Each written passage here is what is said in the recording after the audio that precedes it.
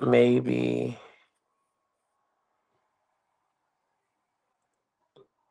Oh, so why would you start it if we're not ready?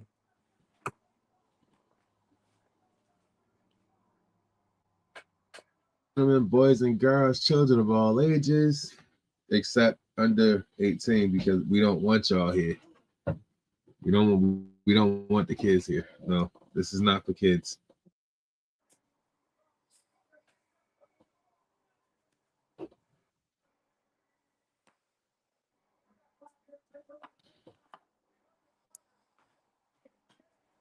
Not for kids at all. Criminal behavior.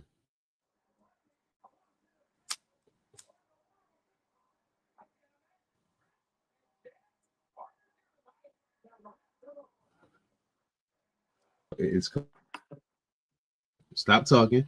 See what it's about. When the police found the body of 52-year-old Julia Martin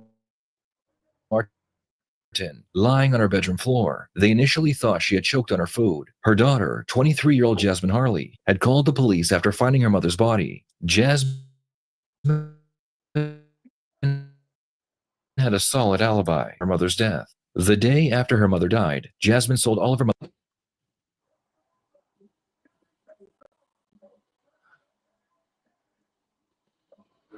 All right. Y'all see her?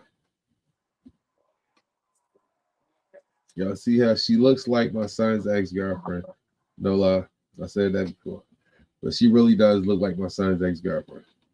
And miraculously, her name was Jasmine. Oh, wow. Yeah, that's crazy, right? Yeah.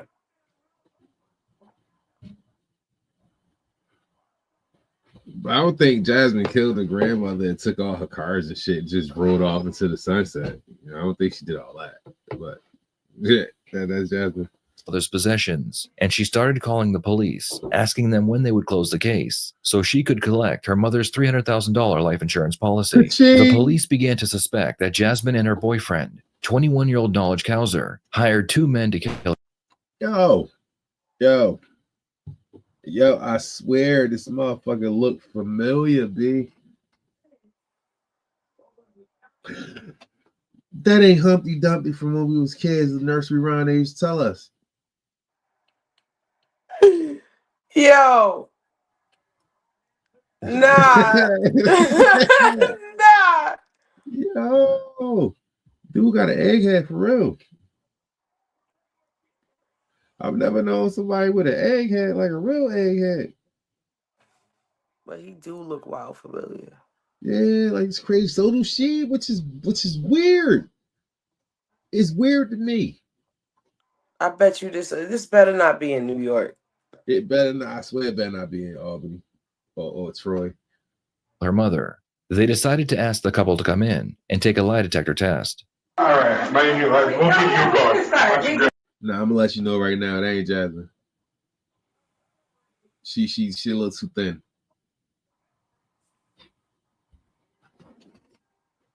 I'm telling you that look like her. Watch. Wait till my son come past. I'm gonna call him. Wait, don't that look like her? He's like, yeah. Watch. Because I don't have anything to hide. So. I mean, mind you, I am a little nervous because this is. Hey, you know what? So that's first off, I'm investigator Roger Leclerc. Okay, I know there's a lot of talking going on there. And he makes me stressed out, so I'm a little anxious right now. But. Right, and that's that's understandable. You know what that tells me? Right. You're human. Okay, if you weren't anxious, you weren't all nervous and jerky and stuff like that, I would think there's something wrong. If you try to. Well, I might believe you.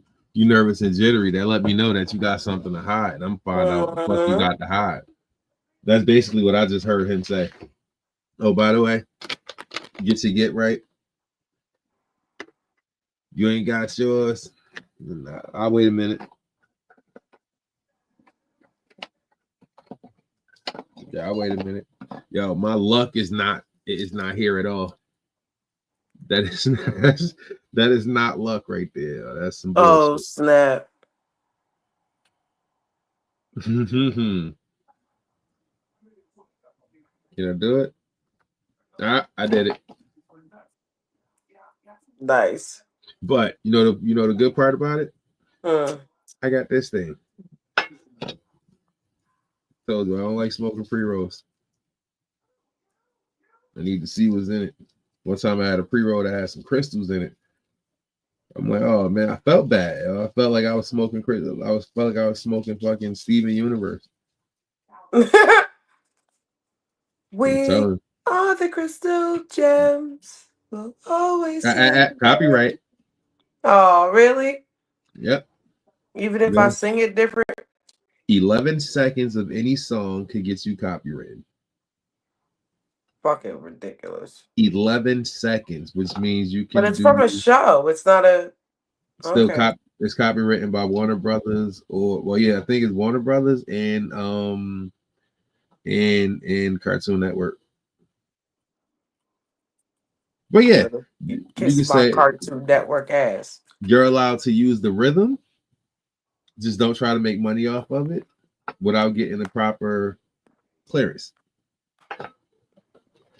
See, I took it out of that and I put it in this because yeah.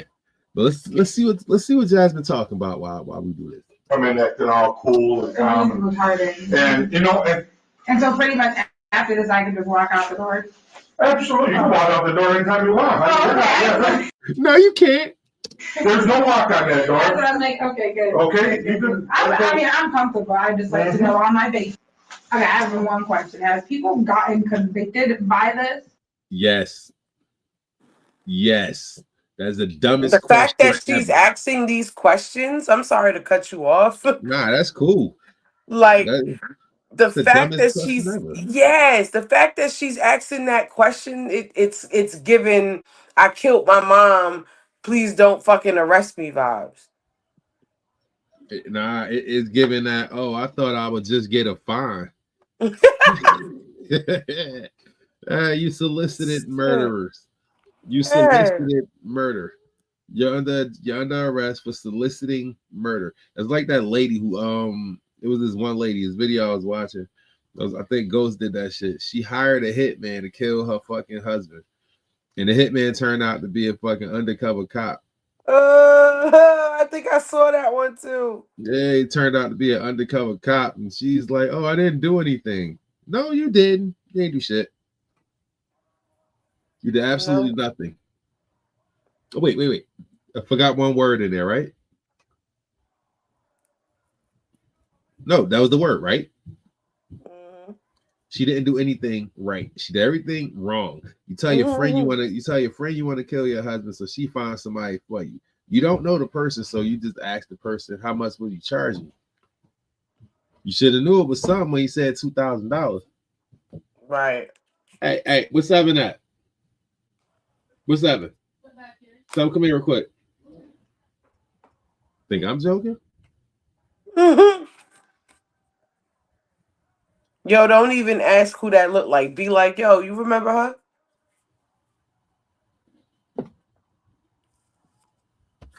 Like, look who in jail.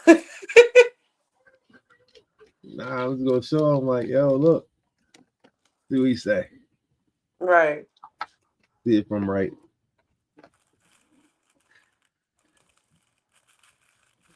Let's go back to it. But they could be completely innocent. This is an instrument that's 100% accurate. I'm going to tell you whether you're lying or not at the end of this. Oh, wow. Okay, whether you're being deceitful or not. Okay, but I'm asking very specific questions. I don't care if you stole a candy bar this morning from the store. That's not what I'm here for. I'm here regarding the death of my mom. Of your mom. Yeah. She stole my own horn. You got probably one of the best examiners in New York State right now. Okay, now by my notions, okay, just. All right, say what up to YouTube. You want to? Say what up to YouTube. What's up, man?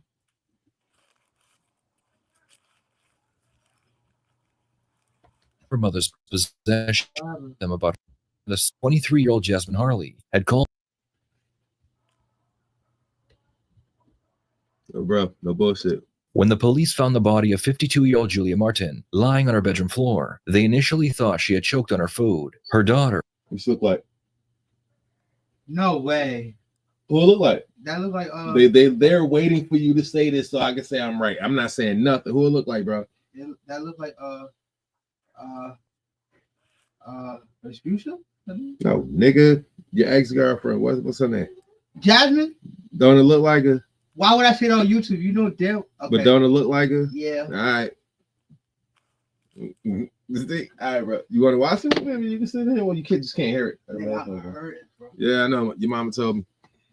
But that's later shit. Okay. 23-year-old Jasmine. All right, let me get back where we was. We start asking these weird questions. It's like, please convict me. Like, Yeah, that's how I look just now. All right. There's no lock on that door. That's what I'm like, okay, good. Okay. I mean, I'm comfortable. I just like to know on my base. Okay, I have one question. Has people gotten convicted by this, Yes. but they could be completely innocent? This is an instrument that's 100% accurate. I'm going to tell you whether you're lying or not at the end of this. Oh, wow. Okay, whether you're being deceitful or not. Okay, but I'm asking very specific questions. I don't care if you stole a candy bar this morning from the store. That's not what I'm here for. I'm here regarding the death of your mom. Yes. To my own horn. You got probably one of the best examiners in New York State right now. Okay, now by my notions, okay, I've been doing this. You heard it. Come on, Ghost, invite me up, bro. Oh, I've been doing this since 2007, and this helps us either focus in on somebody or move on, not having to focus in on somebody. I don't want to have to focus on you anymore, meaning me, the investigators. Right, of course. That's why we do this. You were gone, you and Knowledge were gone. You guys returned at some point in time. You attempted to call her, she didn't answer. You return home and that you enter through a back door that is commonly left unlocked when you're not home, just so you can enter, but the front is usually locked. Always. Okay, so you go to the back door, you enter, what happens after you enter? It was quiet. I walked in the house, walked in her room, looked on her bed. She wasn't there. Looked on the floor. Why would you look on the floor? Y'all be playing hide and go seek. The fuck do she do like that lady in that horror movie and fall out the bed and just like do this weird wiggle thing when she go under it? Like why would you look on the floor? See, she knew something. That right there just got her convicted. You stupid bitch. You got your mama killed you. All right, this is one thing I learned about killers and killing people and people dying and shit like that, right? Well, not people dying, but people killing people. It's like you got the heart to kill a motherfucker or get a motherfucker killed. Why you don't walk him down? You know what I'm saying? Huh? Oh yeah, you rolling. You take forever. I'm sorry. I done rolled this shit. Why you gotta say that? I take forever. All right. Ain't nobody else had to know that but you. I mean, they watching you. What was that? Like a minute went past already? A minute? Oh my God. Nobody could roll in like 25 seconds like you. Shit. All right, let's see what else she's talking about. That was a dumbass question. It really was. Okay, then you I went to look on the floor. Then you found her on the floor. you found her.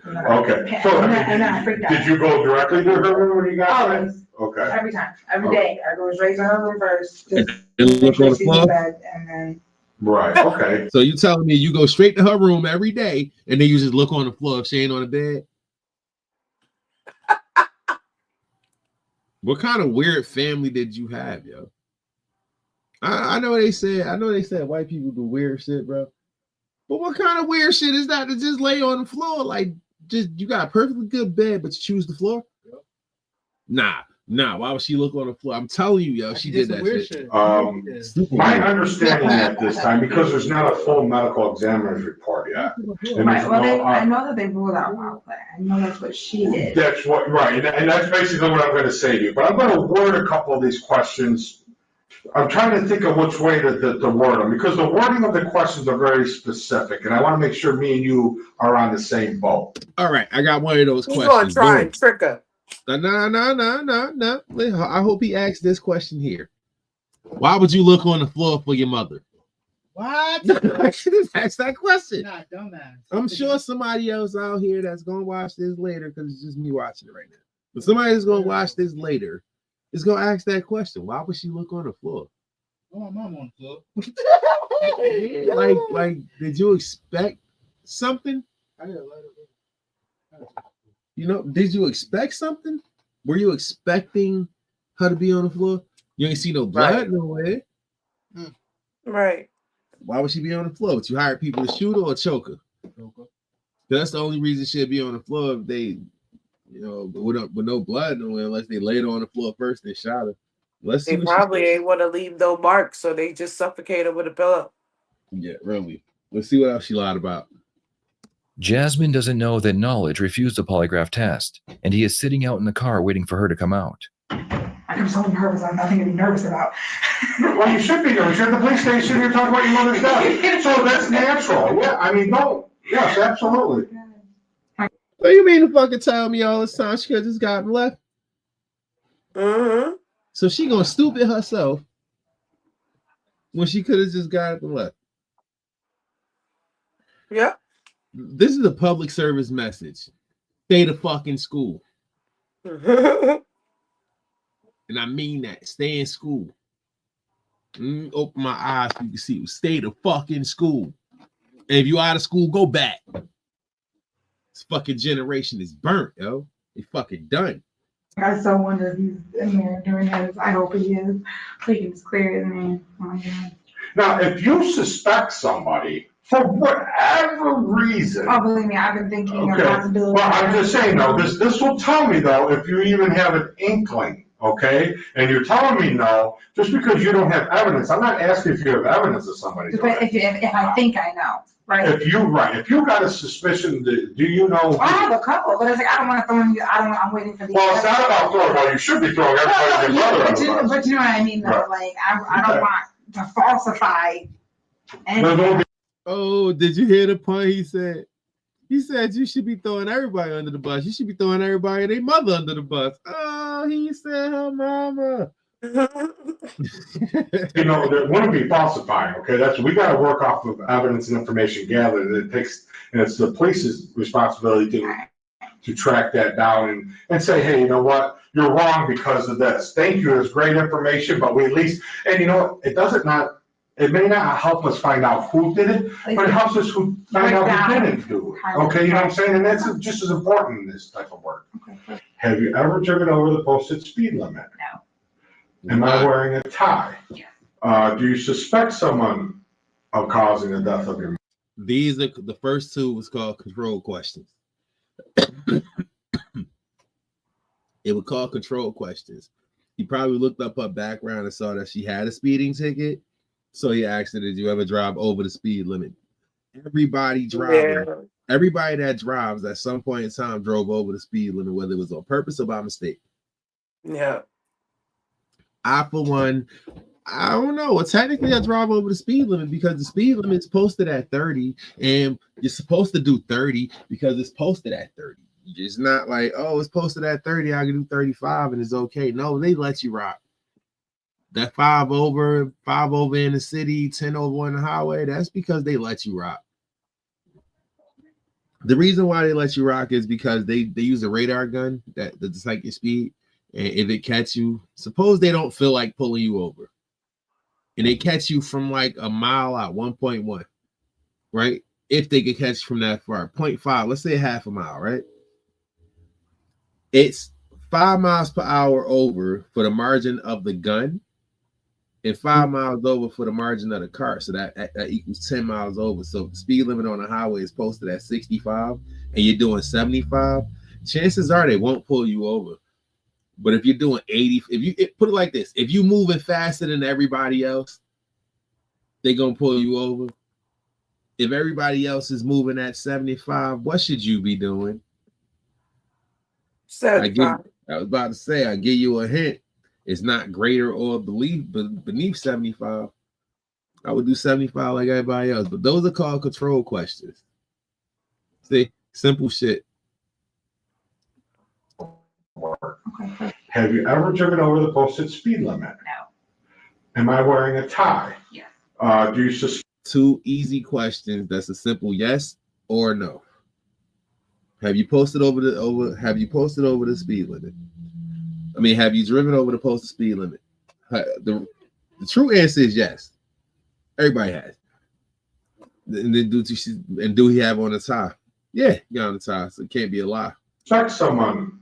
Okay. What it does is it gives the computer, it sends like this zigzag up, like it got like a regular mark like this, and when you give a true answer, it's the truth. You got nothing to be afraid of, so your anxiety don't kick. But when you say a false answer, a lie, it's like something happens where it jumps up higher. It jumps a little bit higher than it normally would. Let's watch it. Causing the death of your mother. No. Do you know who caused the death of your mother? No. Did you cause the death of your mother? No. After failing the test, all lies. All lies. That's the first one was a lie, so he followed up with another one that she lied about, and he made him ask the next one, which is a lie. And he saw that shit. He seen that shit. Yeah. Then he went rapid fire. Am I wearing a tie? Yeah. Do you suspect someone of causing the death of your mother? No. Do you know who caused the death of your mother? No. Did you cause the death of your mother? No. After failing the test, the detective lets Jasmine know her results. The results stated that Jasmine herself didn't kill her mother, but she was involved with her death, and she knew who killed her. Okay, and I'm going to go right off the bat is that you know who did this on this, and I'll tell you why. Okay, well, you do, okay? Look at your name. Your name's a nice diagonal, okay? Nice diagonal in there, because why? Because that's your name. There's no stress. That's how I took away the situational stress. Now I asked you again, do you know who caused? And you start banging on the stress. You know where else you start banging on the stress pretty good? Did you cause the death of your mother? Look at that. I wasn't even there. Whoa. Do you know who caused the death of your mother? Well, I believe you do. I believe you have some. So that can go either way, though. Like if she truly believes it was somebody, then it would read like that because that's what she truly believes. Her mind telling her, yeah, I do. Her body's reacting with her mind, even if she don't. So if you suspect somebody, throw their ass under the bus. The way to get out of that, the way that she was supposed to get up out of that shit right there is not take the fucking test in the first place because it's not admissible in court. They can't use this in court. They can't use the results of that in court. That just give him a reason to grill her. Yeah. But he about to grill the shit out of too. Watch. Information about maybe 2 brothers or somebody that might be involved, and for you to not get any deeper than you are, I think that's where we got to clarify this. We got to help ourselves out now. We got to think of the rest of our lives at this point, okay? And I think you have some very detailed knowledge in your head about somebody you were willing to put on your arm at one point in your life. He was with me. Okay. I'm just saying. So I need you to tell me what is specifically. I don't. Well, you do. You do know something about 2 brothers that were going out there that day. That maybe while you were gone and met them, and then you left and went back to the city. No. Okay, Jasmine, I'm trying to tell you right now. Telling you, man. Do you not asking where do you you? think I got this info from just now? The detective probably, you know. No. Well, what do you think? Was it for me? Where do you think? Okay, let's use our head here. You're smarter than this. Yeah, Okay. right. Matter of fact, you're trying to oversmart it, and that's where you're gonna get jammed. I'm trying to figure this out. You're trying to make up something in your head right now, which is natural. No, I'm not. Okay, I'm leaving. Okay. Yeah, All right. Well, because you're not about to catch me in a lie. Like, okay. Yes, he is. He did. You just. Oh my god. Like, yo, fucking kidding me? How you gonna tell somebody? Oh.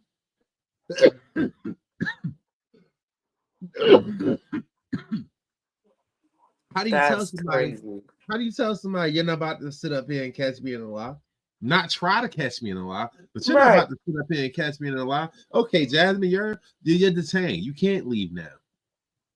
Well, now I need these answers.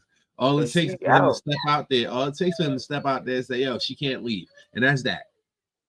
All right, Jasmine. Jasmine left the police department, but she would return the next day and asked to speak with the detectives again. Jasmine realized that the police knew much more than she initially thought, so she wanted to get ahead of the situation. Who would have just thought, like 7 months just of love, and you would think somebody could just do that? Like, why not care? He's brainwashed me. He's abused. Oh my God. Do you see the lack of accountability? I do. Major. See, every day. Why is it that I always gotta pick the ones that piss me the fuck off? Now I gotta roast her big ass. Not yet. Let's watch them oink her ass to jail. Knowledge, right? Of course, and his brother. That's why my grandma has a restraining order. Against and probably his brothers. Like they make you feel like talk and you die. Like just talking, you're gonna die. He even told me, was it yesterday, that if I were, because when you were walking, yeah, I wanted to tell you so bad. I know you did. I know you did. And that's so Knowledge had found out how much my mom's insurance was. Because she made you the beneficiary? I wasn't the beneficiary though, because she had. At first, it was her ex-husband, and I guess that she just took him out. She didn't make me one. She just took him out because the next person is your daughter or your children or whatever. So she just figured it out that way. And so he must have found the paper or something. He was talking to his brothers, and I just didn't think that that they were gonna do it. Like. So let's break this down. Shall we? So she told this nigga, "Hey, my mama life insurance, whoop-de whoop." They must have had an argument, right? They must have had an argument, and when they had the argument, she was like, "Oh, yeah, we should kill that bitch to get that money." And he probably was like, "Yeah, because I might need some." I might need a new Xbox, or I might need a PlayStation, or I might need a coat. He's one of those homosexuals. I can't with you. Hobosexual? Was it homosexual or hobosexual? He one of those pillar to post ass niggas that live on couches for him. he's a couch crasher, not a wedding crasher. He's a leech. Couch crasher. A leech. Yeah, but. He's not leeching. He's giving her something in exchange for a place to live. Penis. I'm just thinking it's all talk. People talk. Absolutely. People say anything. Oh well, maybe if we kill her, the money will come and we'll get it. And I'm just like whatever. And then they were sitting there saying, "Oh, if you talk, we're gonna kill you. If you tell anybody, we're gonna kill you." And it's like the saddest thing is like. And I'm sitting there thinking, and then literally last week he told me indefinite, "Oh yeah, my brothers did it and they don't care, da da da. If you talk, you're going down too." I said, I didn't do it. I said, the saddest thing is I took the test. The only thing that I lied about was saying I didn't know. That's it. I didn't do it. And that's why we're here today now. So say that you know what I mean? You're the one that ran. So who actually was in the house and killed your mother? Malquan and Devontae Devine. Jasmine admits that Knowledge has two brothers. Look at this mother! Oh my God! What fucking state is this? Because these niggas, no. The one on the left don't look like Dax. He look like Docs. The one on the right looked like Michael Jackson in the mid-'80s. Right after Pepsi. No, he didn't. Right after the Pepsi commercial. My God. I want to rock with you. I'm here. Rest in peace, Michael Jackson, though. Yes. Why these motherfuckers got to look like this? And they were the ones who killed her mother. And how did they kill your mother? They gotta be somewhere down south, somewhere where there's a lot of gravity. Strangled her. Okay, so how did they get there? Knowledge picked them up and brought them to the house. I was next door. Is your mom sleeping? No, my mother wasn't home. She didn't get out of work. So are they hiding in the house? Yep. So they hid in the house, and then you and Knowledge tell your mother that you're going to the city to sell a phone? Yeah. Come back, we're driving, whatever. He gets a phone call, and then we go back to the house. A phone call from who? His brother. Which one? Brother. And then. What's he saying on this phone call? Oh, it's done or something. Like, he flat out says it's done, and I'm in shock. Like, what do you, like, whatever. What were they saying? They were like, oh, well, she struggled, and, like, she tried to stab him with a fork. I guess she had a fork in her hand, and she was trying to stab Marquand with the fork, and Vontae with the fork. And she put up a fight, and they held her down. They literally said, like, they burst in the door, and. Where'd they hide? In the closet. In her bedroom closet? Or Yeah. your bedroom closet? In the spare bedroom. But they said they walked in the room. How do you know this? You weren't there. According to her, they was telling her how it went down. Word by word. That's bullshit. She's lying. And, like, she was laying there eating, and they burst down the door, and she said, what the F? And, like, I guess they tried to put a bag over her head, but she ripped it off. And they had latex gloves on, I guess. She stabbed him with a fork. I guess they said that she had food over her mouth. She had food all over her mouth? Like, all over her mouth. So I'm pretty sure she probably fell asleep in her food. You know, it's crazy because even his mom knows she's lying. Vontae said that he hopped on top of her and, like, choked her out. Jasmine has admitted to knowing about the murder, and the only reason she didn't go to the police immediately is because she was in fear for her life. The detectives need to get her to confess that she was part of the plan from the beginning, so they can charge her with first-degree murder. So did you guys have that plan that night to do this? I didn't plan this. No. Okay, Jazz, listen. We're trying to figure out what the pre-plan was, because you said he found out about this. Him and his brothers had planned this, talked about this. Was you and the agent? Oh no, I didn't talk to nobody. Well, about this. And that's what I'm saying. We were being told that you were involved in planning all this. I wasn't involved in any of this. Literally, he found out about the money, and that's when he. How did he find out about the money? He must have found the paper, because me and my mom were talking about it one day, but I didn't think he was listening. Because she had told me, she was like, I want you to know that I did change it, because she's been, divorced 4 or 5 years now, I think.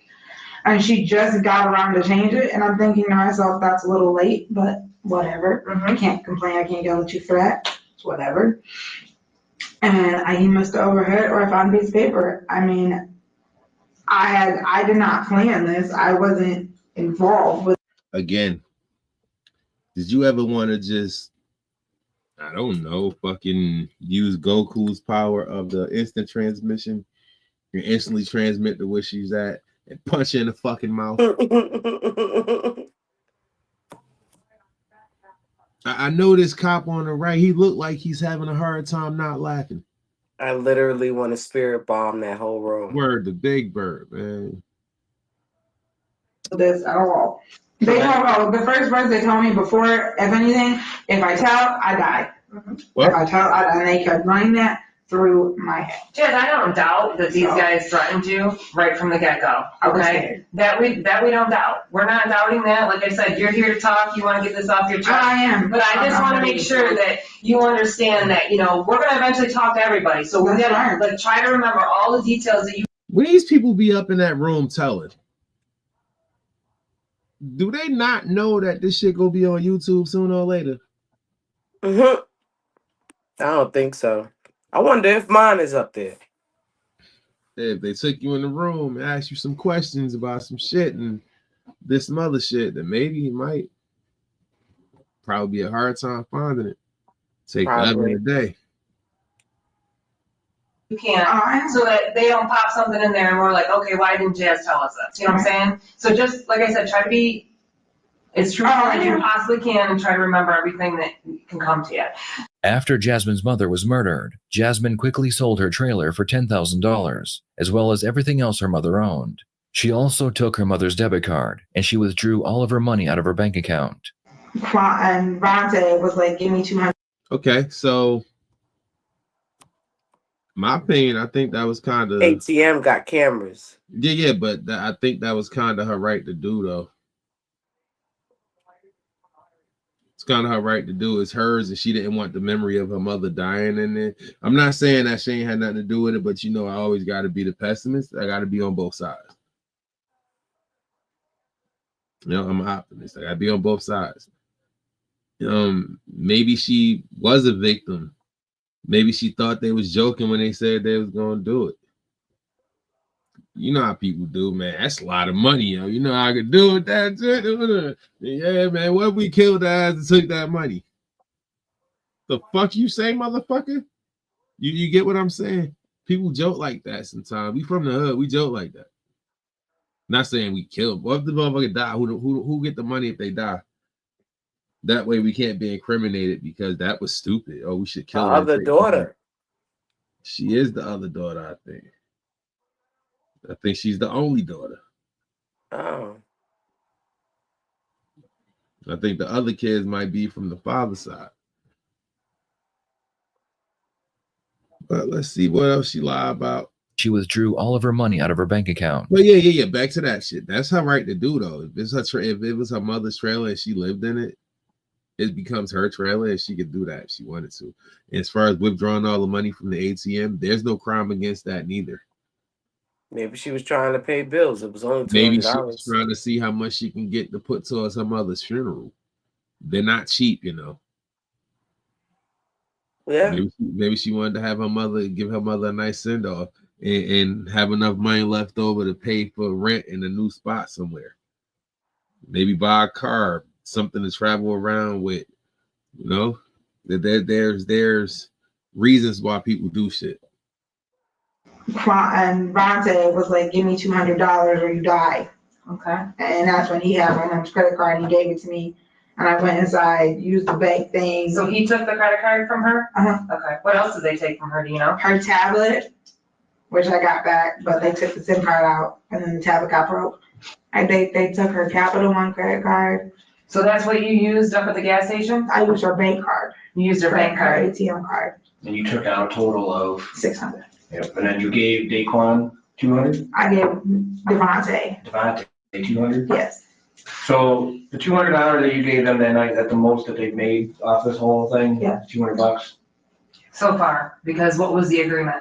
Oh, they wanted 15. 15,000? Mm-hmm. A piece. So the plan was they get 15. It was that easy. It was that easy. You gotta be fucking kidding me. Let's look at the setup, shall we? Yeah. The setup started right here. When she first started talking on this part. This is where the setup started. Let's watch, shall we? I'm gonna play by play this shit. I hope I don't pause too much, y'all. Please don't kill me. Listen. She also took her mother's debit card and she withdrew all of her money out of her bank account. Here's the play by play. And Vontae was like, "Give me $200 or you die." Okay. And that's when he had my mom's credit card and he gave it to me. And I went inside, used the bank thing. So he took. This is step one to the setup. Step one, get her to admit she had possession of the card. For any reason whatsoever, you had possession, right? Because you gave him he wanted 200 or you die. Boom, right? You with me? Cool. So he took the credit card. The credit card from her? Uh-huh. Okay. What else did they take from her, do you know? Her tablet, which I got back, but they took the SIM card out. Step two, knowledge of what was taken. Meaning you got knowledge of the whole shit. If you knew exactly what they took and then knew the SIM card was out, then the tablet got broke. Right? You got knowledge of shit. And then the tablet got broke. And they took her Capital One credit card. So that's what you used up at the gas station? I used her bank card. You used her bank card? ATM card. Step three, refer to step one, get it accept responsibility for holding that card. She touched that card. All right. And you took out a total of? $600. Yep, and then you took out $600 when he only said give him $2. Why'd you take out $600 when he said give him $2? Gave Daquan 200? I gave Devontae. Devontae 200? Yes. So step 3. Well, step 4. We have 4, right? Make her tell herself, and this is how you do it. Pay attention.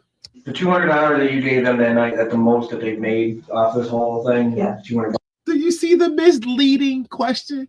Is that the most that they made off of this so far? $200? Yes, so far. So far, because what was the agreement?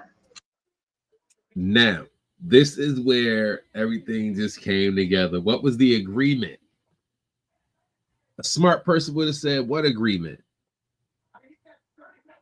A person who really ain't have shit to hide, ain't did nothing, would have said, what agreement? This dummy says, oh, they wanted 15.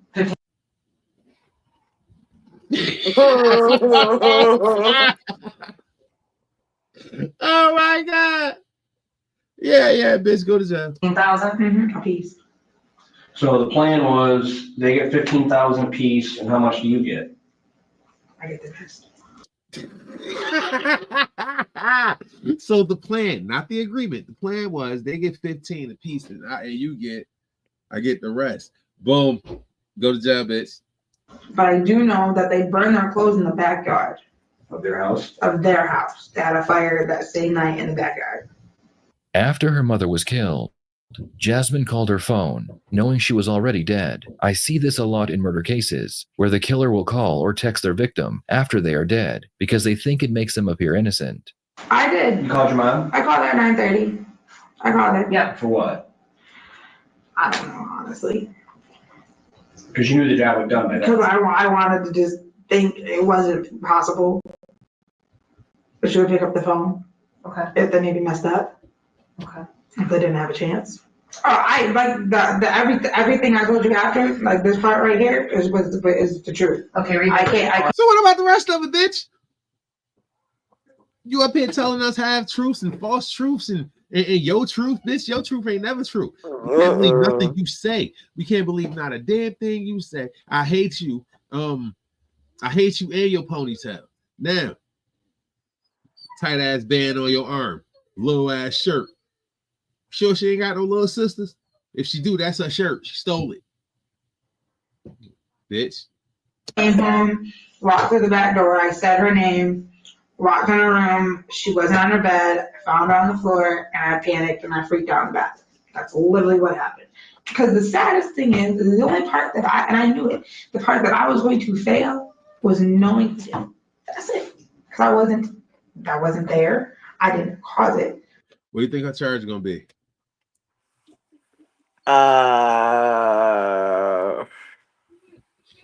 Something about being the mastermind, planning or something. All right, so I'm put it down as premeditated murder. Yeah, sounds about right.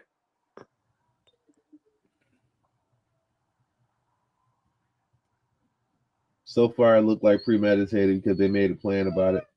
Mm-hmm. It was actually going through with it.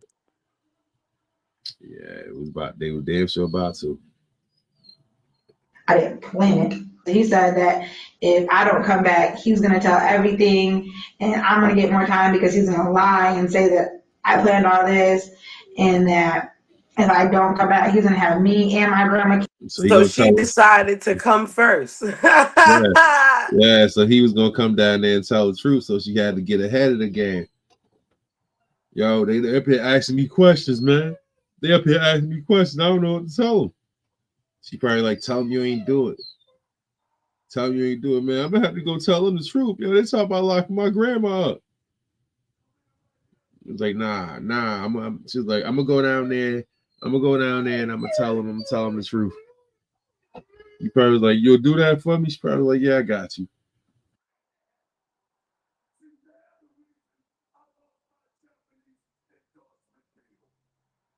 The hell?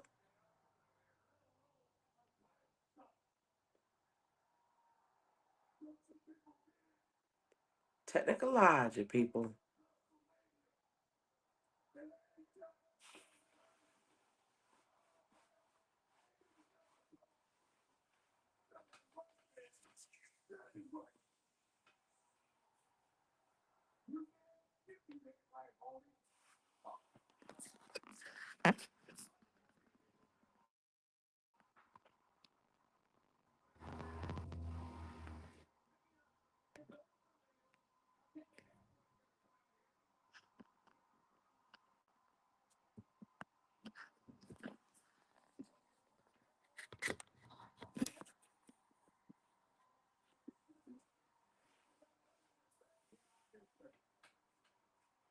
Killed, and my sister, and my dad, and my aunt, and my whole family down the line. Well, he's scared right now because he knows, like I said, that. Look, you're scared. I'm terrified.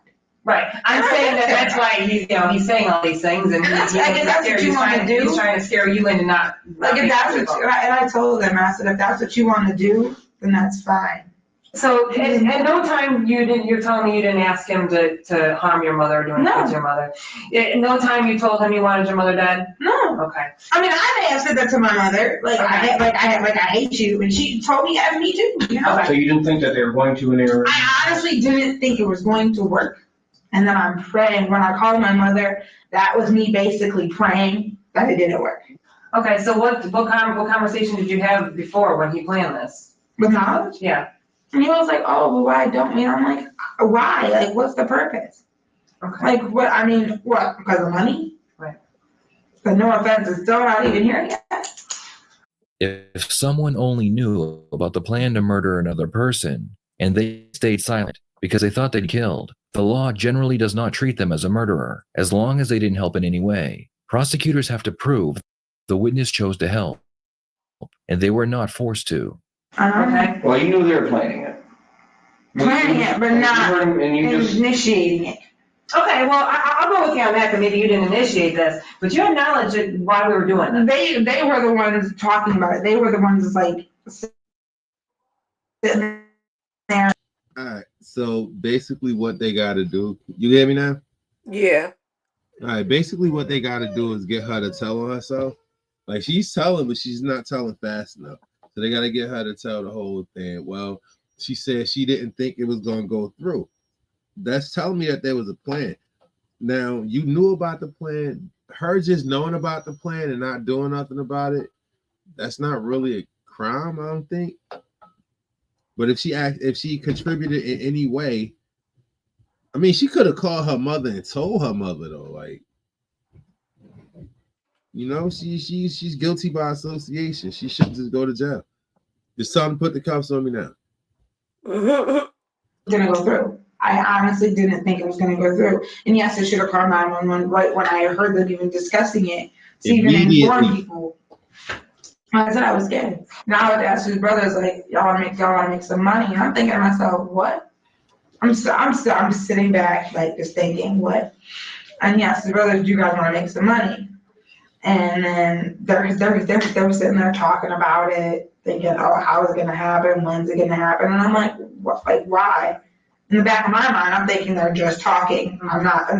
So they're talking right in front of you. Oh, right in front of me. Plan to kill your mother for her insurance money. Yep.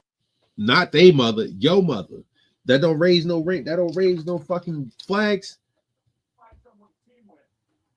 That don't flash no lights, bitch. Flip ass bitch. Right in front of me. And I'm thinking, I'm like, it's not gonna happen. She must have really not liked her mother. The police didn't have enough evidence to charge Jasmine with anything, at least not yet.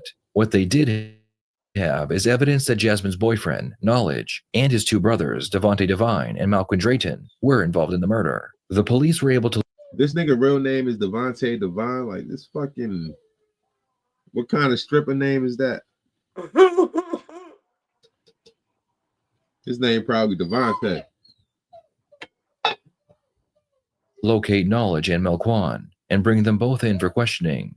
They begin by interrogating Malquan. Well, we're here because of what you guys did in Ontario. What? Mm-hmm. Okay. You familiar with Jasmine and Jasmine's mother? I'm familiar with Jasmine and her mother, yeah. Okay, well, that's what I'm talking about. Oh. What do you know about Jasmine's mom, Steph? I don't know nothing about it. Okay. Okay, can I just like be honest with you right from the jump here, okay? They kind of told us that you have knowledge of what happened to her mom, okay?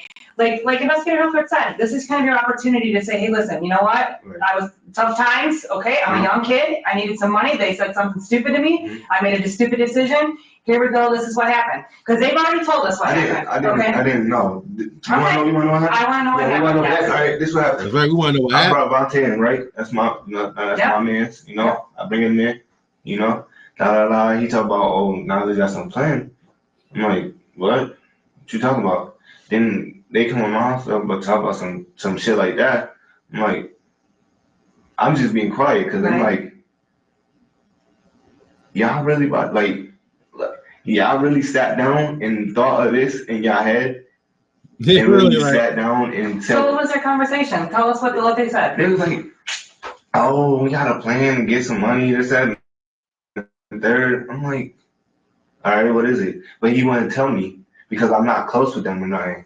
He don't like me. He don't like me because me and his brother got a closer relationship than him. He don't like me. You were at the house. You're part of this deal. We know this already. So we just need to know, what the totality of is. You know what I'm saying? You need to try to save yourself at this point in time. Maybe you didn't think it was actually going to happen. What? Oh, I didn't touch her. Okay. Well, you were in the closet. Yep. So. And I think maybe you just held her down. No. I did not touch her. Okay, well tell us what happened. All right. It didn't go to plan. Look, I was there, right? Okay. I was there. And then we was in the closet. And I was scared. I was so scared. But I remember they left. Who left? Tell me who left. Jasmine Knowledge. Okay. And we went to the door. And I was like, I can't do this. Like my heart is beating. Right. Yeah. Can't do this. Can't do this. Well, she asked that question. Did Jasmine know y'all was doing this? That's the question they need to ask. If Jasmine knew. So this nigga Vontae looking at me like, bruh, come on, bruh. So right there, I'm like, I can't. Like, I'm really like, I'm inhaling, like, I can't, bruh. You're freaking out. I can't, like. That's huge thing. It's a good thing. Like, I can't go in there. Like, it's different from shooting somebody, which I never did. Right. Shooting somebody, and just going in there and doing something. Sure he added that in I don't there. have the heart to do that. I don't have.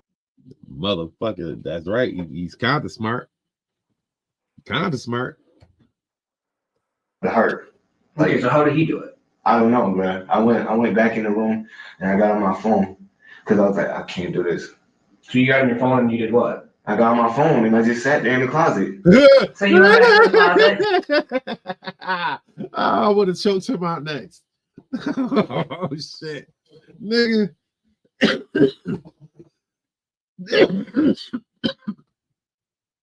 He was a whole buster bitch.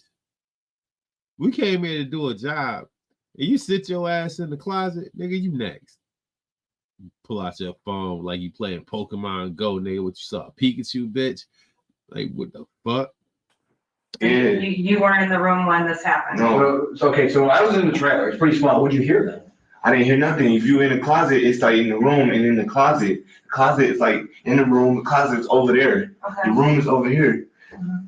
And I was like, bro, I can't do this. Like, I'm scared as shit. Vontae stayed at the door, but I was like, bro, I can't do this. Okay. So I went back and I don't know what happened. They come in, busting the door. Like, bro, come on, we out, come on. And what does he say to you? I don't know. He was like, bro. Okay. He's like he bust in, and I guess she was eating with him, and then like he said like she like screamed or got panicked that he like bust in because he like you know how the sergeant yeah. It's like so she like I don't know what happened, but he's like, yeah, we gotta go. Gotta go. All right, so does he tell you how this goes down? No, man. He tell you how he did it? Because I didn't want to talk about it after that. Like, yeah, but some part of you wants to know how it happened, and I know knowledge asked. When you guys got picked up, you got picked back up at the church there when you walked out, and Tyler had to go around you and saw you and told us all about you. That's how we know you. Yeah. All right, so that's what I'm saying. This is really silly. We're not gonna play games, and I'm gonna shooting straight with you. Oh shit! So man's got caught. Man threw him under the bus. Held his hand under the bus. That's him right there. There you go, officer. Them superhero ass niggas. The nigga run past him. He went that way, officer. And that's why you're here. I don't know you. We didn't just flip a coin. Hey, this guy, Malcolm guy. We got to talk to him. Right. All right. So you're here because we know you're involved.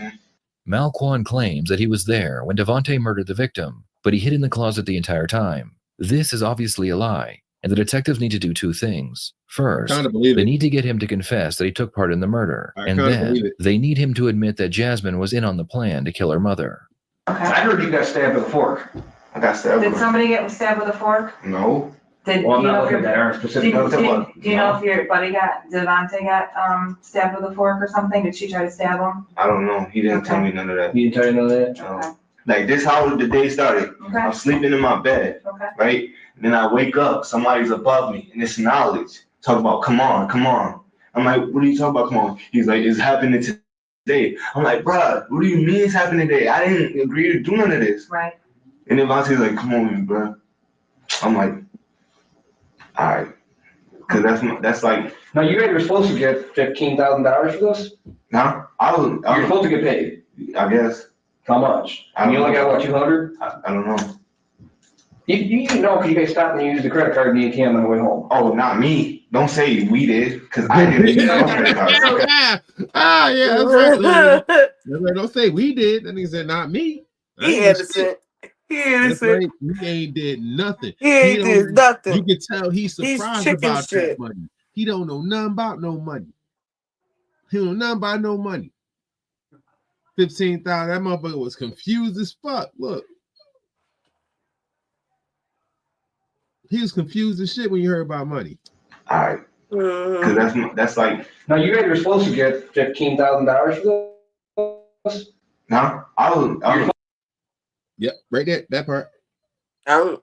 He's like, yeah, wait, what? Oh. Supposed to get paid. I guess. How much? You only got, what, 200? I don't know. You know, because you guys stopped and used the credit card in the ATM on the way home. Oh, not me. Don't say we did, because I didn't use my credit card. So don't say we, because I didn't use my credit card. So I'm asking you to clarify for me. I don't know. She gave Vontae money. How much? I don't know. I don't know. He didn't share any with you? Huh? He don't be at my house like that. He went to his girlfriend's house. You know how people traumatized. He just wanted to go and hang with his girl. Okay. So that night we separated. Okay. And you went home and you went to your girlfriend's house? I went home. Okay. But you burnt your clothes too. Huh? You burnt your clothes. No. You didn't burn your clothes? He did? Just him? Yeah. Well, no, he burnt all of them because he was paranoid. So he was like, you got burned. I'm like, bruh. And where were those burned at? In your backyard? I think. Okay. You weren't there when they got burned? I was, but I think it was in the backyard, okay. yeah. Okay. I came out and it was like flames. The detectives begin to realize it's more important that they get Malquan to tell them about Jasmine's involvement rather than getting him to confess to the murder. Yeah, can I talk to you a little bit about something that they both kind of asked, that they told me? What? Was that there was at some point in time you guys were in your basement? Huh? Can you tell me about that? That's what I said. They came over, and they the day before it happened, they came over discussing shit. I'm like, bro, who else was there? Huh? It was me, Vontae, and them two. That's what I'm just trying to clarify with you because the stories that we got, we just want to make sure. No, I'm just mad. I'm just mad because I got brought into this shit for me doing a good deed. Well, and that's why you gotta get out in front of us and tell us how exactly that went down. For me doing a good deed and bringing my friend in, and I got tangled into. Yeah, so he dragged your ass into it. So that's why we need to know exactly how it happened. Like, how would you feel if just one day they talk about something, next day somebody in your face and they tell you to come on? Like, I had no intentions of touching this lady, no anything. I believe him. Know why I believe him? Look at his shirt. You see that neck on that shirt? Now, how do we zoom in? Can I zoom in? No zoom in. Yeah.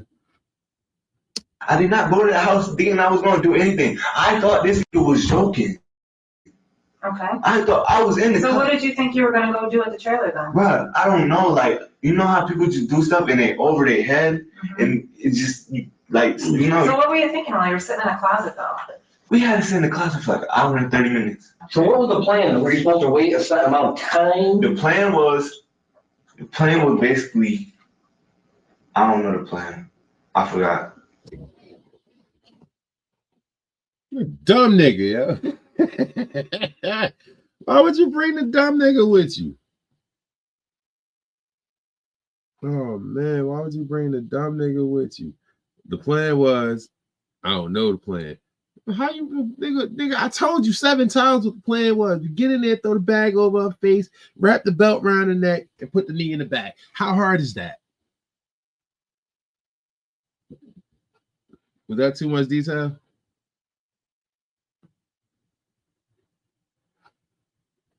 It's fairly obvious that Malquan put no thought into what he would say to the police if he was ever caught. At this point, the detectives don't even need his confession, because just by talking to them, Malquan has dug his own grave. Well, obviously Jasmine and Knowledge leave you two there. Yeah. Do you know where they went? They went to go get an alibi, you know? Mm-hmm. And what was the plan for that? Huh? Do you know what the alibi was gonna be? To go to Tops or go to say he was going to get his cousin's phone or whatever it is. Who makes this plan? Who's the, like, Them, was it not, okay, but they come in. and Knowledge says, hey, you know, we got a plan, my girl's mom, like, how's this go? They go Break like it down this, to us. go like this, all right. Because Devontae and him meet some day, all right? Then they come to the house and talk about it because he lived there and shit. So look, they're throwing out mad ideas and shit. Like blowing up the house, putting Zans in her juice, doing some other shit, like putting Zans in his shit and all that other shit, like doing some real crazy shit. Like, I'm like, yo, y'all really gonna do that? And he's like, yeah. And then like Jasmine had said something, or they was all conversing and shit. I'm playing Black Ops 3 because this is back when I didn't have a job and all I did was sleep and play Black Ops 3 and play Xbox. So was Jasmine part of the plan too? Was she saying anything? Yeah, they came over already said like this shit was planned 3 months ago. How much did they say they were gonna pay him, Devontae? Huh? They said they first, all right, so like I was not in this. He don't like me. He don't like no. Yeah, just tell me what you heard. Yep. And then Vontae was like he's supposed to get 30,000 or whatever, and he was like split it because I want Kwame to come with me. Okay. And he was like, no. And I'm like, Knowledge said that? Yeah. I'm like, bro, if you don't want me to go or nothing like that, if you feel like, because he thought I was a snitch or something like that. He thought I was a bitch or he thought I was, you know. What the fuck you call what you're doing right now, nigga? You're snitching. You was there. You were there. Whether you hid in the closet or not, you were there. Take your lumps like everybody else. Go to jail. Like, no. I'm like, bro, if you don't want me to come, then I'm not gonna come. I don't care. I don't even want to do this. He was like, nah, bro, I can't do it. You know, I need my mans there. You know, I need a backbone, or you know, I need to know, like. They basically just need you to go with them. Yeah, you know. So he split his 30,000 with you, or he wasn't gonna go at all. Yeah. Because he wanted to do that. Yeah. Okay, and Knowledge that agreed to that. Yeah, because I'm like his big brother type shit like that, and I told him like, bro, can we do this another day? Because my hand is. And he was rushing me, and he was saying some wild shit. Like he was saying like some crazy wild shit to make us do it. Like he was like, bro, if you don't do this, I swear to God, he said something like that. But he was like making it seem like we owed him something. Okay. But we didn't, you know? But it was basically Vontae. I was only there because Vontae wanted me. But he was saying this shit to Vontae because I was only on board because Vontae was there. So he was saying that shit to Vontae because Vontae come, I'm coming with him, you know? So he was telling him, Vontae, if you don't do this, swear to God, this, that, and the third, when your baby born, so they talk about his baby, talk about, that's kind of what Jasmine was saying. That Devontae was threatening him.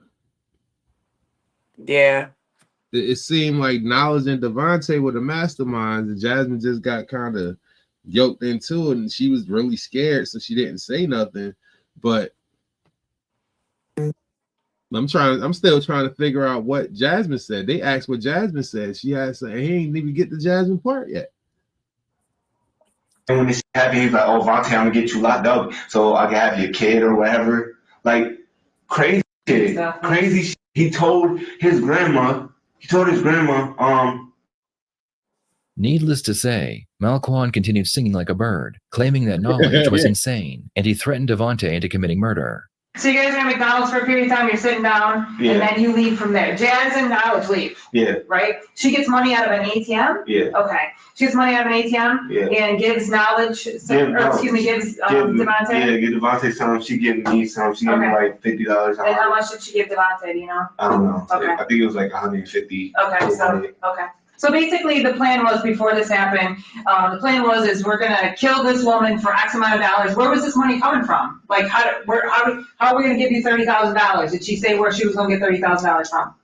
I don't know. You didn't get any money, except for that $50 that she gave you at McDonald's? Yeah. Okay. You heard that correctly. Malquan threw his entire life away for $50. Okay. Why he did it and what they did it for? Can I go home? I was not supposed to be part of it. Okay, well, tell me what happened in I don't want to that tell y'all unless I have a guarantee. We can't guarantee that. I can't tell y'all. But I was supposed to be here. Yeah, I mean, let's put it this way. You know that you're in trouble. Okay. I am not in any position to tell you that I can bring you home or guarantee you. Right, I know. I can't do that. Right. All right. But I know that you were in the bedroom. No, I wasn't. I know that you were in the bedroom. I wasn't. And then you know exactly how it happened. No. But I was shook. Like, I was scared. How did you? I didn't touch her. I did not touch her. Okay. I promise I did not touch her. Okay. And I promise. I was in the room, but I did not touch her. Then tell us what you saw. All right, I just saw it. That's why I told you the pillow. That's what I saw. Okay. So where was the pillow? Did he knock her to the ground and then shove it on her face? No, it was like we busted in, right? And you're right behind him? Cause I'm like, he's like, come on, bro, come on. I was like, bro. They bust in there. He bust in. She get up, like, she on her plate flip. She looked at me, she's like, what's going on? And then he grabbed her like by like not the head or something, like he was trying to do, like, I don't know, he was trying to like kill her, right? But she got like she big. So she was like trying to move away from him and stuff like that. So she fell and hit the TV stand, the little desk, and it fell over and she was on the floor. And then he had got the pillow and like that. And held it over her face. All right. You're going to be under arrest for murder in the first degree. All right. Yes, sir. So Yes, you are. arresting all of you guys for murder in the first degree for conspiring to have this plan and to do this together. Malquan was booked into the county jail on a first-degree murder charge. Meanwhile, in the other room, Knowledge was waiting for his turn to be interviewed. So this is kind of your opportunity to come clean and kind of save yourself at this point in time. Oh, I'm gonna get time. Okay. I didn't do it. Well, me or Jasmine didn't do it. Okay. I'm not gonna lie. Okay. All I'm guilty of is dropping them off, picking them back up, and then dropping them back off. Okay, but tell me how it gets to this point. I mean, you didn't just pick them up and drop them off and say, do what you want to do. I mean, obviously there was some sort of information exchange. Oh, no, I wasn't. This is your time. This is your opportunity to, like I said, just give it to me. And me and Jasmine were driving one day, and I told her flat out, if you ever talk to my mom, how you talk to your mom, I really had to smack her. Her mom got into an argument. And she kept saying, oh, I wish you were dead. I wish you were dead. And she asked me, do I know anybody? Jasmine asked you? Yeah, that do it. My first instinct was no. So I gave her two names because I honestly thought they weren't going to do it. Okay. And she said she would pay them from her mom's 401k or pension or whatever. Okay. Me, I knew them. Like, we have a history together. So I thought they would say no because I was going to offer them $2,500 because that was too low. That and they were going to sounds say more no. That's what I was expecting. And I guess when we were talking to them, they said yeah. And when they said yeah, I'm not going to hold you. I was shocked. And I didn't expect it to like actually go through because it's $2,500 on the table. That's what I previously. But once they said yeah, I left the house and went to go sit in the car. And then Jasmine was talking to him. Jasmine came up a half an hour later and we just left. And she tried to tell me. That's not what they said. That ain't what they said. They said you were in there talking. They didn't mention Jasmine. Malquan, he only mentioned Jasmine when they asked about Jasmine. You notice that? Mm-hmm. It's crazy. Lying on that girl. I don't know. Jasmine probably didn't do it. They probably just throwing under the bus because it was her mama shit. Just like she said. I don't know. It sounds like a believable story. Yeah, you put some truths in there and then throw some lies in there. You don't want that. You will never admit that you're the mastermind. It's that part. You don't want to admit that you're the mastermind. You can admit that you had an involvement in it, just not that you're the mastermind. Wasn't my plan. I just followed orders. I told her I didn't want to know. And Jasmine was like, I want to do it, I'll get it over with. And me, I'm trying to change her mind. I told her, if you do this, there's no going back. And this is your mother. So she was like, yeah, I can't keep stressing myself out. I went to go pick them up, went back, they hid in the closet, and we left. I guess the plan was to smother her, because that's the only, because Jasmine said she told them how she eats and all of that. And she eats facing the TV with her back to the door. Okay. And her mother was like 300 pounds. It's surprising how many of these criminals think that just because they weren't physically there when the murder took place, they can't be charged with murder. At this point, Knowledge believes he is only being charged with accessory after the fact. So she says what to you? She wants what? She wants it over with. Okay. Meaning to you? She wants her mother to be killed. Okay. At the end game for me was to get my cut of me out. Okay. What was your cut? 100,000. 100? Hence the reason I was silent, because to a person like me, 100,000. Sure. I'll be good. Yeah. To a person like us, 100,000. Yeah. Or anybody, We're right there 100,000 is with a you. lot. When were you supposed to get 100,000? Whenever the insurance. But I mean, she offered me 100,000 to be quiet. I would never like lies.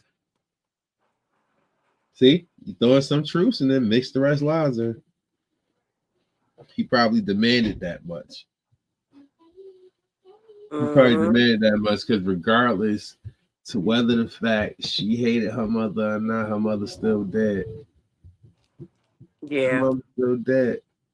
Why would she offer you 100K to kill her mother like money is everything? So see, some people 100K sound like a lot. That's that's a fucking lot of money. I ain't gonna front. 100K, I can spend that in a day though. Damn. What? It's a lot of shit that I want. Yeah. And the worst part is, I think it might only be one car in it. And that's only gonna cost like $3,500. And I can spend 100K in a day with no problems. Give me 100K at 8 o'clock in the morning.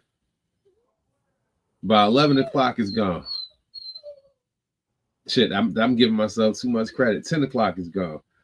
And I can't give it to nobody other than a charity. Nah, that wouldn't be fair because I can just give a charity the whole 100K and it's gone like that.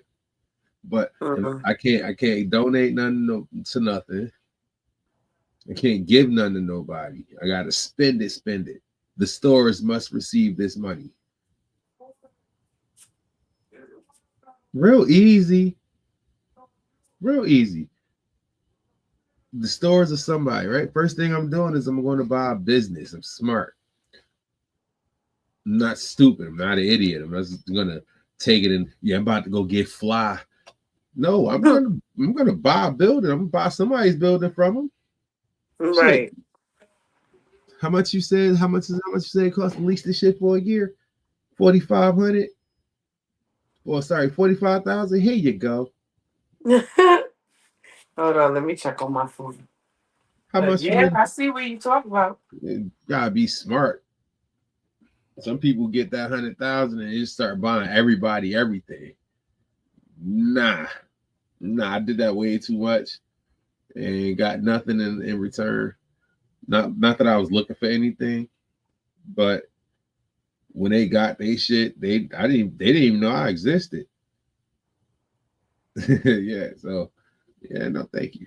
I don't need friends.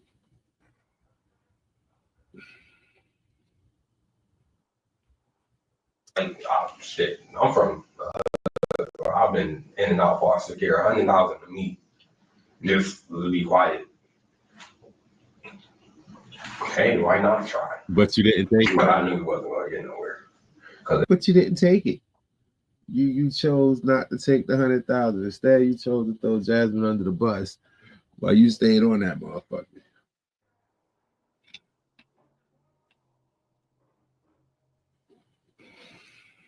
It was Lane County. And boy, I was trying to talk them out of it so bad. But I got a question. I looked up an accessory to murder is 14 years Okay. max. Okay. So I'm probably getting a license, do you think? I have no idea. That is way down the road. Way down the road, how long down the road? Cause man, I'm not trying to be blunt. If I'm getting a sentence, I get down to start my life sentence, cause The detective realizes that Knowledge is in a hurry to begin serving his life sentence, so they wrap up the interrogation. Ironically, the name Knowledge would suggest wisdom, good judgment, understanding of consequences, and making intelligent moral choices. I'm not depressed. I mean, I can adapt to a prison life, but like I'm too little to be in prison. Let me start eating. You should have thought about that. When I get into mental health, how do you plead insanity? You really did not just ask me that. Yeah. Right, like the fuck? His name Knowledge, but he dumb as shit.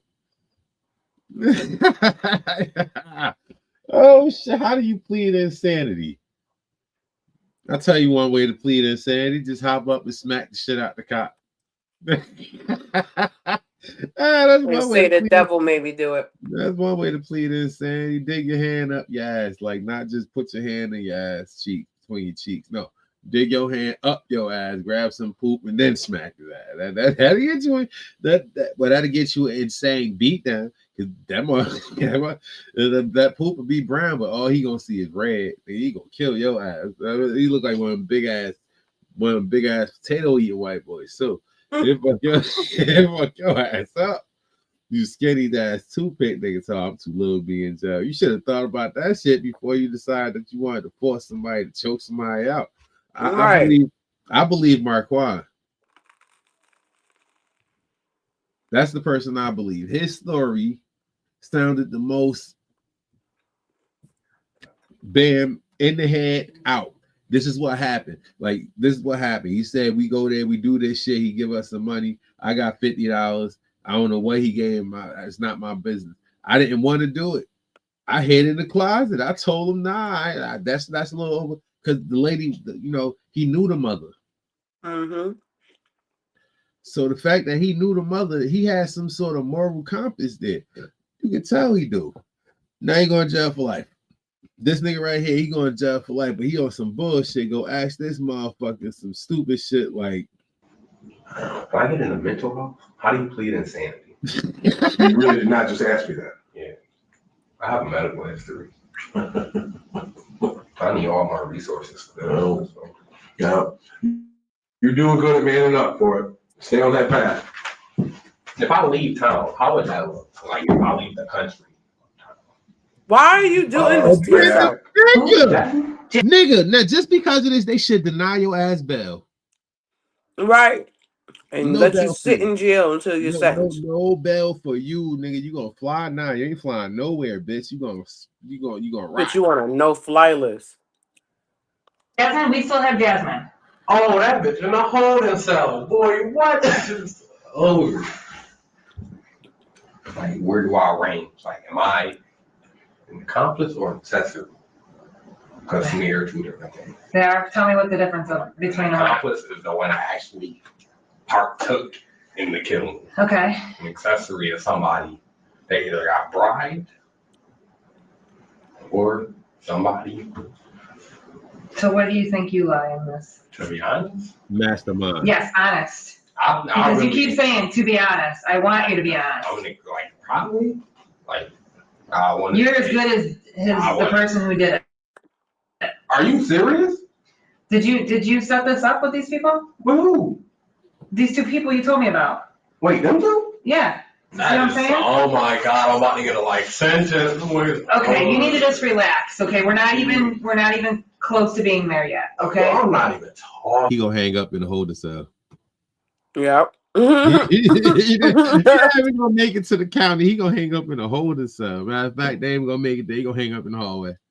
He dead. He done. That nigga cooked. Oh my god, like this. I'm not even talking no more. Nigga, you ain't got to. That said everything. Yeah, you sure did. No reason to even come back in here unless it's a date, because I'm already getting the life sentence. I have no more to say. You just said I'm as guilty as the nigga who did it. Oh my god, I'm about to get life in. Yo, that means that bitch about to get less time. Oh my god. Oh my god. Oh my god. Oh my god. Oh my god. Oh my god, I'm about to get life.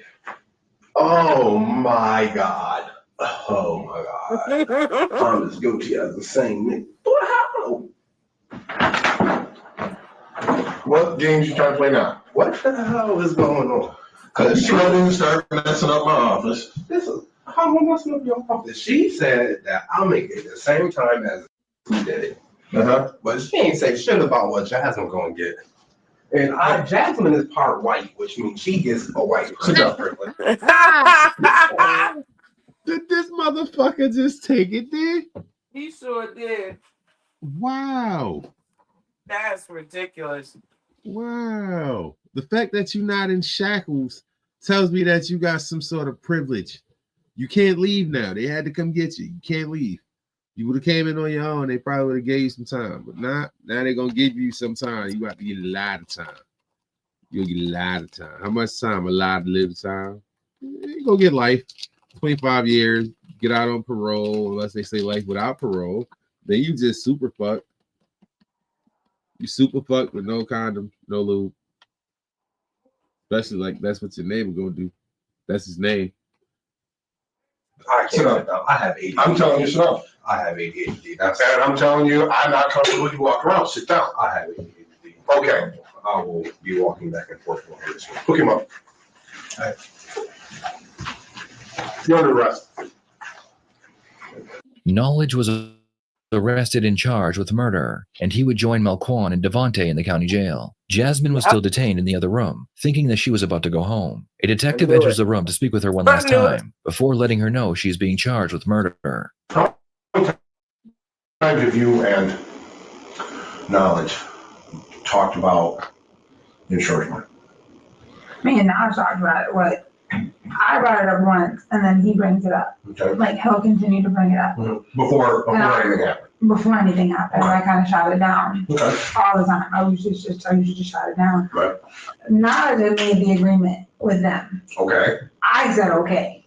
All right. And what was that agreement? 15,000? Yes. A piece? Yes. What was the agreed upon method? The strangling. But I didn't think it was gonna go through.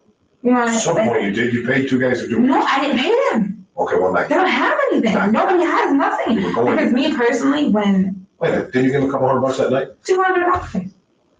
Okay. $200. That's payment, ma'am. No.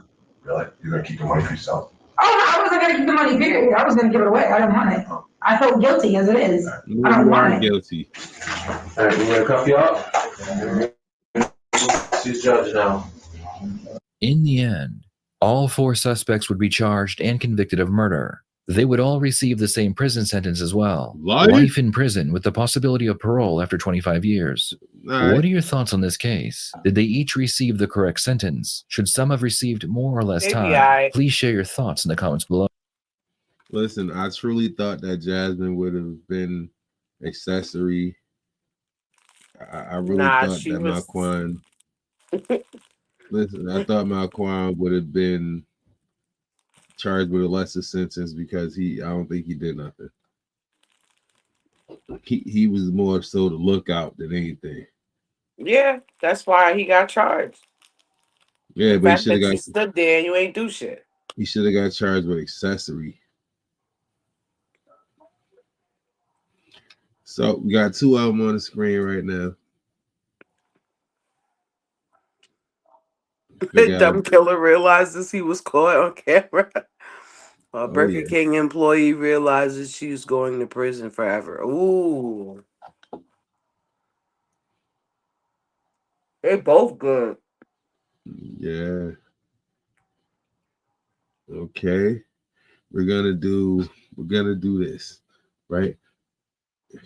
Guy in the middle, right? I'm gonna hover my mouse over because I don't know which one I'm on. So we'll go. Eeny, meeny, miny, mo. Yeah, my eyes are closed though. See, my eyes closed, and I'm hovering. You ain't hovering correctly. Let's take this one. All right, so it'll be this one at the top.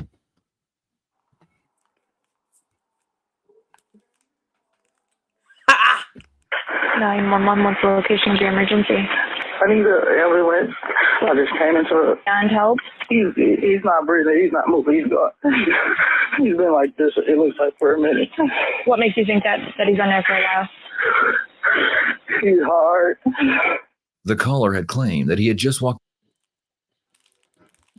Yeah, see, yeah, think about that. Yeah, think about that. I like where this is going already. Yo, look at them stairs though. They couldn't pressure wash that shit. Oh man, EMT gonna come up there with their cart and bust their ass because it's so slippery. That'd be fucked up, won't it? That's ironic though. EMT needing an ambulance. Police officer get arrested. The firehouse catch on fire.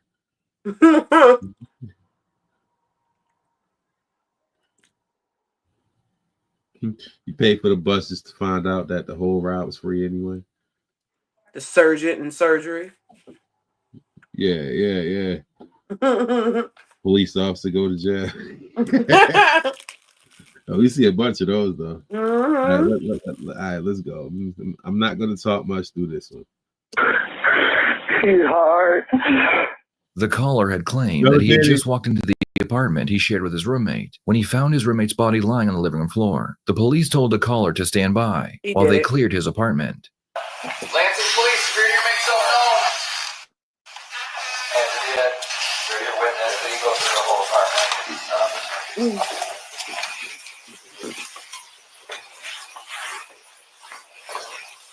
You got an air mattress. That's what I'm seeing right there. Underneath that cushion. Once he noticed him, he walked out.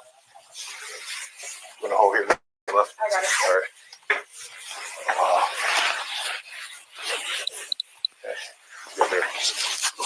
They're looking for something. Yeah. It appeared that whoever had killed the victim had been searching for something inside of the apartment. The victim, 28-year-old Donovan Barfield, also known as Lou, was located under an air mattress in the living room. Let's grab. If you want to grab 2 medics, they don't need the whole engine crew in here and everything else. Come up here and go from there, okay? An officer leaves the building to go speak with the person that called 911. When he finds the caller, he detains him just in case he is the killer. Okay, you want to just come back to my car? I'll have to pat you down real quick for weapons and whatnot, okay? And then we're going to go to the passenger side. You don't have anything on you that's going to poke me, stick or anything like that? No weapons? I'm not going to put it in the car. Just until we can get everything figured out and then get somebody to interview you. Situation like this, we definitely don't want to lose you, you know what I mean? So, in other words, because you black. Because you a nigga, and I heard you hit it right fast. on the noggin. I heard y'all run fast, so y'all can jump high. You monkey. But sometimes y'all can't run that fast and jump high because our penis be too big. I mean, nuts be swollen. who is he? Is he your buddy or? Okay. Well, I'm sorry for your loss. Did you go through the whole apartment? Oh my god! Oh my god! Oh my god! I remember that from acting school. You know, act like he's hurt, act like he's crying. Mm-hmm. You learn how to cry on cue, thinking about some other shit. No, I came in to get some shoes, and I didn't notice him on the ground because it was a mattress. So once you noticed him, you walked back out? Once I noticed him, I left. I walked out. Once he noticed him, he walked out. He did not walk through the entire apartment. So you came over here to get some shoes. What's his name? His name is Donovan Barfield. How long have you guys been friends? Man, I've known him for about 4 or 5 years. What did you notice when you opened the door? Was it unlocked? When I came in the door was like, it was unlocked. But when I stuck my key in, like the door just like, it just kind of like pushed open. So when I went in, like I seen the crib, like it looked like somebody went through the whole crib. So you said you had a key for the apartment? Why do you have a key? And my girl had been into it, so I kind of been staying over there. How long you been staying? Couple years. Okay, so you just have to sit tight for a second, okay? Again, I'm sorry for your loss. We're gonna try to figure out what's going on. I know the detectives are gonna want to talk to you, okay? So in the meantime, you just want to sit there, and they'll be with you shortly, and we'll go from there, okay? The victim's roommate, 21-year-old Joe Woods, would be transported to the local police department and put into an interrogation room so he could be interviewed by the detectives. Meanwhile, officers start knocking on doors, hoping someone may have seen or heard something. Hello. Just wondering, did you hear anything or any type of commotion or anything last night or early this morning at all coming from over there or around? No. Okay. No one yelling, no arguing, no. I ain't heard nothing last night. I ain't heard nothing yelling. It was raining last night. I'm tired. Were you home all night? Were you home all day? Me and my family was, yes. Yeah? Okay. You live here? Yeah. Okay. You see the dumbass question? You live here? Today? So you working? You been home all day? What's your name? No. I shouldn't even be asking you questions. You're not in any trouble. I know I'm not, but I don't even like being in this stuff. I was locked up before, and I don't even like getting involved in nothing. I don't like snitching. I don't tell. W neighbor. W neighbor. Those are the type of people I want to live around. I don't know nothing about nothing. Cool. If I knock on your door, ask you to help me move this body, and give you this case of beer, you help me? I don't know what you're talking about. That beer was good, though. That's right. Honestly, I ain't seen nothing. Neither my family. And the only people that stand here is my mother, my father, and my niece and nephews. That's it. Okay, so there was just an incident, and all we need is your first name, and so we can put in the report that you saw nothing, because we have our job to do too. I won't give it to you. Sorry, you knocked on somebody else's door, asking if they seen it or heard it. We'll talk with maintenance and get your name. All right, do that then. When you say they came down, where do you know they came from? Down that way. Did you know what apartment? No. Okay. Nope. And They never did. Got that name. I'll pay you $10. Let me spend the night. I said, I'm gonna call the police. You better get out of here. Okay, so what? Can you describe the kids? They had black hoodies. They had their hoodies tied real tight. Take one at a time and do it. So take. One was short. Okay, was he black, white, Hispanic? Both black. Okay, black male. He was short. Like how short? The one was short. Yeah, one was about this tall, and the other one was a little bit taller. And the one that was shorter was hiding behind the other, so where it looked like it was just one person. Anything else you can describe, or did you? He talked kind of funny. Okay. I had a stroke, so. Okay. What did you see anything? Wait, I get you had a stroke, but how you gonna say he talked kind of funny? He probably thought the same thing about you, sir. Bad enough, like assume they black because they dark skinned. That don't make them black. It could have been African. It could have been Dominican. There's some dark skinned Dominicans. It could have been Puerto Ricans. Some dark skinned Puerto Ricans, Cubans, Mexicans. Even Mexicans. I saw this one that's darker than me. I was like, "What up, bro? This motherfucker que pasa? What, my man?" He said, "Yeah, Jamaica." Oh, okay, cool. On them, or did you? Oh, he carries a backpack. And he carries a gun. The taller guy has a backpack. How do you know he has a gun? Because when he walked away, and you know how they have that other little pocket on the back part. You know, it has the big zipper on it, and then they have a little. You could see a shape of one. So, other than when they're hanging upstairs, did you ever see him anywhere else? Yeah, that one day that our car got broke into, the I told the manager they used to come in. I left my car unlocked. They'd ramsack it. Yeah, 3-4 times. Did you see them do it? Yeah. I come to office one day and they were in my car. I went out there. I said, "Get out of my car." Yeah. Witnesses claim that they had seen. He said, "Get your ass out of my car, nigga." Two young black males on more than one occasion getting into trouble all around the apartment complex. But nah, real shit though. I don't think grandpa racist, but shit like that, situations like that, being put in situations like that will quickly make a person become racist. Me as a black man, if somebody kept breaking into my car, I'm gonna assume it's niggas because niggas good for that shit. They're breaking your car and they try to help you find the person that did it. Not all crackheads are niggas. They're still. I ain't say crackheads. I ain't say crackheads because not only crackheads. Like when I was living on 4th Street in Detroit, right? This little nigga stole my controller. He know he stole my controller, and the motherfucker helped me look for it. I'm like, you kidding me? That's cool, bro. This didn't give investigators any leads as to their current location, but now they believe that they were looking for multiple suspects. While the police began to process the crime scene, detectives would interview the victim's roommate. Tell me about the buzzer box outside. When was the last time you were home the night before, right? That's how I know somebody did. Somebody he knows, because the only way you can get in the door is if somebody buzz you in the door. You feel me?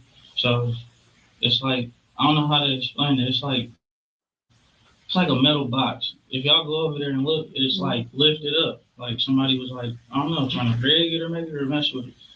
Have you ever seen it? I just never seen it like that. So that's something I just remembered. You walk in the apartment, where do you go? I close the door. As soon as I close the door, I look to the kitchen. And I just see everything through everywhere. So I walked up in the kitchen a little bit, walk out to the back into the living room like Lou, screaming out his name. Yeah. You know what I'm saying? Seeing if he's in there. I'm like, it looked like somebody, tried to rob. Screams at the crib. So I'm thinking somebody in here still or what? Because the door is open. Okay. But I ain't getting no answer. So I kind of like walked by the couch and he was like under the mattress. Sometimes he might have some people over, they might shoot dice or something. This is what I'm thinking happened. So he had somebody over and they were shooting dice or something like that and they got into it. That could be something that happened. Okay. But it has to be somebody who knew. Because he didn't say nothing to me about people have to go out or go anywhere or do nothing. The detectives were sure that the roommate knew more than he was telling them, but without any evidence, they were forced to let him go. As the investigation continued, a friend of the victim, named Anthony Brown, made a surprise visit to the police department, and he told the police he was there to help find the killer. He did it. Okay. Have you ever played dice with Lou before? Yeah. All right. He's usually high roller. Yeah. That's how you can tell a guilty nigga, man. They involve themselves in shit that don't got nothing to do with them. Because they think their name might have came up. Nah, he thought his name might have came up. He's trying to get ahead of it. He's trying to get ahead of the fucking shit. See if they got any fucking suspects yet. Yeah, you now, nigga. We got one. Got you. They probably like they shoot dice when they shoot dice. Well, I had just got out of jail like a couple months ago, so I haven't been able to get a job or nothing. Sure. So like I just been having pocket change whenever like my mom would let me get money, and I have a girlfriend that works in Jackson. Yeah. So she comes out here on the weekends. So like she would cash at me money every now and then. So like I really just try to save and help my mom with bills as much as I can. Right. So that's what I would do. I would shoot dice, try to get some money to help out with her. Okay. What's the most you've ever seen Lou with? Big old stack? I'm not sure. He probably had about a couple $100 on him. Okay. That's kind of typical, normal. Yeah. Anthony explains that he would play dice with Lou because Lou was known to always have a stack of cash, ready to gamble. This information gives the detectives a possible motive the killers would have had, and it also explains why Lou's apartment had been searched. He shot dice a lot, so he could have probably shot dice with the wrong person. They probably set him up, anything. Did he flash money? Yeah, nigga, he flash money like you the wrong person. Like, let's say if he got drunk or was at a show, like because he got friends that like rap and stuff, so he be with them. They're from Detroit, so I don't know if like he flashed money around other people or not. So. But you see him doing it drunk. Yeah, but he wasn't like a heavy drinker. He was just like sipping and stuff. Nah, bro. I think he did it. That being said, you said you never been there. I think he did it. Know why? Because he just say he lost his job, so he'll be having money and stuff like that. So when you do get money, you shoot dice.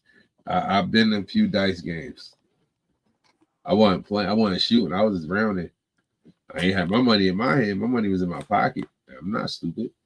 Right. Them niggas start shooting, fighting, stabbing. It don't matter. It's money. Money's the root of. Money's not the root of all evil. People wanting more money is the root of all evil. Right. Before, you were not going to find your fingerprints in his house or any DNA or anything like that. No. Yeah, Okay. nigga, you just said you played dice with him. Did you know where he lived or about where he lived or anything? No. And then you said you went to jail. When did you go to jail? What was your time frame there? I did about 2.5 months. Close to 3. What did you do that for? Possession of a firearm and marijuana scale and stuff. So you had a situation where it's similar. Guy in an apartment flashes his money, likes to play dice, and some guys that he knows show up, knock on the door. He knows them. He lets them in. Now, all these guys knew he had money, had a plan to take the money, but something happened. Somebody screwed up. Somebody made a mistake. Well, some of the guys that didn't have any type of weapon, they weren't there for that, right? They weren't there for that. The other guy, who might have had a weapon of some sort, screwed up. He didn't tell his boys this was part of the plan. Don't get me wrong. It's still wrong to show up and rob somebody. But there's a huge difference to me in, the guy that was just, hey, I'm going to do a quick cash grab here and get out, and the guy that murdered somebody. Yeah, you were witness to a murder. Yeah, you went to rob somebody, but at least you're not on the hook for murder. If that scenario means something to you, if it strikes a chord with you, if it makes you think about something, let me know. Okay? Does that mean anything to you? Does it mean anything to you? Okay. So I'd be a shitty cop if I didn't ask you. Did you have anything to do with Lou's death? Yes. No. Okay. The police continued their investigation, and they received a phone call from a family member of Joe Woods. Joe had been the one to call the police after finding his roommate's body in the apartment they shared. The caller explained that Joe had a computer in the room he was staying in that had a camera with motion sensor detection. The caller told police that Joe told them the camera had recorded the killers going through the room right after they killed Lou. This meant that Joe had gone into the apartment, saw Lou's body, removed the computer, and then called the police. The police immediately contacted Joe and asked him to come in for another interview. That's your man. Got me in the middle. I'm the one getting death threats. I ain't did nothing. At least tell me this, okay? At least tell me this.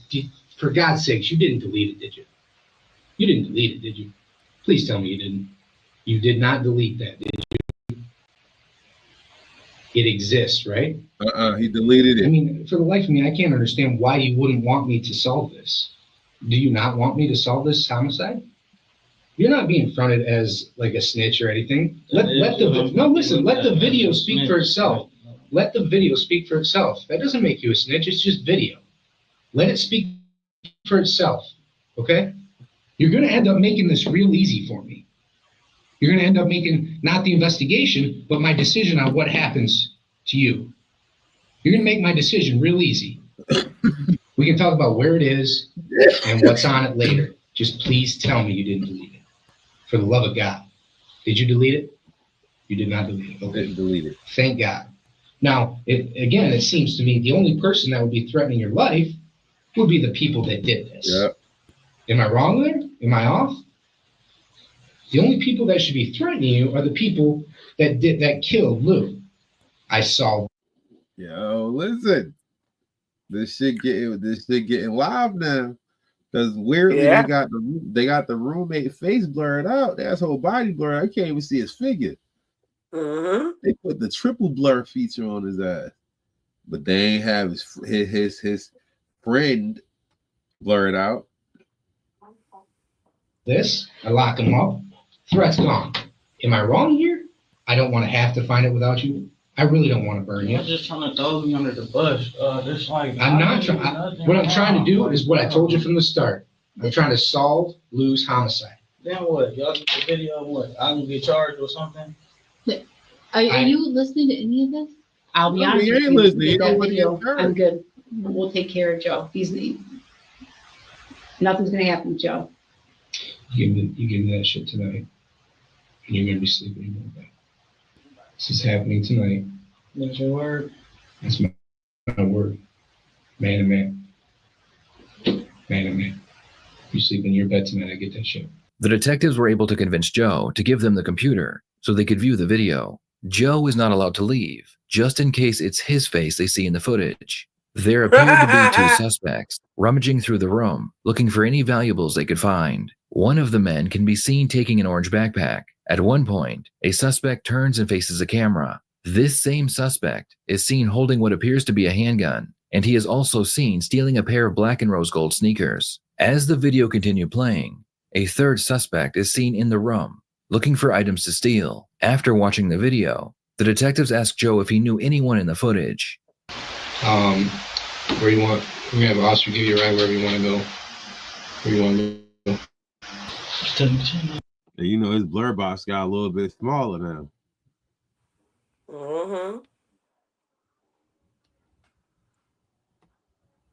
But you know what I'm saying? I mean, regardless of what y'all think, like, my plan was to put it on a flash drive and eventually give it to y'all. Like anonymously or something. Yeah. We can't, there's no way, this is a homicide investigation. I can't just not tell the prosecutor that this all happened. Okay?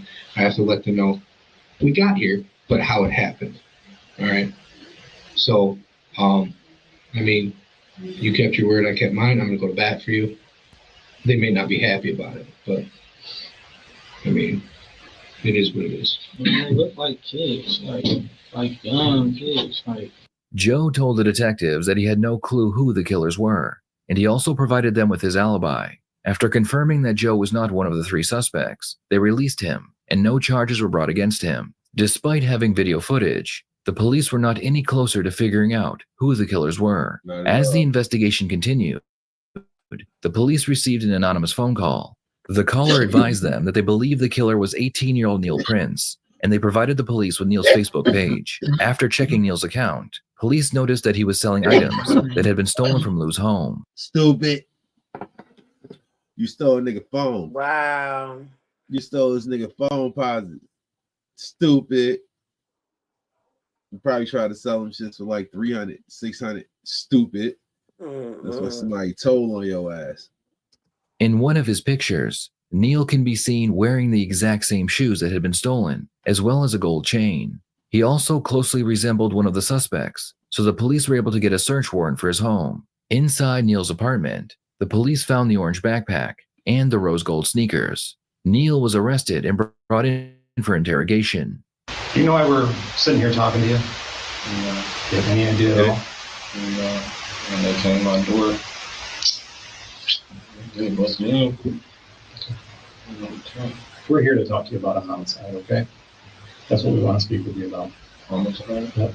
Knowing what we're here to talk to you about, is What's the homicide? jog your memory at all? Andy, what we're talking about? Okay.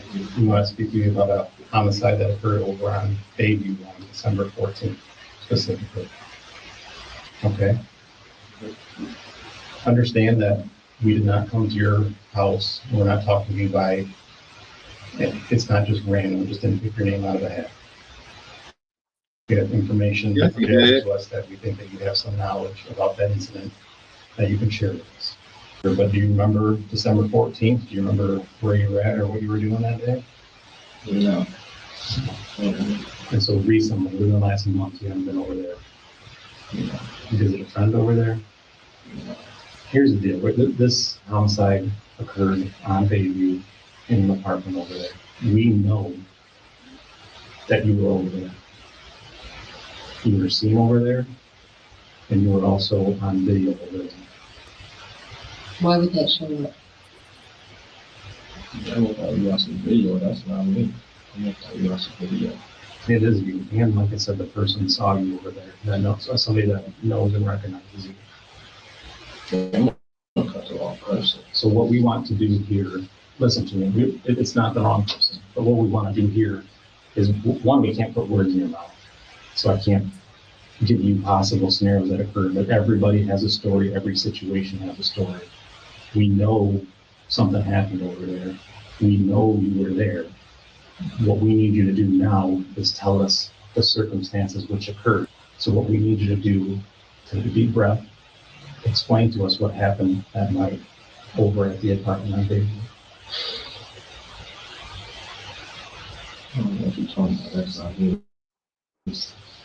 When someone is under intense pressure, their brain seeks a small repetitive action to release tension. Neil continues wiping the table, despite there being nothing on the table. Wiping off the table is Neil's way of self-soothing. Let me ask you this. Did you know that there was surveillance footage in the apartment? Yes or no? Yes, I don't know. Okay, I will tell you, there was surveillance footage in the apartment. You are on the surveillance footage. Do you realize that? I'm not bullshitting you. So I'm giving you an opportunity to tell us what happened. So knowing that you're over there on video, somebody has identified you. There's certain items in the apartment tonight that we found that came from the apartment. This is your opportunity to tell us what happened. A dead man's property in your apartment that you've only lived in for a couple of weeks, you're telling me. What property? I'm telling you that there's a dead man's property in your apartment. I'm telling you that I know that someone had put you in that area, and you're telling me that you weren't there. I know you were there, but what I need to know, Neil, is what happened. You're the only one who can help me with that. I need to know what happened. The detective shows him the video of the robbery. Showing the suspect the video can backfire, because Neil can see that the video doesn't show a clear picture of the suspect's faces. But see, that's the problem. We can see you in that video, and we can see you grabbing the shoebox. I don't think you're understanding. Like, we're not BSing you on the video part. There's video of you grabbing the shoes. Those shoes were found where tonight? In your apartment. So if I showed you a Facebook photo with you wearing the shoes and the necklace, how would you explain that? Well, I bought them. That's you wearing a dead man's necklace and a dead man's shoe. Tell me about that. Okay, now hold up, before you keep speaking. Plug thought shit was sweet. I doubled back and he ain't see shit. He didn't see a thing. Tell me about that. That don't have nothing to do with a dead man. That you went back and got the stuff. Okay, what you're not understanding is people saw you there. Okay, there's video surveillance of you inside when this happened. The dead man stuff is inside your apartment. What I don't understand is why this happened, how you know him. These are all the things that only you can help me with.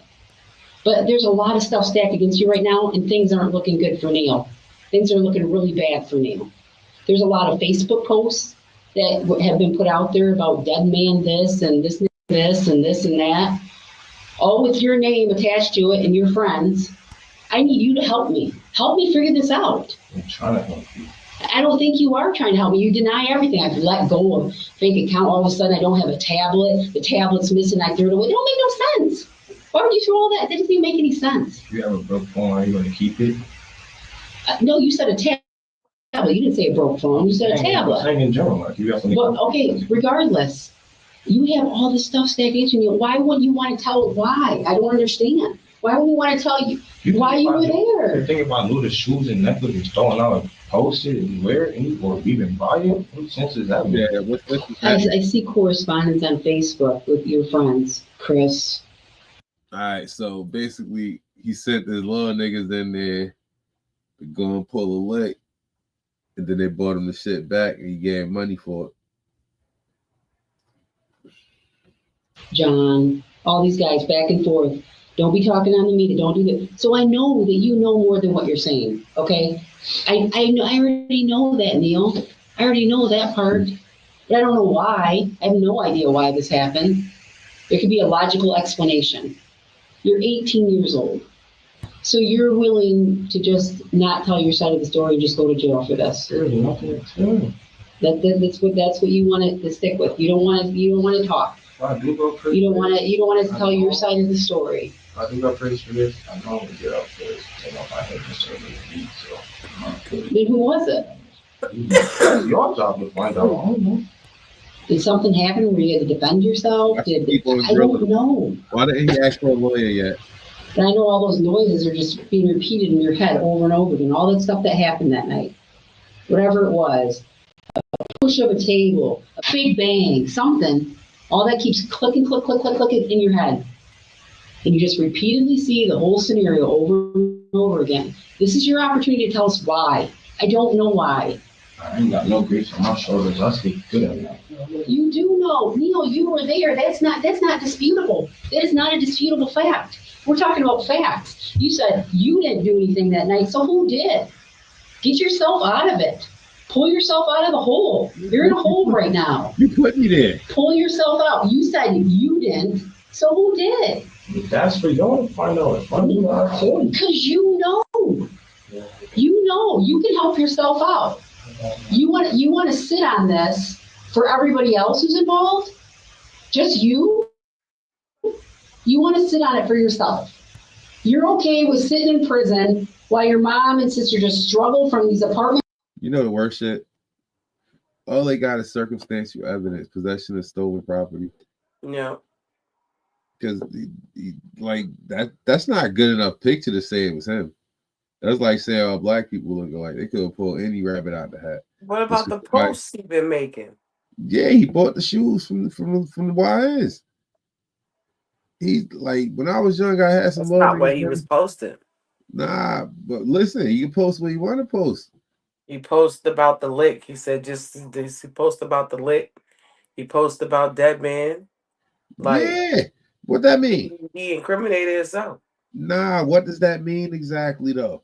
Because I can say something about a dead nigga, and I ain't killed nobody lately. That's not enough. It's not enough. That's all circumstantial. That get him probation at max. They going for more.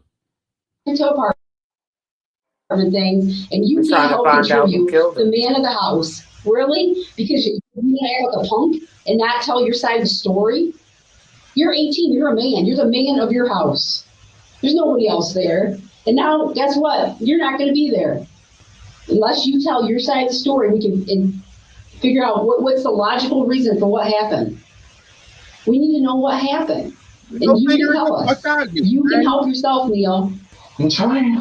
You're not. You're sleeping, and I'm having a conversation with you. Like an hour and a half waiting, and now y'all trying to blame me for murder. Y'all just expect me to just sit here and tell everything when there's nothing to tell. Cause I wasn't even. What I'm asking you to explain to me is why you were in a dead man's apartment. That's what I'm asking for you to explain to me. Why were you in there? How do you know him? No. Putting the head down is often the moment the suspect becomes overwhelmed. This usually happens when the detectives present strong evidence, or the suspect's stress hits its breaking. Or when suspect tired of hearing the same shit, tired of being accused of shit. Just remember, it's still a young man. Tired of repeating itself. Yeah, a young man. Let's take out the fact that he's black. Let's take out the fact that, let's add the fact that he's the male of the house at 18. He's a victim of a fucking social pariah.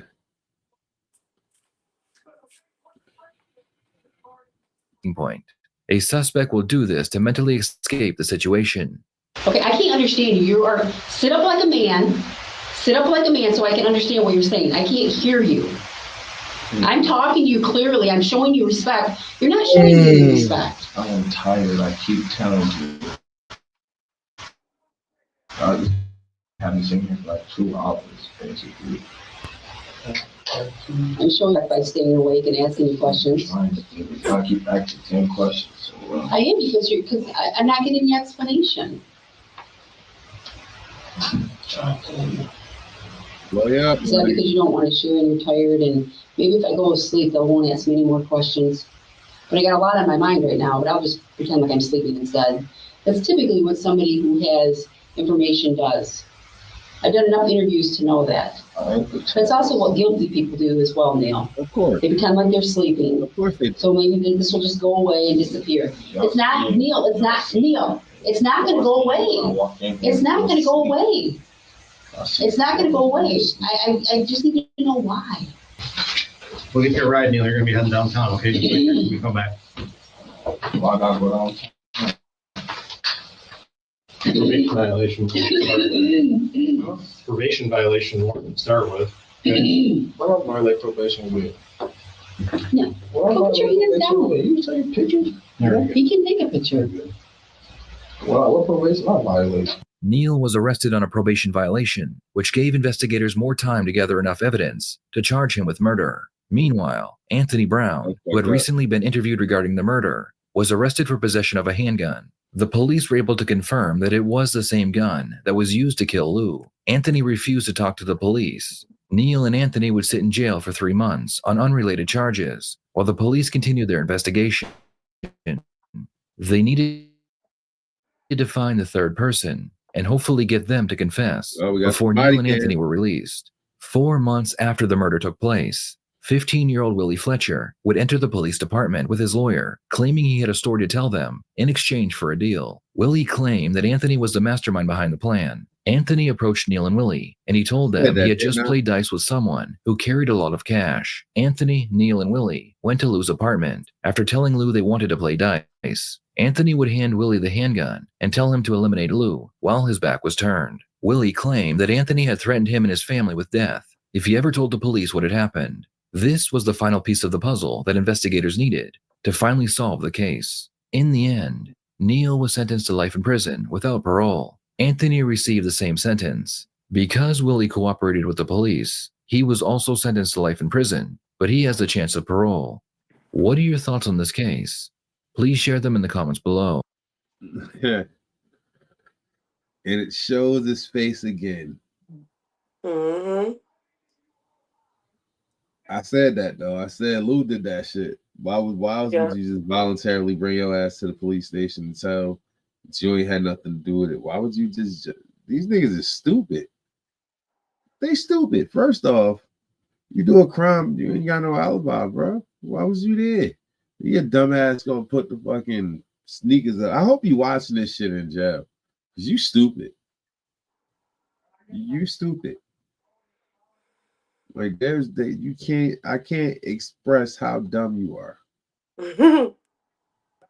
Yeah, I'm gonna flex with the shit. Then I'm gonna put one of these.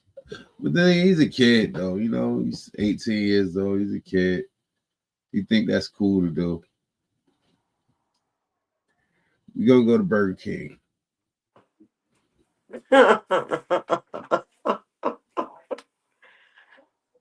Not Burger King.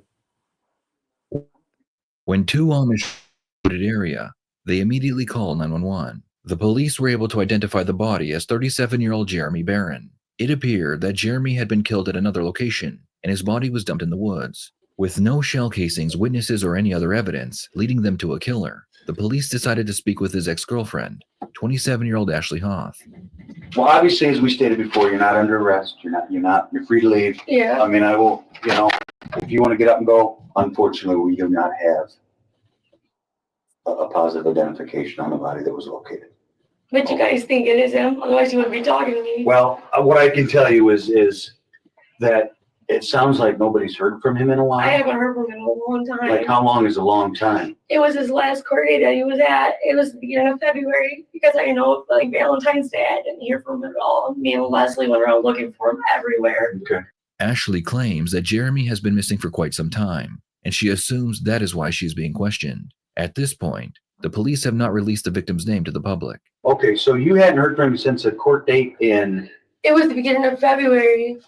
And what was your guys' status at that point as far as... I mean, I don't know if you know much about me and Jeremy's relationship. Only what we've heard? It's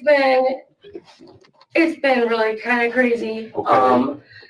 I'm not supposed to be seeing him. I tell you what. We're not here about that, okay? I tell you what. Let's just throw that. It was. Okay.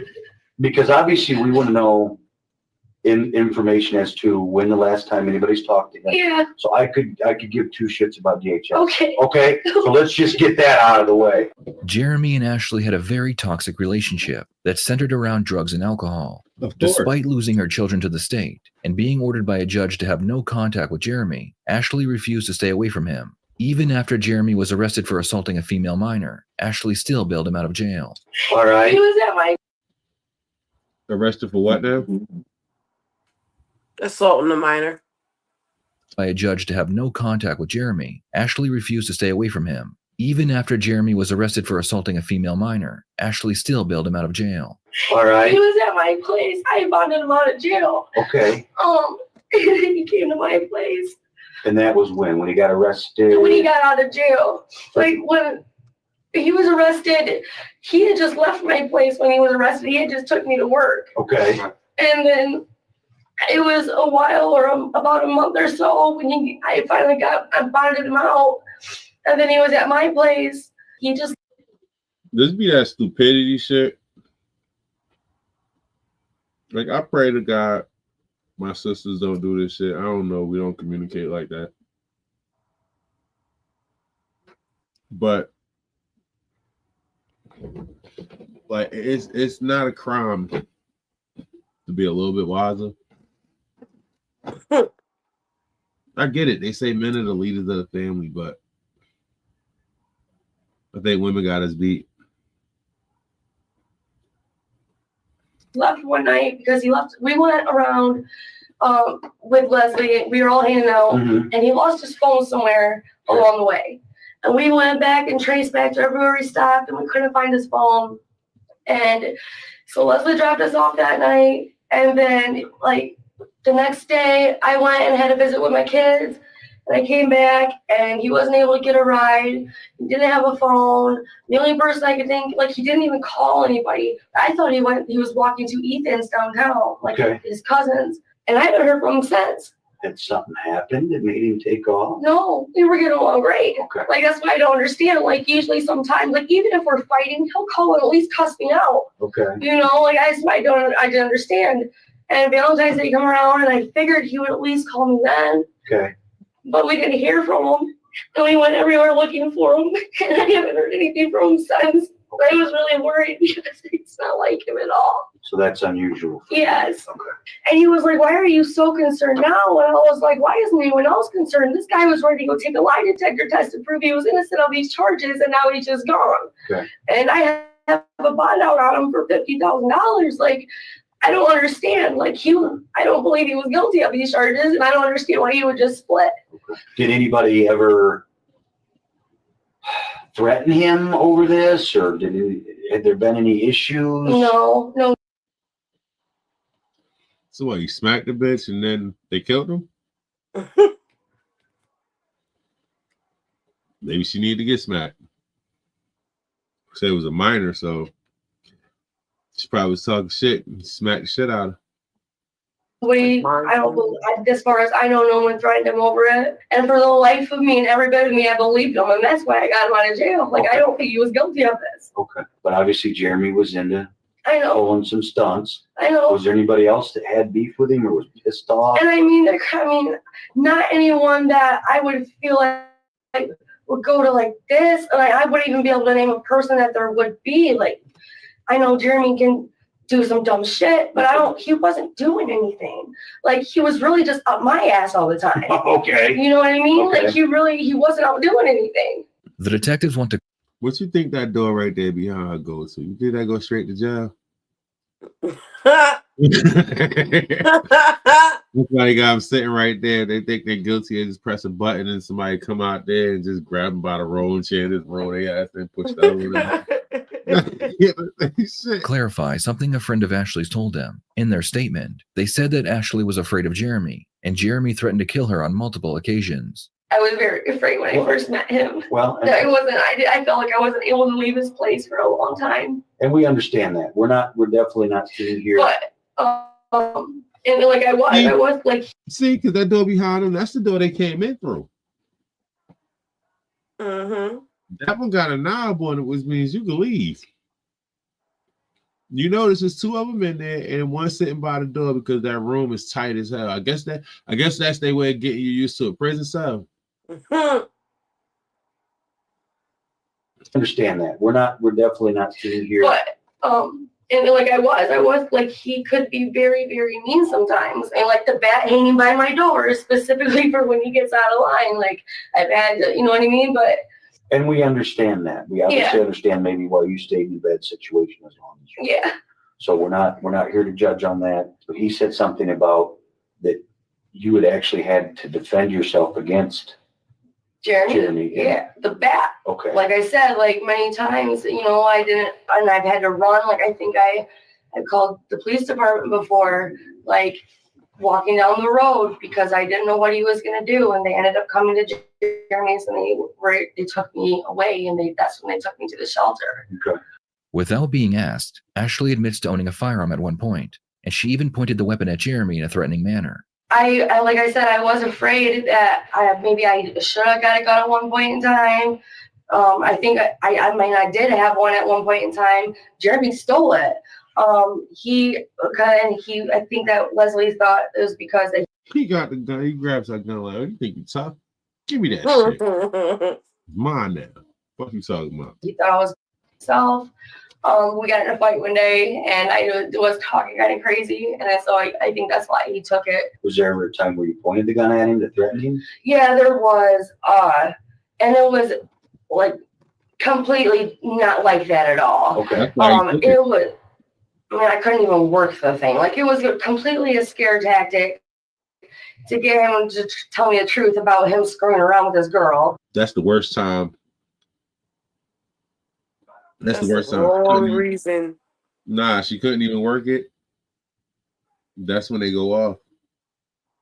When you can't work it, you might press a button because you got one button on it, the safety. You might press a button and then move a switch and then just accidentally shoot him. How you accidentally shoot him? You pointing it at him, right? Oh, the gun just went off. Let me show you a trick, right? Sit my gun down. Oh, we can wait all day. It's not going to go off on its own. Right. It was in your hands. You did it. Oh, it was by accident. How was it? What happened? I just pointed at him and it went bang. Yeah, you did it. Bye. Go to jail. And that's all it ever was. And that did happen, but... Okay. How long ago was that? That was right after he got bailed out. Right after I bailed him out. And again, I guess, that's why we wanted to sit down and talk to you. Just to see, because, and I'm not saying that you did this. No. Okay. But obviously, as we have, we've known Jeremy for years. Yeah. And if somebody finally got tired of getting their ass whooped and killed him, we wouldn't be overly surprised. And that's what I'm saying. Like, I know Jeremy, he was very abrasive sometimes, but I don't, he pissed a lot of people off, but I really don't have a clue who it, and it just doesn't make any sense. And no, I didn't do it. Like I said, I did put the gun in once before, but the only thing I ever hurt him with was an umbrella and a bat hanging on my wall. Okay. Ashley wants to know if the body they found belongs to Jeremy. The detectives know it is, but they decide to keep that information to themselves. They believe that if Ashley had nothing to do with it, perhaps it was someone who knew the victim in Jeremy's assault case. Well, and again, unfortunately, we don't know. We're not lying to you. We're not lying. You don't know? No, we don't. If we did, we would tell you. But obviously, we have suspicions, or we wouldn't be talking to you. So, but the ultimate goal is to get to the bottom of what's going on. Okay. Obviously, it's a serious matter. Yeah. So you mentioned the obvious. Yeah. Who is the obvious that he has problems with? Ashley explains that the only person who could have done it would have been the victim's father in Jeremy's assault case. At the beginning of it, a few people had said that they wouldn't know why, like if this did happen, they don't know why Chris wouldn't just go ahead and shoot him. Okay. The only thing that ever was stated was the girl's statement and her statement saying that she was afraid to tell her dad because she didn't want her dad to hurt him. Right, that's one of the reasons she didn't tell. Right. Detectives have already interviewed the victim's father, and a lie detector test was done. They were able to confirm that he had nothing to do with Jeremy's death. But then again, obviously, like you said. Like, why? Yeah, exactly. Why would he take it to court? He took it to court. And then it just doesn't. Was there any other obvious enemies that we maybe need to look into? If I think of somebody, I'll let you know. But I can't think of.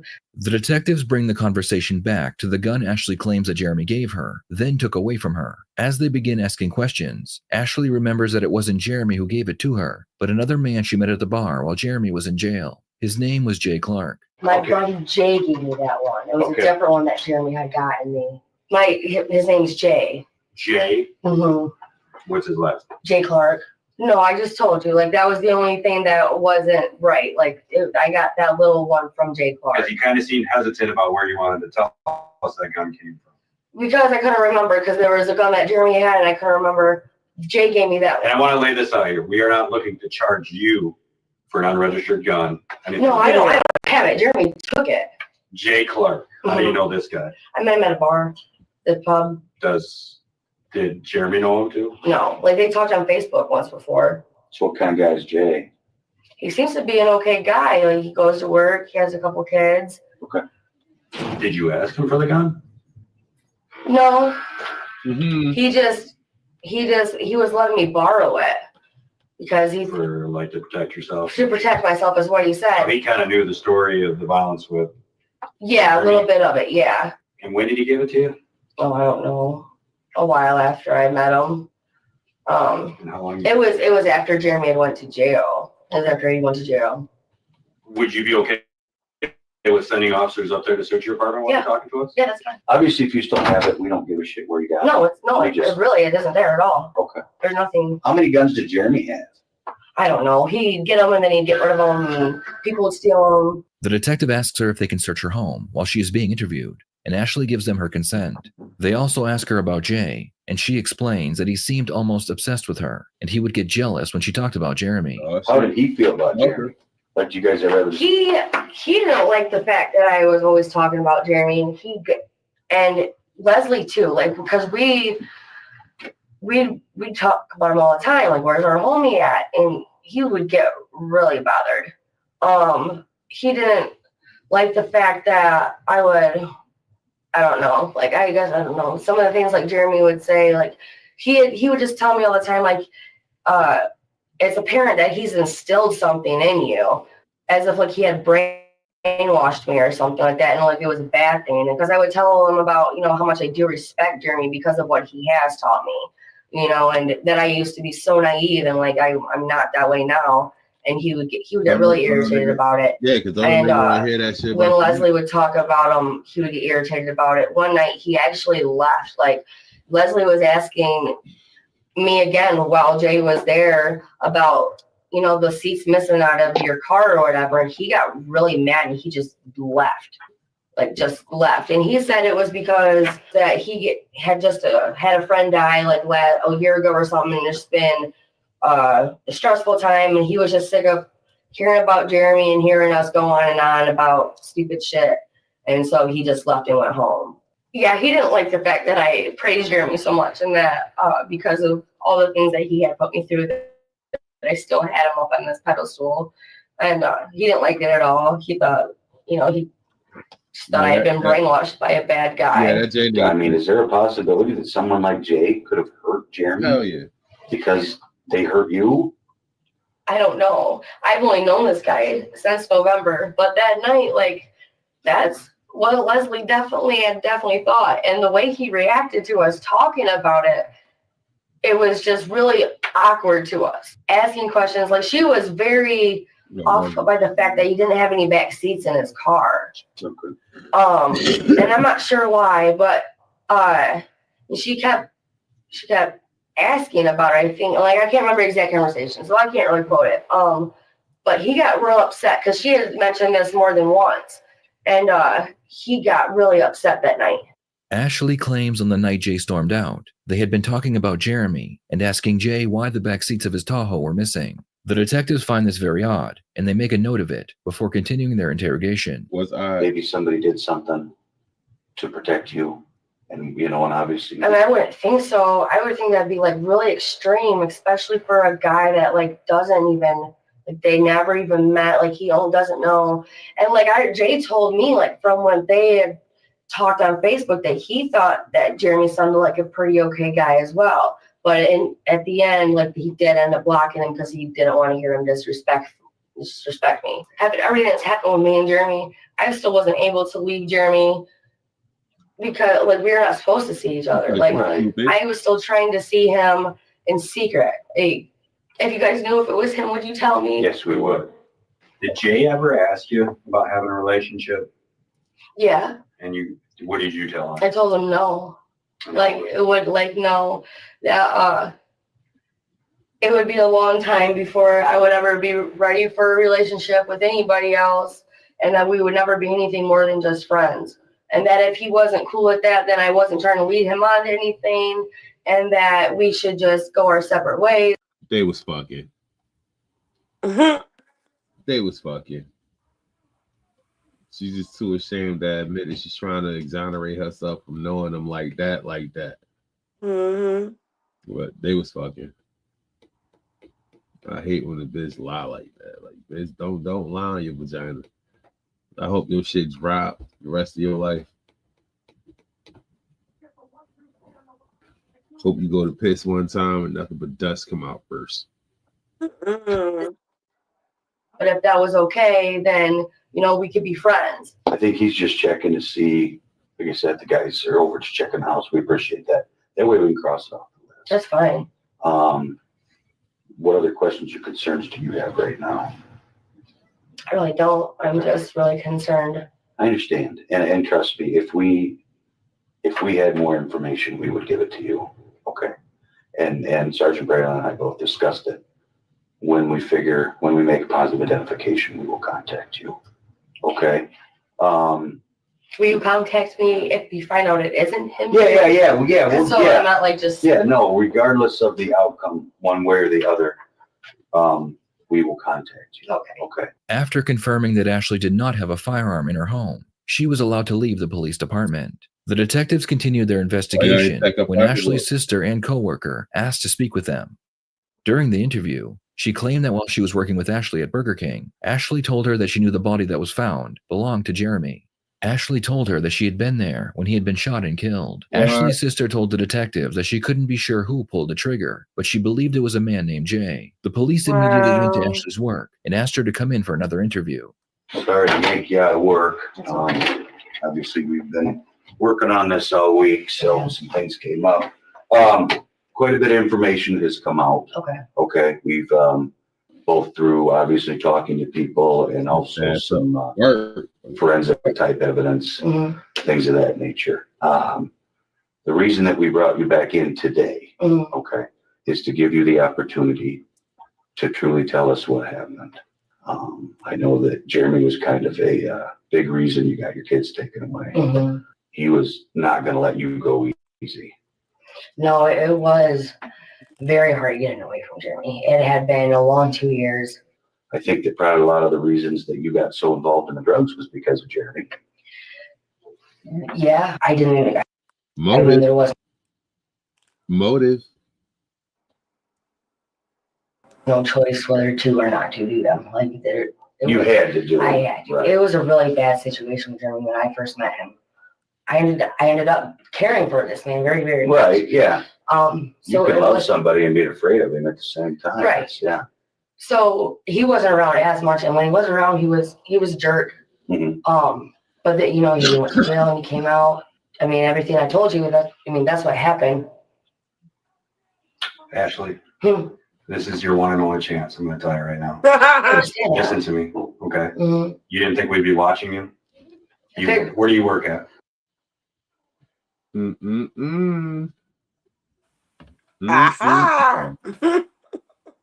Burger King? You know it's audio and video recorded at Burger King? Yeah. Okay. Conversation you had by the specialty board that you were there when it happened? Gotcha, bitch. You better start thinking about, listen to me, okay? This is serious, okay? We've been watching you, okay? You need to tell us what occurred there. You admitted to being there. No, I didn't. I said I was told that by someone stopped looking for him, and that basically he was shot, he was dead. That was it. You want to know what you said at work? I was there when the guy shot him. And you don't want to know who it is because he's done it before and got away with it. And I mean, honestly, if you were the only person that knew I'd done something wrong, something that would put me in prison for the rest of my life, I would kill you. Yep. Okay. And obviously. Yep. Your ass next. You was there, bitch. I hope you know how to run. Right. We can't go nowhere. Why I know how to run? Hold on. Let me finish loading this gun and I'll tell you. Full lot of attachments and that thing. Night vision shot. Silences and all. Hell yeah. Well, nobody hear this one. See, he's threatened you, correct?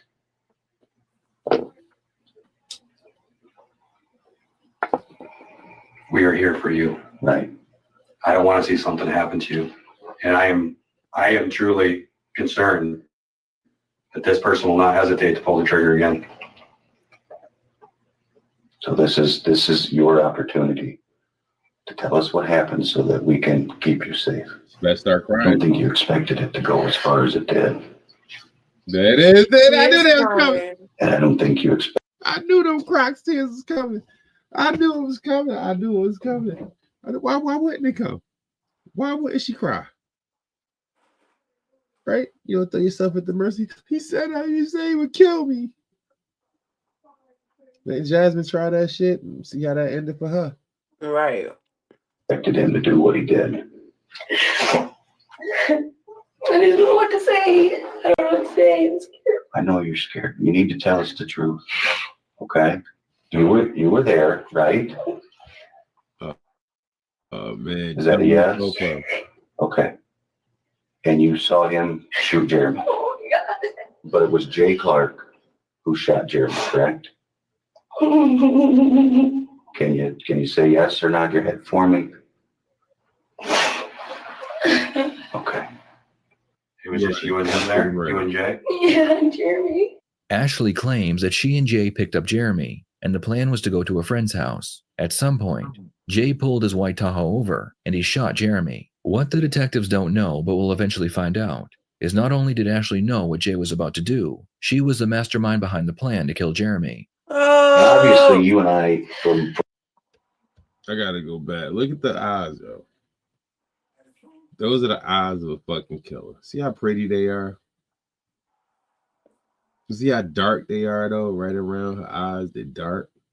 What do y'all think that is? Y'all think that's from getting punched in the face, or it's from crying a lot? It looked like from crying a lot, lack of sleep, because she was scared to go to sleep while he was still woke. Right? He had to go to sleep before she went to sleep, and he was on crack probably, so he stayed up all night. You know, mopping the ceiling. Fucking sweeping vacuuming the fish bowl. Yeah, really. Like shit. Fucking sweeping the dishes and shit. Sweeping the dishes. I'm weak. All right, crackheads do some amazing shit, yo. Shit, walking the fish. So if I can't see you, my ears don't work. She was the mastermind behind the plan to kill Jeremy. Obviously, you and I, from what you told us and what we've talked to other people, Jay was obsessed with you. Yeah. Everybody says he was. I know. And he wasn't. People told me. And he wasn't going to let Jeremy back into the picture at all. And I had talked about hurting Jeremy. I did talk about right. No, I had no idea. Well, I am. And obviously, we all understand that Jeremy was the one thing that was going to get your kids taken away forever. Yeah. And you would probably talk to Jay about that. Yeah. He was buying his stuff. Yeah. You know, paying your rent. And he helped me to get into the apartment. Right. I mean, he obviously was into you, and he wanted you for himself. And what was the one thing standing in his way? Jeremy. How many times do you think he shot him? Were you guys still in the car? Yeah. Yeah. Which seat was Jeremy? Jeremy was in the back seat. So after that happened. He says, so now what? Okay. And I said, take me home. I just want to go home. I said, take me home. Take me home. And he said, okay, I'll take you home. Okay.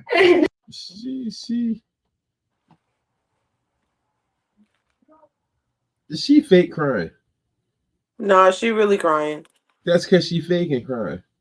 Some people can really cry on a fucking. Like, I guess she realized that she going to jail because they know. So now she's thinking about her life, like, oh man, my kids. I ain't gonna never see my kids no more. He dropped me off at home. So Jeremy was still in the car at that point? Yeah. Yeah. So how does Jeremy get in the woods? I have no idea. I went home. You went with him? No, I was not. I was not. Was not. Do you know what happened to the Tahoe? Does he still have it? He don't. He got really worried about it. I don't know why, but he got rid of it. He told me he gave it to his daughter or something. He did it. Okay. He traded it for that Mustang or whatever. I don't know. Do you know who he traded it to? No. So he didn't destroy it or burn it or about the back seat that you initially told us was gone? He burned the back seat. Did he? Where did he burn it at? I don't know. Jay had traded his Tahoe with someone he met on Facebook for their Mustang. Before making the trade, he removed the back seat and burnt it. The police were able to recover the Tahoe from the new owner and the remains of the back seat at Jay's home. The Tahoe was spotless, not a drop of blood or DNA to be found. Because the back seat was burned, they were unable to recover any evidence from that either. As the interrogation continues, Ashley realizes she texted Jeremy after he was killed. This makes it look like she was trying to cover up her involvement. Without being asked, she explains why she did that. I messaged his phone. I was like, Jerry, did you find your phone? No, I just didn't. I don't want it to be real. Did you send it? That's the second motherfucker who did some dumb shit like that. Yeah. Text the motherfucker after the fact. That's stupid. You know what you did. You saw send that text message before it happened. Way before it happened. Whole conversation hours before it happened. And don't be the last person seen with the motherfucker.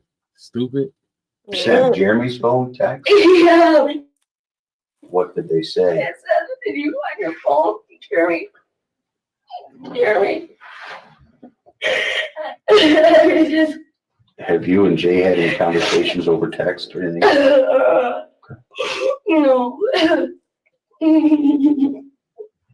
What do you think Jay's going to say if we talk to him? I don't know. Ashley has confessed to being an accessory after the fact, so she will be arrested after this interview. Now, they will try to get her to admit anything additional so they can justify upgrading her charges. I just didn't know what to do. When are you supposed to see Jay again? And what we haven't talked about when he was coming back over. I guess this is important too. Where does he live? You know where he lives. He lives by the Dum Factory in Bryan with his brother. You had mentioned at some point you may have said he just needed to die. Not saying you meant it. Yeah, but I said, but he was mean. I probably said that to lots of people. You know what I mean? Like you don't think about that. You don't think someone. Yeah. Like, You don't think Did Jay say anything like? You know why he obsessed with her? She worked at Burger King. Yeah. He is a fat man. Got that Whopper. Mm-hmm. And like he took it that you were being serious, or you can remember? No, but the way he acted in the car, like after he shot him, like I was completely convinced that because he said, "This is what you wanted, right?" I was like, no. And then he made the mention, now you can get your kid back. He said, "You think you can get your girl? You're yelling. You think you can do it?" He was yelling at you? Kind of. He was in a raised voice. Okay. So you mentioned that you said at some time you may have said something along the lines that he just needs to fucking die. Yeah, I said it with a lot of people. So who else did you tell them? I don't know. Everybody, Jeremy knows. Everybody knows the situation. Like everybody knows. And it was no secret. Jeremy knew exactly how I felt about it. It was no secret. He knew that you wanted him to die? No, he knew that I definitely felt like I could not leave for 2 weeks when I first met him, that I was held there. He was insane, feared for my life many times, I had run off many times, just escaped from there. And what? Everybody knows. Oh man, I'm just so sorry. Something I had to have said made this guy do this to this man. Well, what do you think you said? I don't know, just in general about the way he treated. She done gave that nigga the slurp herb.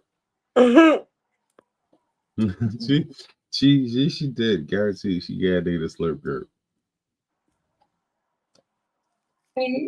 Like if this guy wasn't been around here, he would still be here. Like, I don't want to get in trouble either, but if I didn't tell you, if I didn't call you guys right up when it happened, then what does that look like? I was just scared to death. I didn't know what to do. And you continued just to hang out with him and talk to him like normal because you were scared, or? Yeah, and like I didn't hang out with him as much. And then Leslie, like she came over and she didn't stay at my place. So she has been with us. So you've been driving around with Leslie looking for Jeremy. And she has no idea what you know. You know, I guess I want to go back to, if we get Jay in here, what is Jay going to say? I don't know. Is he going to say you planned it? I don't know.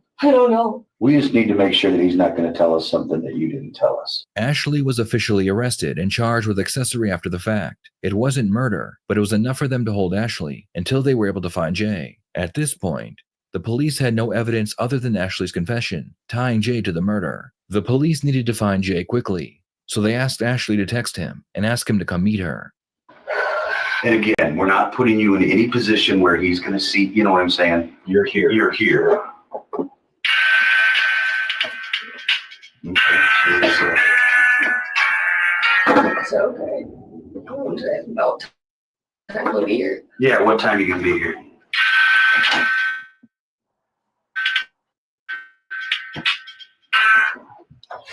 This nigga got a Dunder Mifflin t-shirt? Yes, he does. Shout out to the office.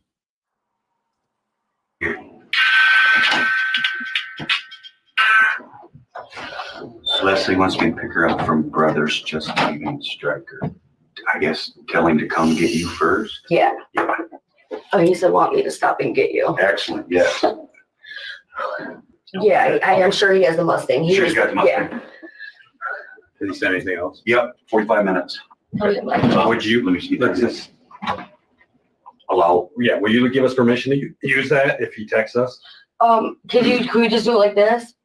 We got to kind of get in position. Yeah, we have to, unless we could have Catherine sit with her, but we're not going to send him anything other than, you know, if he asks him home or. You know, I already told him I was home. Yeah, I think, yeah, if you don't mind us taking the phone. No, yeah, that's fine. And then we'll let you know what's going on. But like, if you message, like, just keep it simple. Like, real simple. Yeah. The police were able to anticipate the direction Jay would be traveling in, and they initiated a traffic stop when they saw him. Jay was in possession of some meth, which gave the police a reason to arrest him and put him into an interrogation room. Before Jay is interviewed, Ashley asked to speak with the detectives again to get an update on what is going on. The kids are okay.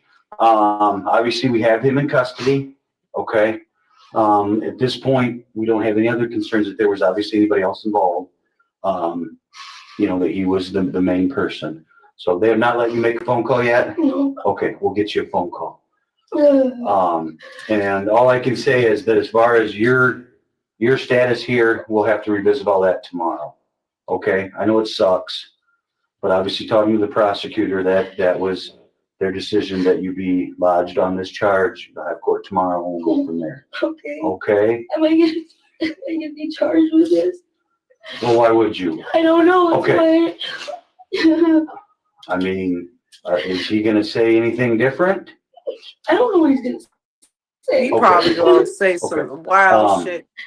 I mean, at this point, you know, obviously you have not been charged with murder or homicide. You've been charged with the other crimes. That's what I meant.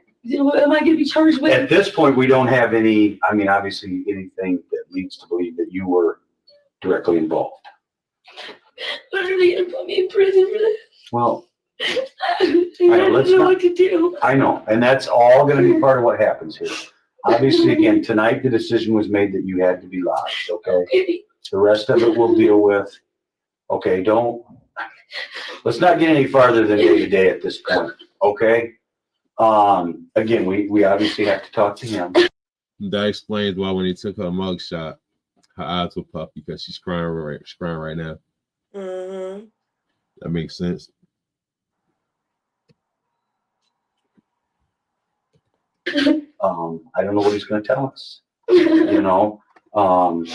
Now it's time for the detectives to interview Jay and hopefully get his side of the story. Okay, Jay, we want to talk to you, okay? Yes, sir. Before we talk to you, I'm just going to tell you what's going on, okay? Ashley's here. Okay. We talked to Ashley already. She makes you the trigger man and all this, okay? That's a big You're not free to leave, okay? You're obviously under arrest. So we're going to read. You ever been read your rights before? Oh, yeah. Okay, we're going to read your rights, advise you your rights, okay, before we ask you any questions, okay? Spoke with Ashley at length, and she's given us her version of what occurred, okay, which, as Sergeant Bradley said, implicates you as the person who did all of this, and she had nothing to do with it. Okay, obviously we think that there's more to this story, and would very much like to get your version, because right now she's pretty much selling you down the river. But we can't just take her word, because I don't necessarily believe that she had nothing to do with it. Okay, you pulled it. You pulled the trigger. Lawyer. I definitely pulled the trigger. Okay. And where did it happen at? That's where she was a little confused. She was a little confused. Said you were in the car. She couldn't remember where you were at, what road. Yeah, I don't remember what road either. Okay. Was it the Tahoe? First ship base. And it was in the Tahoe? I'm pretty sure. Pretty sure, or you know?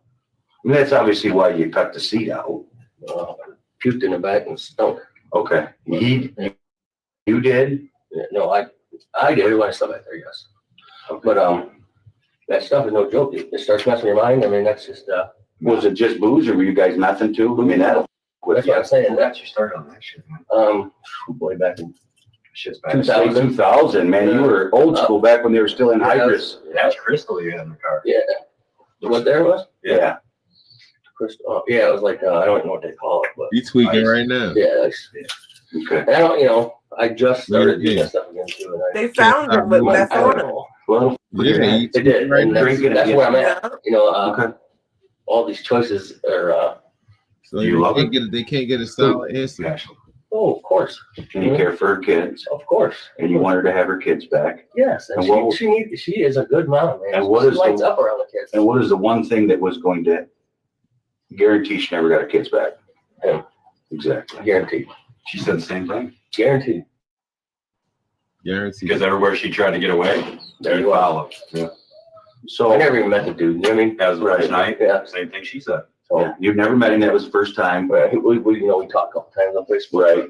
Sounds like you start calling her chasing Dopo. And I'm like, you know what? You keep talking like that. I was like, I don't even know what I'm talking on Facebook. Yeah. You blocked him or something, didn't you? She ain't lie yet. No. She ain't lied yet. Yeah. So describe to me how it went down in the car. I shot him and he's dead. That's the end of it. How many times did you shoot him? That's what I'm talking about. I shot him, he dead. That's the end of it. Who told you to shoot him? Told you them tears was real. I did. I told me shoot him. I now see why she was scared. I'd be scared too. That's a big potato eating motherfucker. Quite a few. How many's quite a few? 3 or 4. 3 or 4. What type of gun did you use? A biggin. A biggin? A biggin. Yeah, a biggin. All right. Yeah. Yep. Okay. Can you? Were you driving or sitting in the passenger? Where were you at? I was driving. Okay. So how'd you shoot him while you were driving? Grab the turn. Bang, bang. What's that? You don't do things while you're driving? I never shot nobody, so I'm just curious what the angle would be or how you could even do it. What's all the details have to do with it? Can't we just say, yeah? Well, no, because we want to make sure that you're telling us the truth, right? Yeah. I do not want to see somebody that's not responsible. Yeah, I'm responsible, man. Hate me all you want and put me on. We don't hate Listen to you. me. No. I never said I hate you. If she can have a good life with 3 kids, with every freaking year I was spending anywhere. Like I said, a lot of that nigga right there, man. A lot of that nigga right there. He made a conscious decision to save somebody. He saved her. Yeah. He saved her. No matter And how them you look kids. at it, he saved her. Yeah, but in order to save the kids, he had to save her first. Just like somebody saying they care about you, but they don't care about themselves. It wouldn't make sense. One wouldn't make sense without the other. I love that nigga right there. No gay shit, but I love that nigga right there. That type of person. That's my type of person right there. That's the type of person. Listen, that's the type of person. I got $2 in my name right now. $2 cash. I get this to anybody that asks for it. You know, because that's how I am. For real. I guess there's one detail we have to overcome, okay? Yeah. Is how he ended up where he was. That's where you put him? That's where I put him. That day? He just fell off there that day, yeah. And she was with you? She wasn't with me. She wasn't? No. Because she was in the front seat or sitting in the back with him? With who? With Jeremy. She wasn't with us. Jeremy. She wasn't with you. Okay. Well, obviously she told us that she was. Front passenger seat. Front passenger seat. Okay. She wasn't with me. What's that? She wasn't with you? She wasn't with me. So why would she know all the details? Because I told them to her. I don't know. Are you trying to protect her? Jay claims that Ashley had nothing to do with Jeremy's death, and she wasn't even there when he was killed. Because there was almost no physical evidence, if Ashley had never confessed to what she and Jay did, there is a good chance neither of them would have been charged with Jeremy's murder. Yep. And if for some reason Jay was charged, he would have never implicated Ashley. Why does the guy always go to that? What? Is she in trouble then? If she didn't have anything to do with it? Yeah, nothing to do with it. But obviously we have her story. Out. Who wouldn't? Yeah. It must have been loud as in that car. Maybe. I don't remember. And I never even slept with this girl, man. Well, I respect her. She's done so much in life trying to get ahead. Well, right. And everybody nobody's helping her out. I mean, right. She always got to be begging people for rides to go see her kids. Right. She's working 2 jobs. Yeah, I mean, like, trying to stay clean. How can you be clean when everybody around you is negative, How can you? And I just tried to help, man. That was it. I just wasn't thinking right with all the other shit. Well, yeah, that's got to be quite the combo, drinking and meth. Obviously, we have some real concerns for where the gun's at. It ain't nowhere. You can't find it. Well, our concern is going to be some melt it down. Oh, okay. Can't melt the gun. Unless you have a torch. Torch melts down a gun, it's gone. The first thing I did when I got back home and got sober.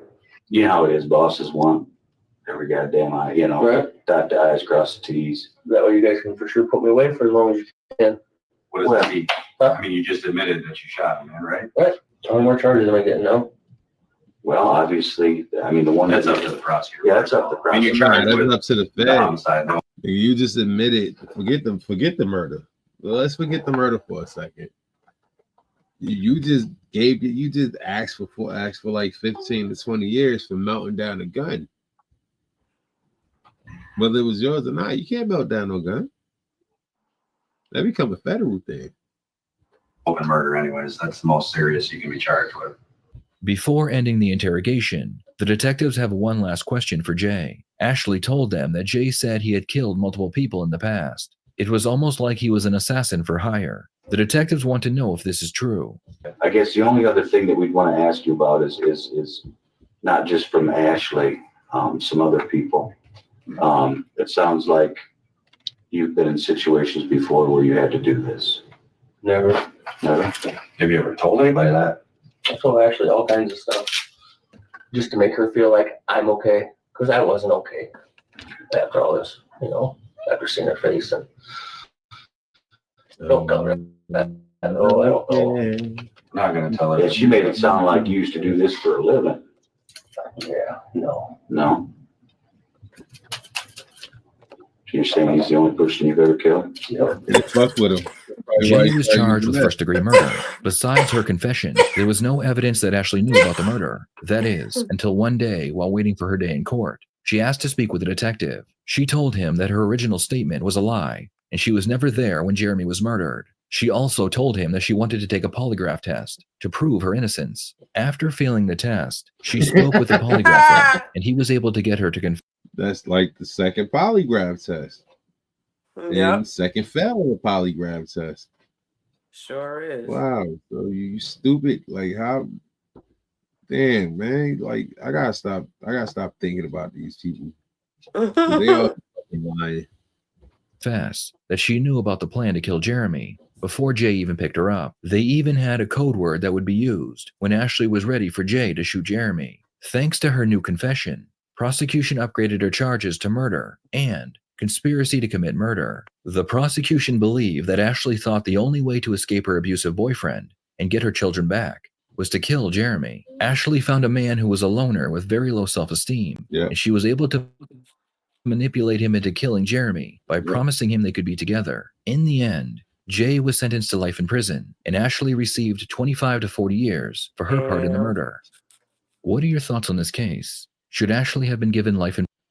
Yes, I think Ashley should have been given. Well, she got 25 to 40, so that's kind of life. The way they she'll do that probably is, die in there. nah, hell no. She ain't that old. No, but when she hits 60. Yeah, she ain't that old. She old. Yeah, but not that old. She old, but not old.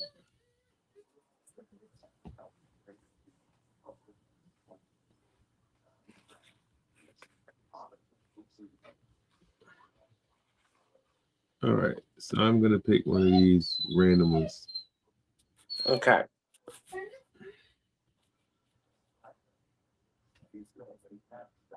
Whichever one stands out the most. I'm looking.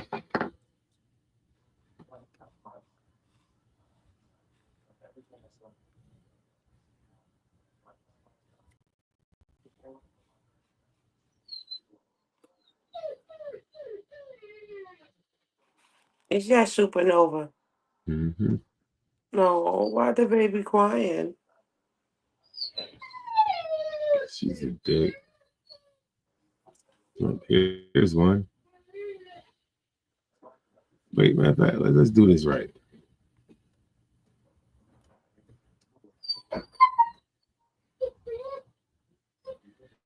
No.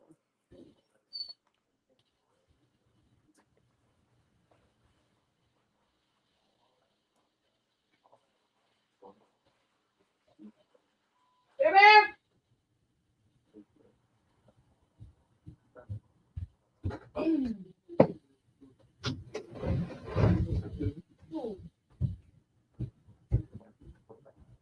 That looks like a good one. On June 14, on Sheridan Road, the officer arrived just 6 minutes after receiving the call, but the scene before him was already a mess. The black Cadillac she was driving had crashed head-on into a parked vehicle. What had caused a 19-year-old girl to lose control and cause such a serious accident at 3 a.m.? Hello? Drinking? Can I talk to you? Yeah. What happened? I don't know, I guess. Go ahead. Which way were you coming Alcohol fucked me up. Okay, what's your first name? Boardman. No. Oh, Do that's you have your Boardman, license on Ohio. you? I was about to say Boardman, Oregon, and you crashing? How fast were you going? I was going about 25. 25? Yes. It's impossible This to car was crash. parked in the street? Yes. Are you hurting anyway? No, I'm okay. Okay. 27. You want to break for a Pennsylvania ID? Here's your license back. Thank you so much. Do you have anything to drink tonight? No, I'm okay. Wow. No. Did you have anything to drink tonight? Just one drink. One drink, what was that? This bitch said no. I'm okay, thank you. No, I'm okay. Thank you. No. Did you have anything to drink tonight? Just one drink. One drink, what was that? It was just. You had a shot? Yes. Okay. Copy. What was the alcohol? It was just one shot of alcohol. What kind of alcohol? It was just a shot of Jameson. Jameson. Okay. You do have some scratches all over your face. Do you want an ambulance to come check you out? I'm fine, thank Looks like you got hit with the airbag. Yes, I did get hit with the airbag, but I'm fine. Okay. Can you smile for me? I don't know if there's a little bit of blood on your teeth. Yeah, it looks like you have a bloody lip. I'm fine. Okay. I don't need an ambulance, thank you. Okay. How long ago did you have a drink? Probably like 40 minutes ago. About 40 minutes ago? Yes. Where was that at? Like, how far were you traveling? Probably like 40 minutes ago. 40 minutes ago where? I was probably on, I don't know what the street is called. The board. I don't know what the main street of Boardman is. I'm not from the area. Okay. I'm going to be honest with you. I'm going to have you go through some field sobriety. Are you sure you don't want an ambulance to come check you out before we do that? Okay. Just I promise you, I'm okay. I'll be honest, you have like a bloody lip, you have scratches all over your chest. I just want to make sure you didn't have any injuries. I'm fine. I'm okay. Can I have your phone real quick? We're just going to set it down real quick. I have it. I'm fine. You put it in your pocket? Yes, I'll put it in my pocket. You have anything else in your pocket that's going to poke or stick me? No. All right, go ahead and turn around real quick for me so I can check. When faced with the officer's questions, the girl's calm quickly disappeared. Instead of a clear explanation, all she gave were fragmented answers. That hesitation revealed everything. In the end, the young woman had to admit something and perform a field sobriety test right there on the spot. Now, have you look at the tip of my pen? Do you have contacts or any glasses? I have contacts in. You have contacts in? Yes. Okay. Anyway, this is going to prevent you from staring at the pen. It shouldn't, but I have a lazy eye, just letting you know. Okay, which eye is that in? That is in the left eye. Your left eye? Yes. Okay. Go ahead and look at the tip of my pen real quick. Look at my pen, not my light. Yeah. Only moving your eyes. Don't move your head. Just look at the pen, okay? Okay. She can't even stand up straight. What the hell? My bad. Look. I know that wobble. Yeah, try to focus on the pen for me. A bottle of Jameson.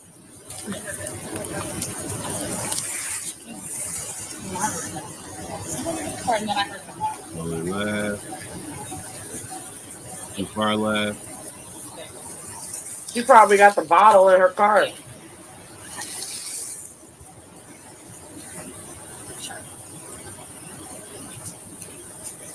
Here, look at the pen for me. See what she doing? Yep. She anticipating where it's going. Like she's like the way she, but I noticed every time the officer take it way far right, she just stopped looking at it far right and look at it like, really? Follow the pen. Right, it's gotten sad.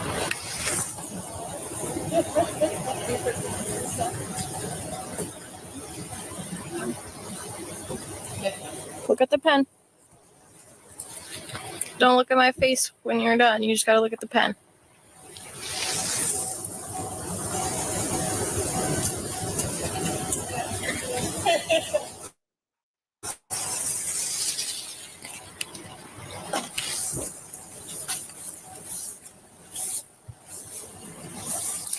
Did you have anything to smoke or other than just drinking tonight? No. You didn't have anything else? You didn't take anything? Smoke or drink. Well, you just said you had something to drink. Jameson. Yes, but I didn't have anything to smoke. Okay. You didn't take anything? No. Code 6. You can log field sobriety. Where is it? Okay. Next thing I'm going to have you do you have any injuries to your legs that you can't walk for me? No, I'm okay. Okay. And you're sure you didn't get injured in the... Did you see it? I saw it. Like, I saw it. Like, what the fuck She you mean? stumbled forward. The car? I'm fine. Okay. Now have you turn around and face that way for me? All right. Imagine an imaginary line right here, okay? Okay. I'm going to demonstrate for you. Just watch. And then if you have any questions for me, just interrupt me and I'll show you from there, okay? Yes, ma'am. All right. So you're going to start with your right foot in front of your left like this, okay? Just stay like that, right, with your hands down at your sides. You don't have to do it yet. Okay. Yep. Just stay like that. I'm just showing you what you're going to do. Just give her a breathalyzer. So you're going to have your right foot in front of your left, heel to toe. See where my feet are touching? Okay. Yes? Okay. You're going to take a series of 9 steps. I'm only going to show you 3, and then I'll show you how I want you to turn, okay? You're going to go 1, 2, 3. On your 9th step, you're going to take a series of small steps. And then go back 9 steps. 1, 2, 3. Count out loud. I'm going to step. What's that? On my next step, I'm going to step back. On your 9th step, you're going to take that series of small steps said, and go 9 back. Okay. You understand that, or you want me to show you? Yes, ma'am, I understand. Okay. Keep your hand. Hold on. I didn't tell you. If I tie my shoe first? Yeah, you can tie it just so you don't trip. Can you tie your shoe? Can you tie your shoe? Don't face plant.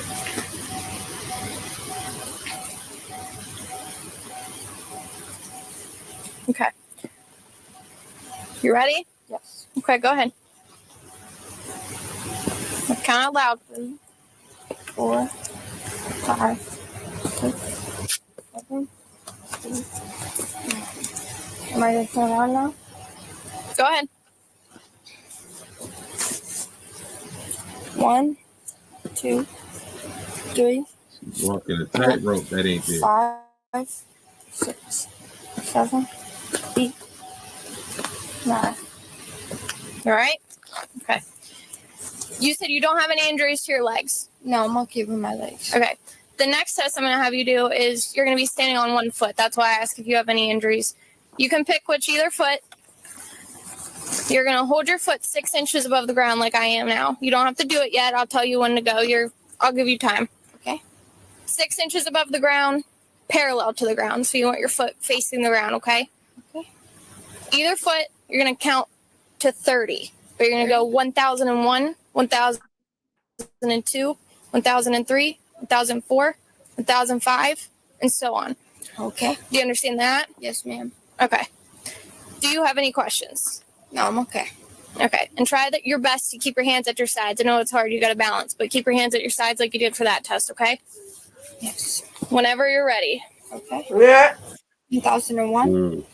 Oh, Yep, you all right? 1001. All right. Okay. I'm sorry. 1001. Just keep doing it. If you put your foot down, just continue. Okay. 1001, 1002, 1003, 1004, 1000. I don't even know if I can. 1004, 1005, 1006, 1007, 1008. Keep your hands at your sides, not behind your back. 1010, 1011, 1010. Okay, you're okay. You put your foot What? down. I don't want you to fall over. Hold on now. My count ain't that good now, but I know 10 don't come after 11.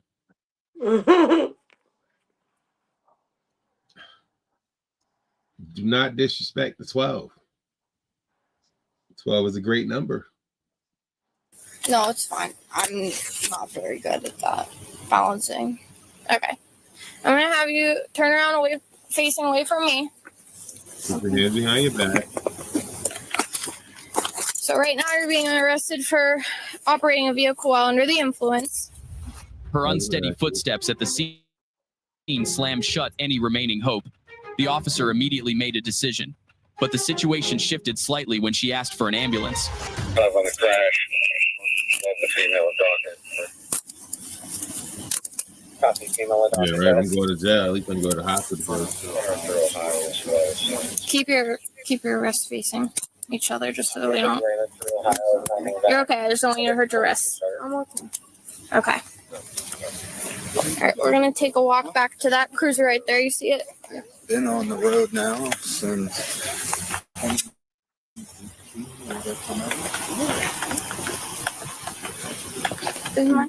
What's gonna happen with my car, ma'am? With your car?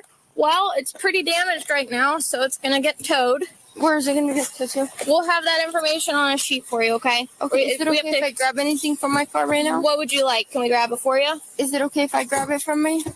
We'll have to grab it for you. Can we grab it? You have a purse or anything? Oop. Watch your step down the curb. Oop. Okay. Is it okay, ma'am, if I... We can't have you grab it, but what is it? What are you gonna bring me to, ma'am? So you're gonna go to the Boardman Police Department. Okay. We're gonna give you the option to take a test. We'll read you a form, and then you'll be released in maybe an hour or so. Okay. Okay. Do you have anybody that... Do you see the privilege? Yeah, huh? You see the privilege. You're gonna call. They're so deprived. No one that you can think of right now? Yeah. Okay. Where do you live at? I live in Ohio. What part of Ohio? Poland. You live in Poland? Is anyone home right now? I can call. Okay.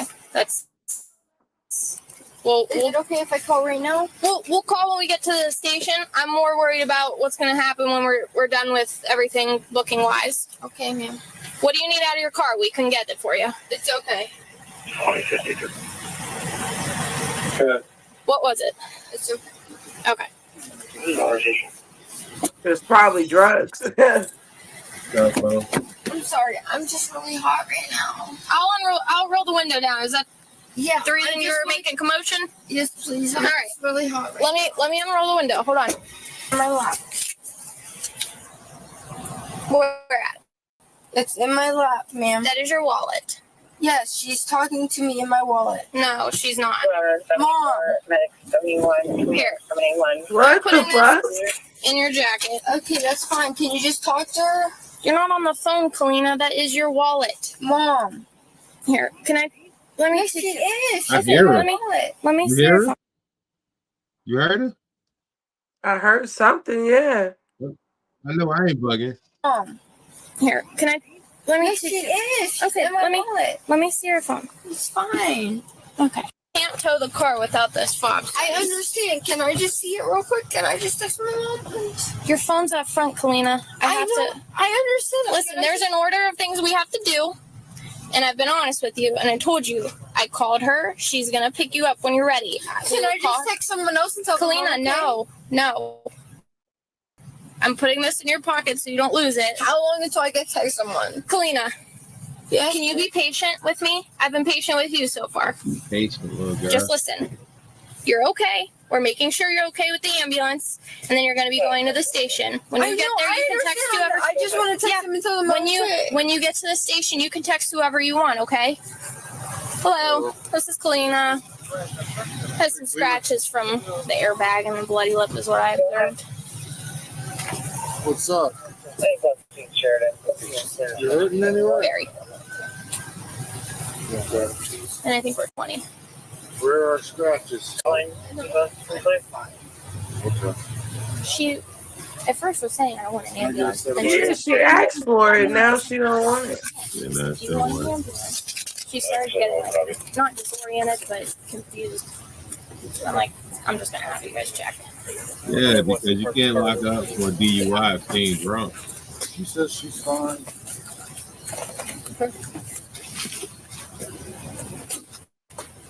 What's up? She. Yeah. Do you need your own cuff for her? Yeah. Okay. If you can get a set of right over here. Kalina, I'm taking your cuff off so they can treat you. Okay. It's going right back on when they're done. Okay. All right. I'm putting this up over your shoulder for a minute. Okay. I'm sorry. Kalina, I'm not yelling at you. It's okay. I'm telling you what I'm doing. Okay. It didn't sound like kind Just of like you give her my. yelling at it. Right. Right. Kinda Just give mother him this her. arm, okay? This.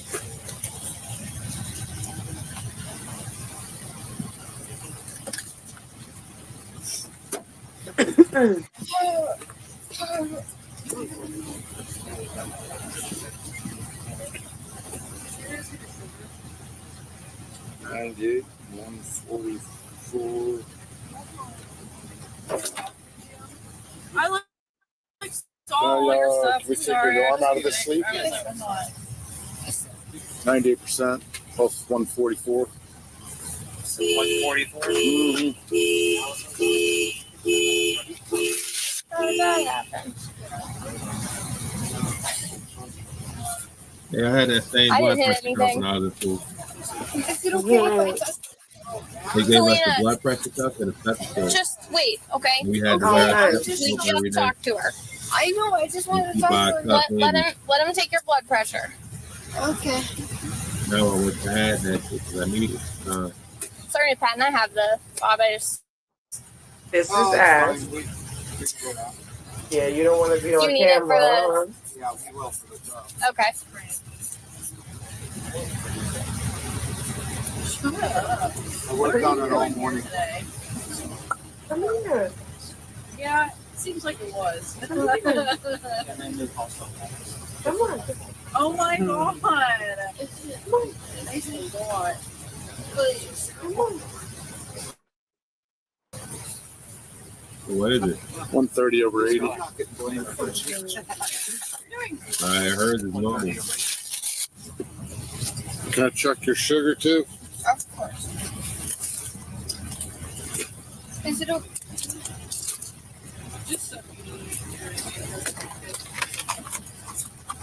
Am I in the way? No.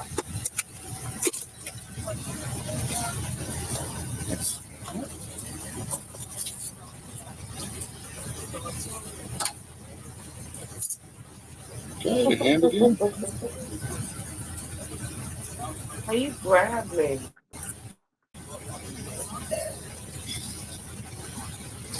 You ain't be too hard.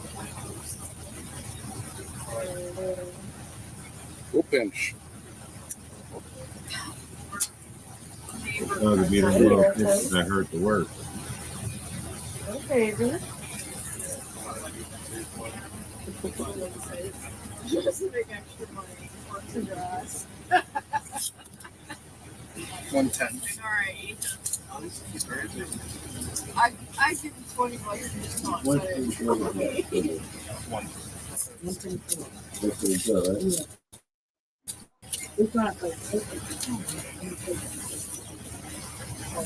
I've heard is 110. This also broke. Tiny had a shot of James. 130/80 is what the pressure was. Is it okay to rest on one? What? Is it okay to rest on one? Just rest your arm, yeah. Yes, ma'am. Honey, you want us to take you to the hospital? No, Yeah. I just want to know how long until my mother gets here. Okay, I'm just asking. I'm not mad. Did you hit your head or anything? You pass out? Okay. You hurt anywhere? Just some scratches on her chest from the airbag and a bloody lip. Airbag, bust the ass up. Is it still It's okay. Is it okay if I ask her how long? Kalina, just hold on. They're trying to make sure you're okay medically. They don't have a time frame. Okay. Okay? Did you hit your head at all? No. Yeah.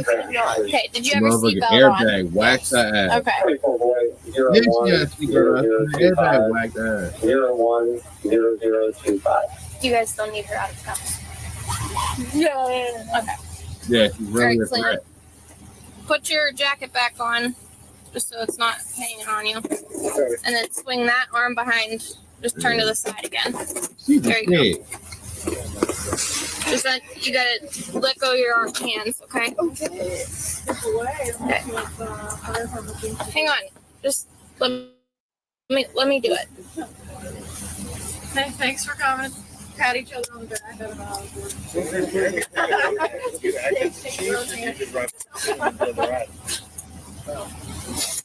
Kalina, you're okay. Okay. All right.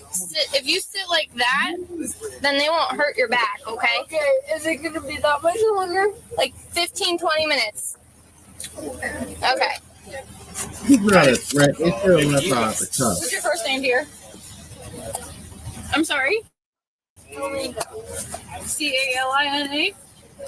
Okay, how do I spell your last name? NERTI. NERTI? Yes. Okay. What's your home address, dear?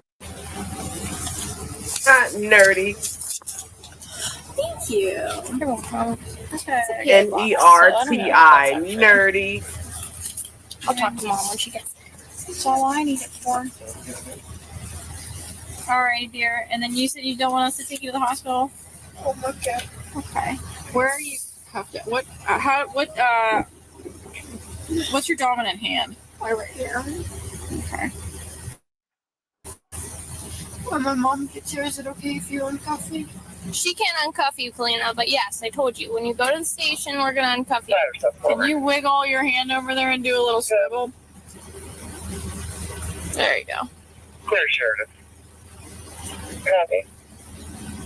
Perfect. Let's just release the liability. I'm just gonna grab you as a witness if I can. Am I allowed?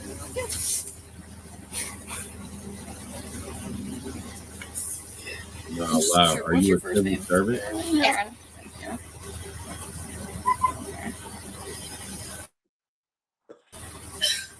Awesome. All good?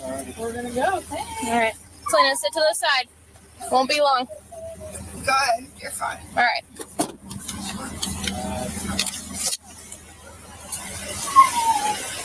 Kind of feel bad. I kind of feel bad for him.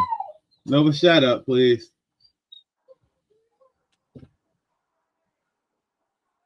But yeah, I kind of feel bad for the little girl. Yeah, I made a couple of Did bad she tell you? choices. Oh, I'm sorry. Are you on a mission? No, I'm just handing this over because I had to tell you what she did. Thank you much. She hit this parked car, and they saw it and came out. Oh. And, I mean, you could smell her as soon as I walked up to her and I asked her, like, "Do you have a drink?" She said she had one shot. Okay. But she definitely had more than that. She's 20. Does she have it in the car with her? No.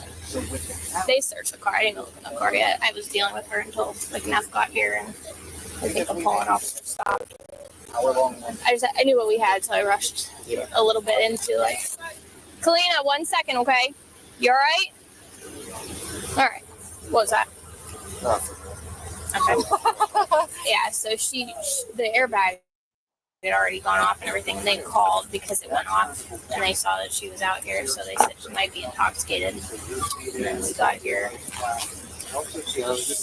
slurring like. Any extracurriculars or just alcohol? Well, I asked her, I said, "Did you smoke anything on top of drinking?" Because I got her to admit at least one shot. Yeah. When I did the HGN, I'm like, "You sure you didn't smoke anything?" And she said, "No." But I think that's right. She might work at Twin Peaks. I think she just She's a bad girl. participated there. She's a bad girl. Hip on the one pocket. I don't know if it's her. The little license wallet. I don't know. Yeah, that's all I saw. Okay. Kalina, what was your question? Yeah, we fucking go. You are That's sitting up. Yeah, you're buckled. You can sit however you want.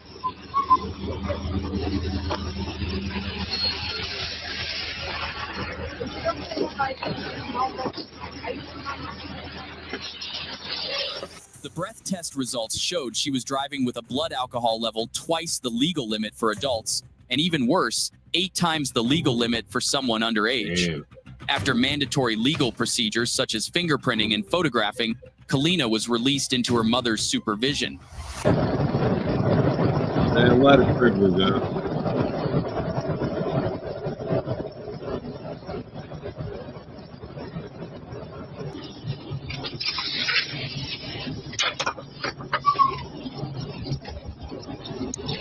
$20.71.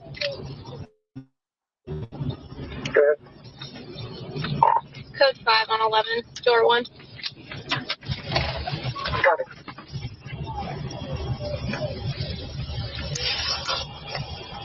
2059. Good. The Boardman Police Department always running something out. What y'all got to hide?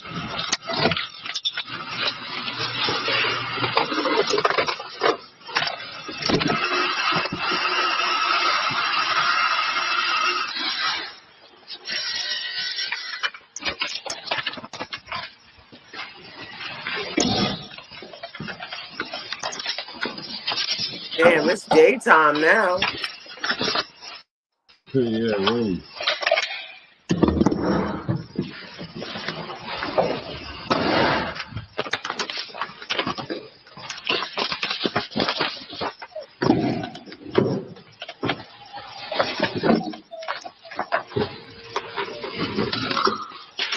You done sobered up by the time they got there. Okay. Why are you spitting? Did you take something? Okay. You have white spit all over you. Okay, I just don't like this taste in my mouth. Taste of what? Spit. Okay. You did not take anything. No. No drugs or anything like that to make you be No. foaming at the mouth. No. He wanted some water, needed water. Because now you have to sit there with spit on you. No. No. I did not take anything. Step out of the vehicle. Do you think that's appropriate to be spitting in the vehicle when you're 19 years old? No. Okay. Just stand face that wall. Walk up this ramp.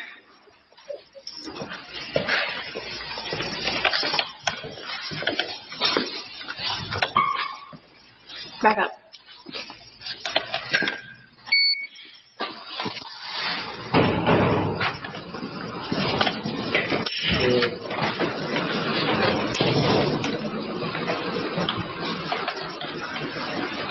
Go and stand face that bench.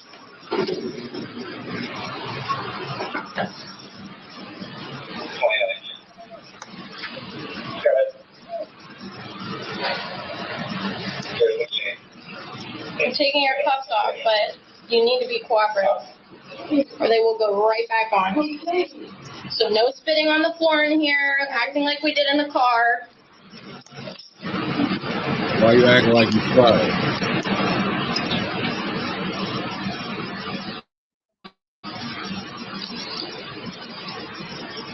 See that? That's some shit that kids do. Yeah. Spitting on the floor and shit. Well, be ashamed of yourself. Sit down on the bench.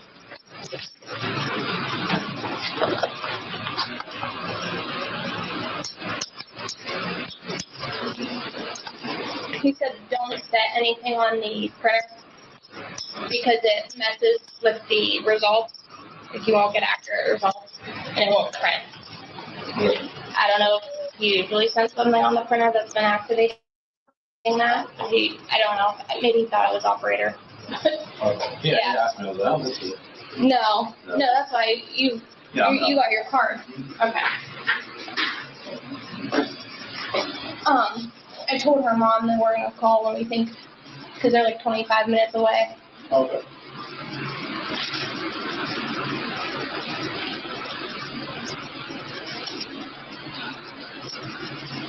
Am I okay to read this now? Yeah, you can really talk through. Okay. Get locked in. What's your first name? No. Alina? All right. She's going to be reading you some stuff on the back of this piece of paper, okay? She's going to use this and read it on and on.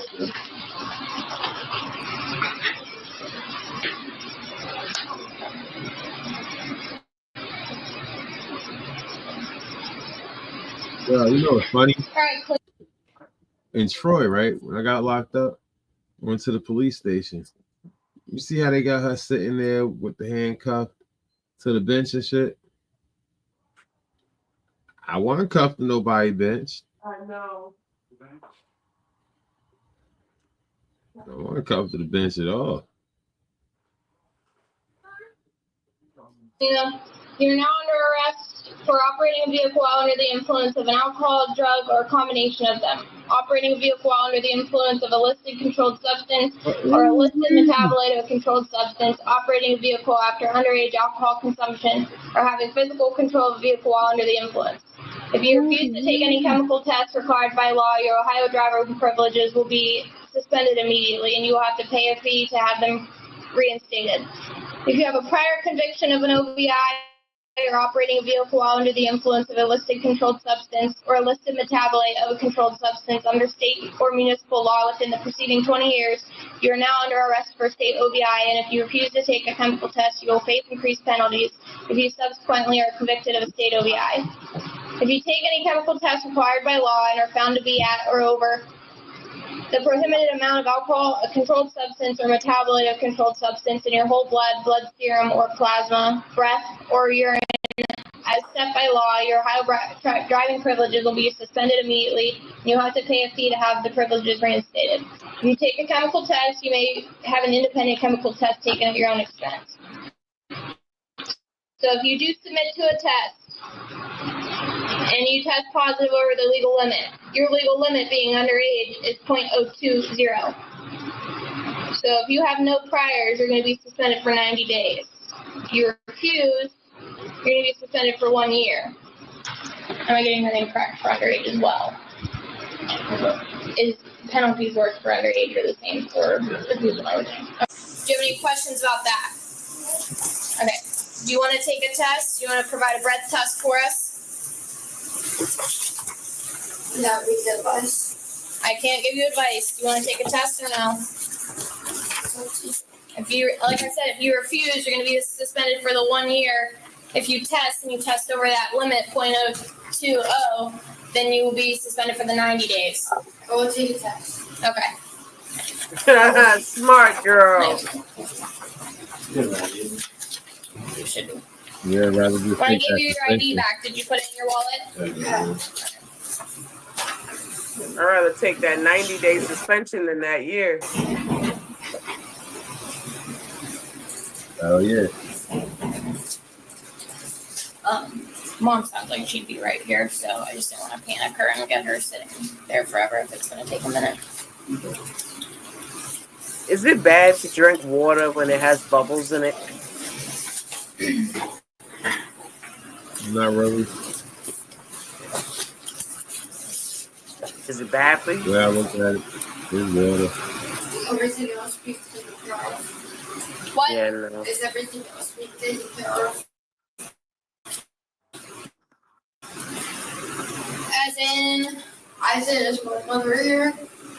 we'll call her when you're ready. You're not ready to leave yet. Whenever I finish with my paperwork, will I be ready? Yep. And you want to take a test, so he has to operate that test, and then I have to fingerprint, photograph, and do paperwork, so you have to be patient. Yes, you have to be patient.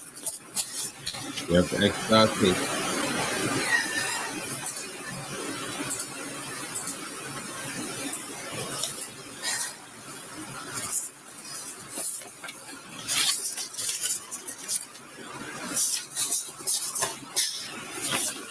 All right, so we ain't getting nothing outside of that. Yeah, they just gonna See what else? arrest whatever they make her do the Ooh, breathalyzer and let's watch this restoration. Quick 22-minute restoration.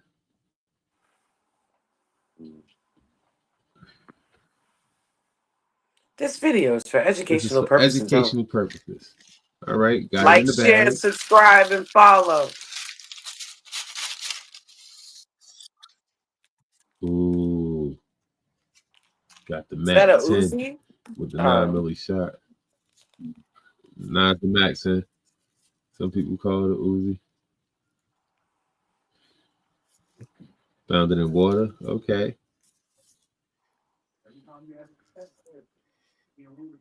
It's got a body or two on it.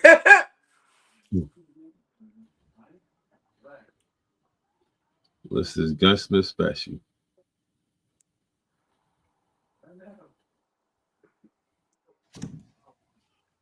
We got roaches. What the hell? It's lubricating oil, but why you got roaches though? No, I saw that little thing crawling.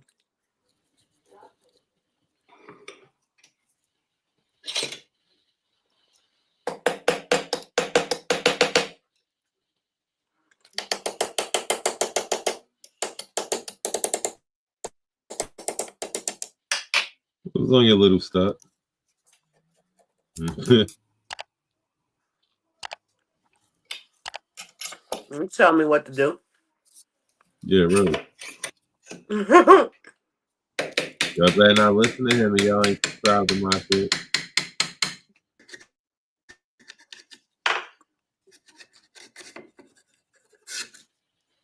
This is so interesting. It really is. How dirty that is, though. I know. Really dirty. It's more rusted. It's rusty. Rust and dirt and grime. You should have used like some WD-40.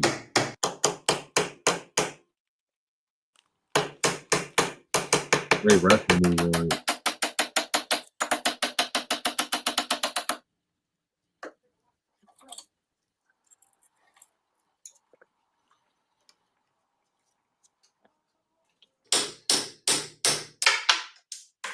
Come on, man. You lose this shit, bro. All right, you got it.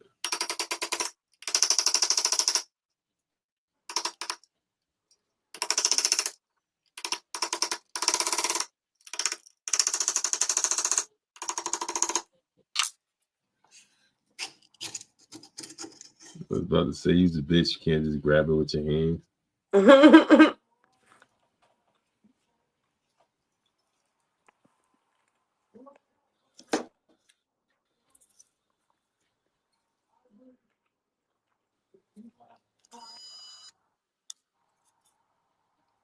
Stop moving with your shaky ass hands.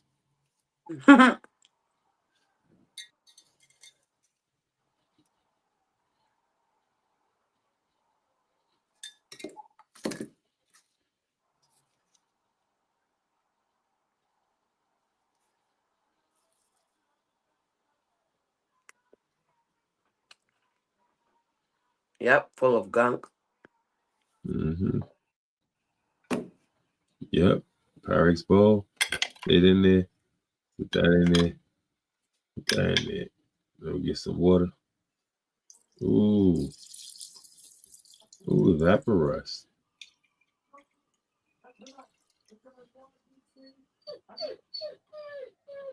So we let it sit there for a day. And it takes, ooh, it's pretty. Wow. It's amazing.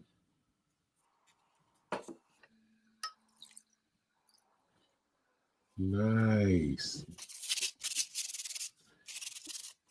That's it.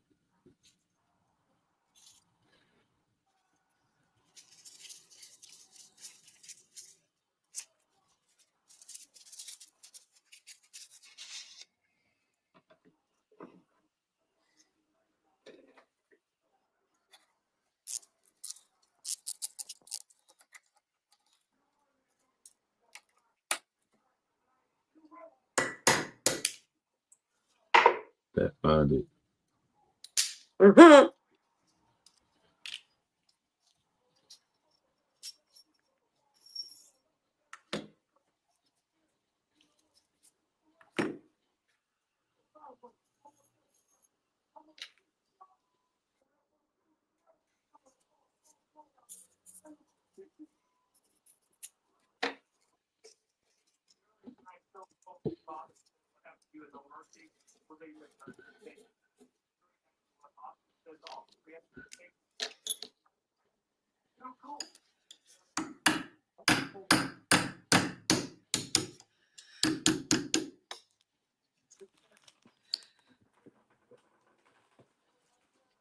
If you listen really closely, the hammer is talking to you.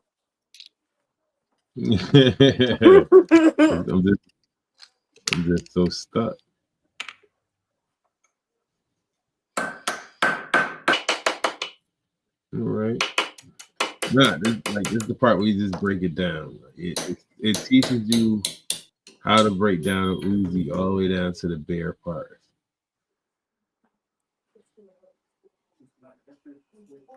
The Mac 10. Oh, yep. Get that handle off.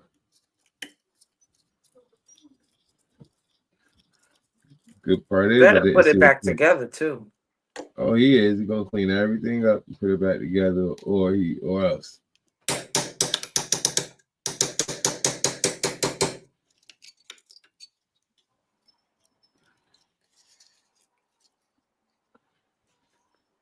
Damn.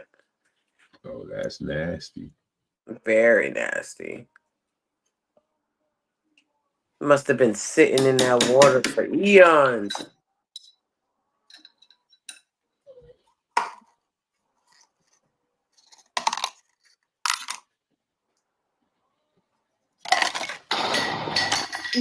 Yeah. He said not pee. I bet you it is. I bet you it is. Y'all get my dog in the background. She's going crazy over there.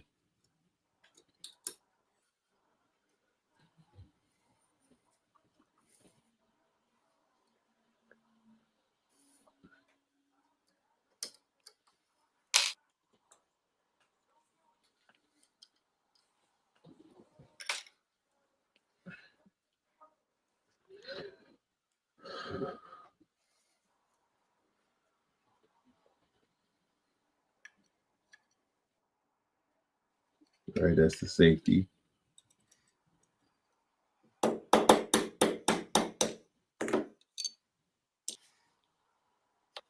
Pull that off. Yep. Push that in.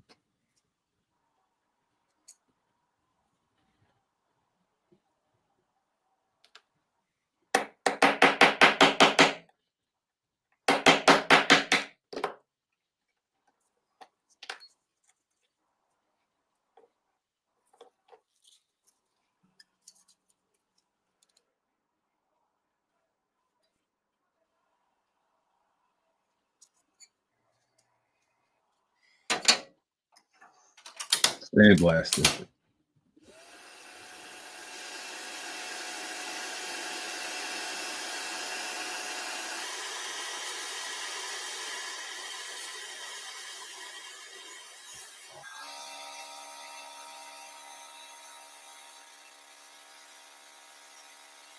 Sandblasting makes the rust go completely away. Mm-hmm. And it's not like it's spray painting it or nothing. It's stripping it down to the bare nothingness. Yep.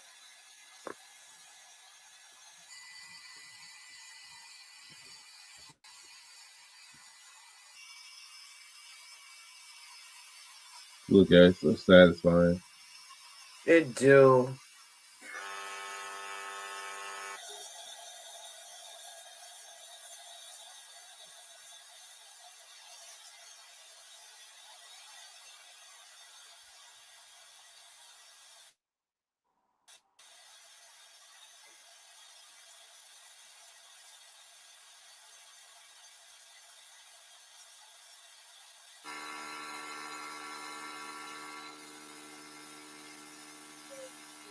That's called the sandblaster because it's really shooting sand.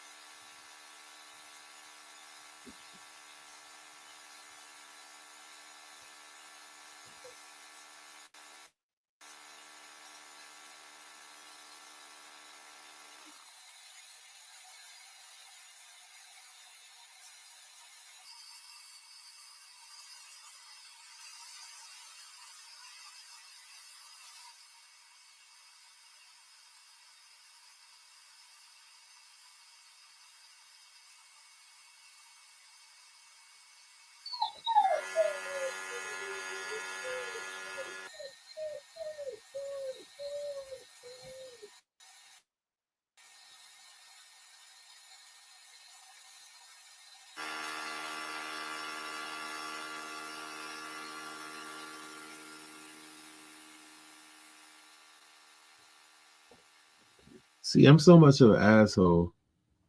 If I was doing that, I would spray paint, like I would powder coat it black. Mm-hmm. So it'll look like a toy because it'd be too shiny. Yeah.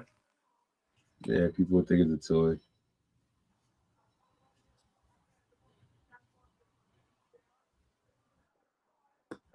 Nice, look good. Look like a giant piece of steel. But it's pitted, so you gotta put some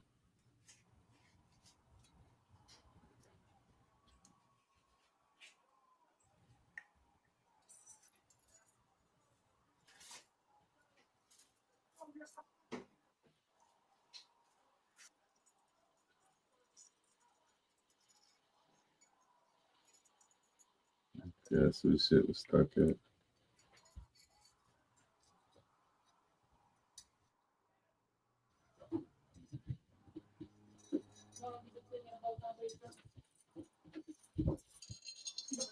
Okay. So what's he gonna do?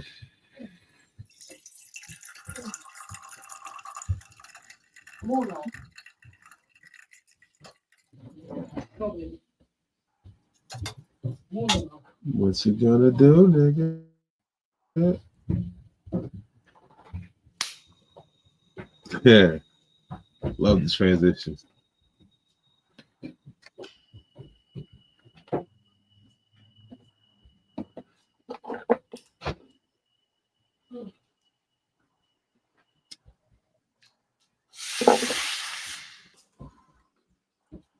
Okay, there's some shit called bluing. That turns the steel, the silver to black.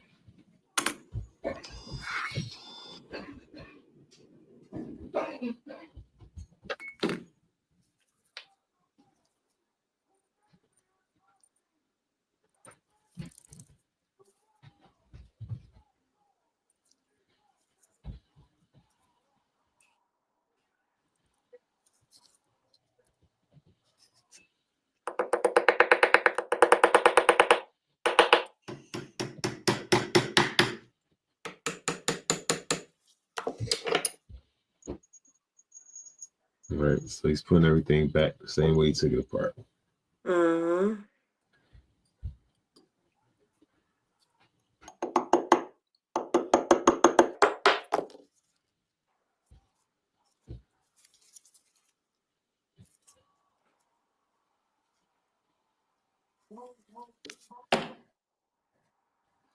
Oh, gotta create a fire thing? No, so it don't fire.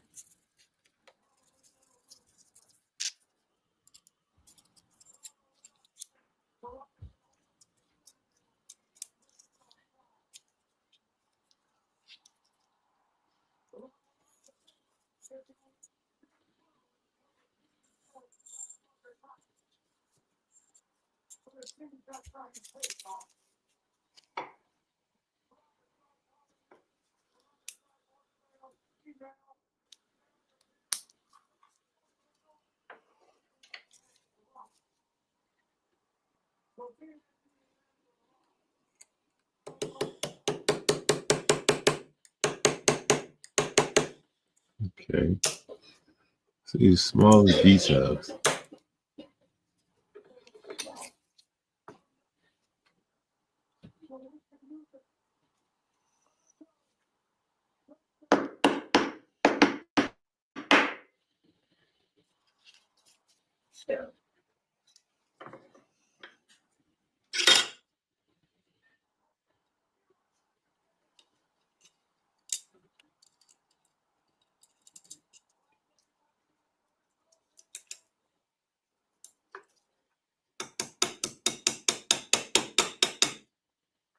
Ooh, that was a safety.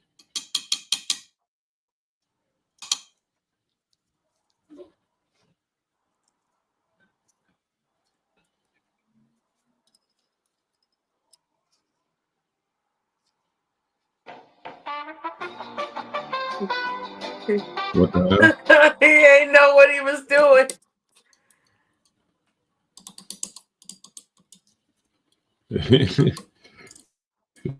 How you forget what the fuck you doing?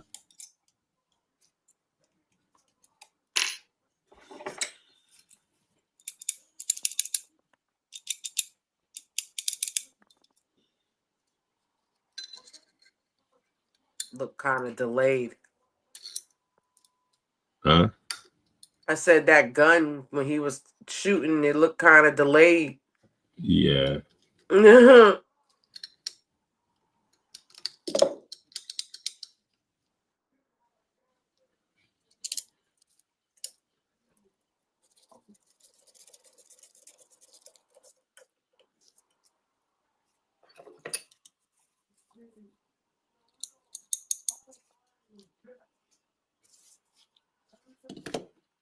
Starting to look like something again.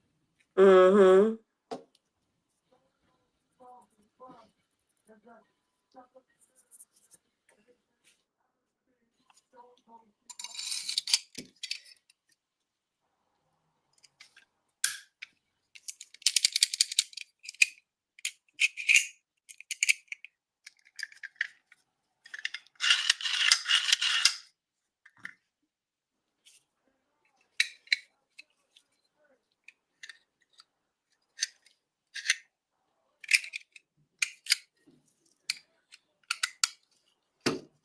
In my opinion, it's like one of the ugliest guns ever. Mm-hmm.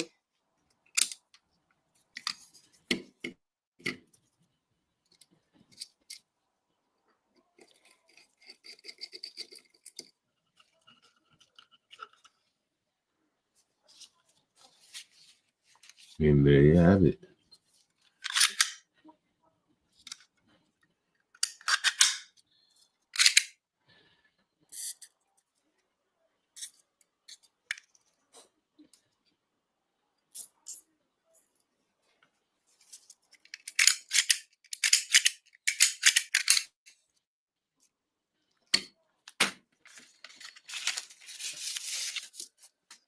Hey, we got him at.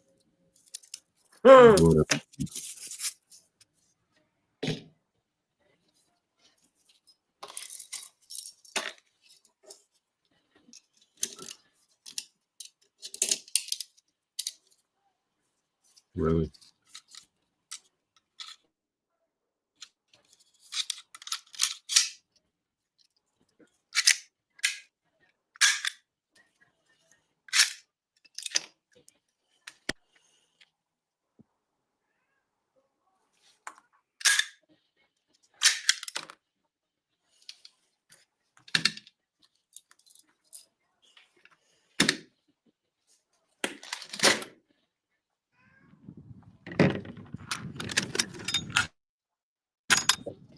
FYI, still for educational purposes only.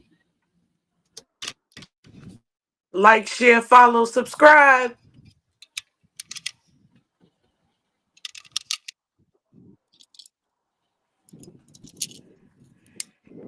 Yeah.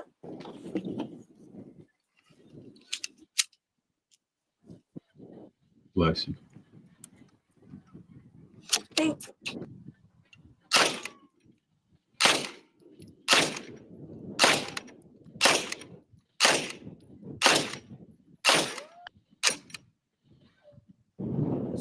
So after a successful test in the vise, we're going to try and run a full cycle through it, see how it performs. We have the 25 round capacity magazine. This one's a little bit special, it only holds 25 and lower, obviously.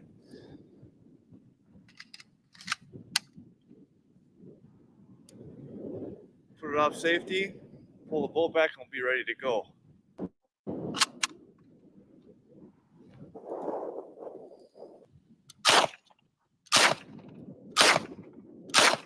Squeeze that shit. We'll hold it.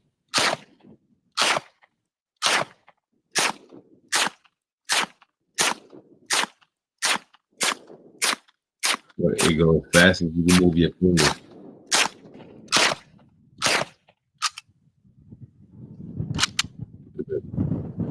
That's empty. Got 15 loaded up in the 25 capacity magazine. Let's see if I can hit the target a few times.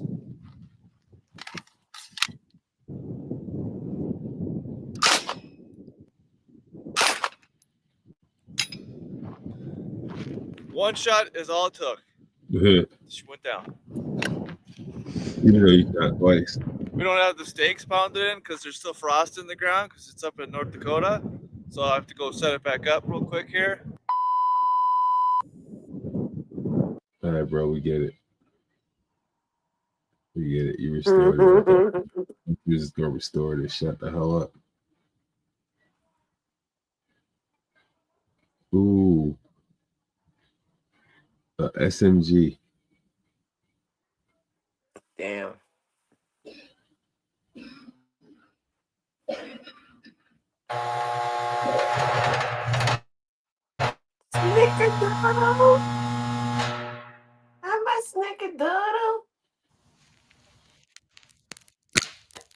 Ew.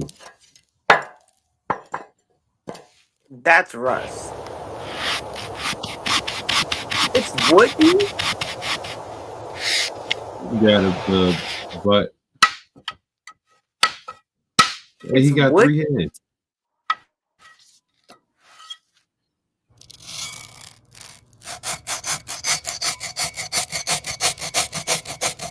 That's right. Uh-huh.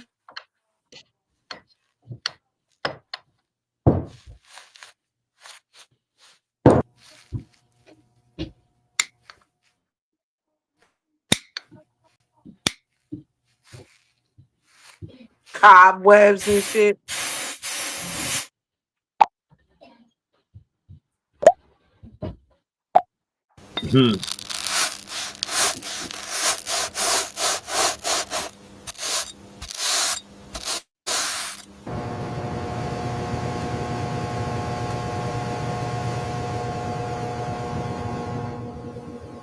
Okay, we're gonna start whacking.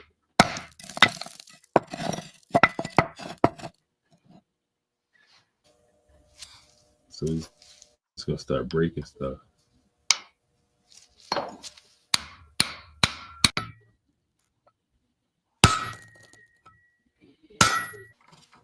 Is this AI? I have no idea.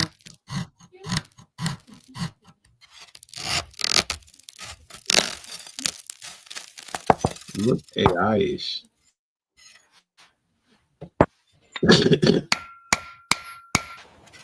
Well, the person is just really good with their camera.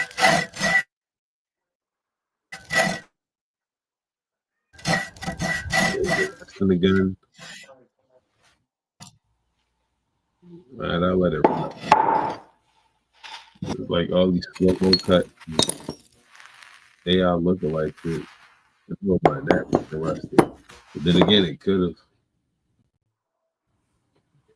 All right, let's get the cleaning.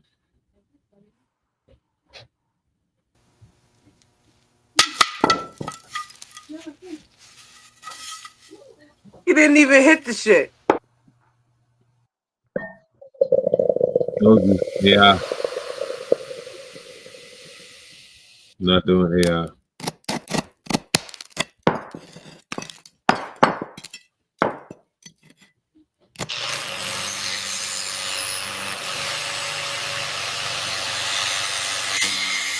All right, let's let's see who else is getting arrested today.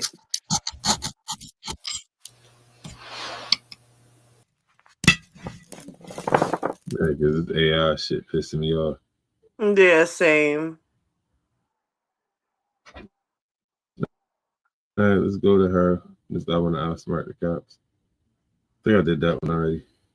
Not the one that tries to kill the cop and play victim for it. Like, wait, we just gonna plow past that?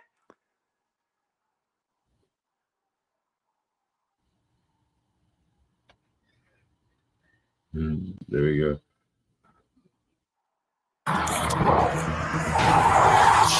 Holy shit. Why did you check out? My hand's broken. What? Dude, if he was 6 inches closer to me, I'd be dead right now. When an officer's routine traffic stop suddenly spirals into chaos. Wait. He said it. My hand is broken.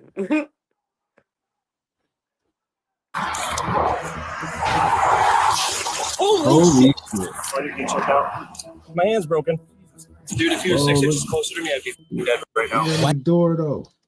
When an officer's routine traffic stop suddenly spirals into chaos, two conflicting versions of the crash emerge, leaving these officers scrambling to try and figure out what really happened that night. So you offered her a ride because she'd been drinking and she declined you. Yeah. I'm just putting it out there. You're not lying to me.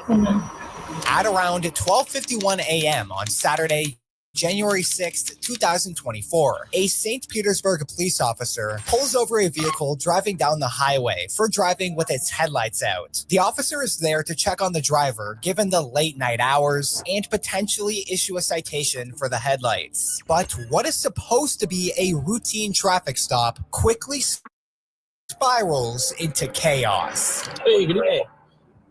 What's this? You put me on that. No, the phone. What's the phone thing you were showing me? Oh, okay. Yeah, do you have your license registration on you? So I'm Officer C. I stopped you because you're driving with your headlights off. Oh, yeah, I did. Yeah. So just letting you know why I stopped you. Is the car registered to you? Yes, sir. All right. No issues with the license registration as far as you're aware? Thank you so much. The car is registered to you? Yeah, I just got his car less than a month. Yeah, I saw the temp tag. All right. So what I'll do is I'll check it out. And I'm sorry, I had background with the traffic. Did you say the Tampa address is good? I'm in Tampa, but it's a different address. Okay. I'm just going to run the tag, see if it comes back. If there's any issues, I'll let you know. I just want to make sure everything's valid. All right. I'll get back with you. All right. Now that raises questions though. Like that raises questions. How far out was he? Holy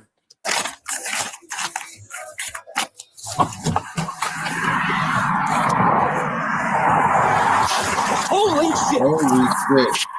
Tango 22. Can I get rescue out here on 375, please? I'm 10-4, but my cruiser was just hit by a car. And you kind of really far out. You can check out.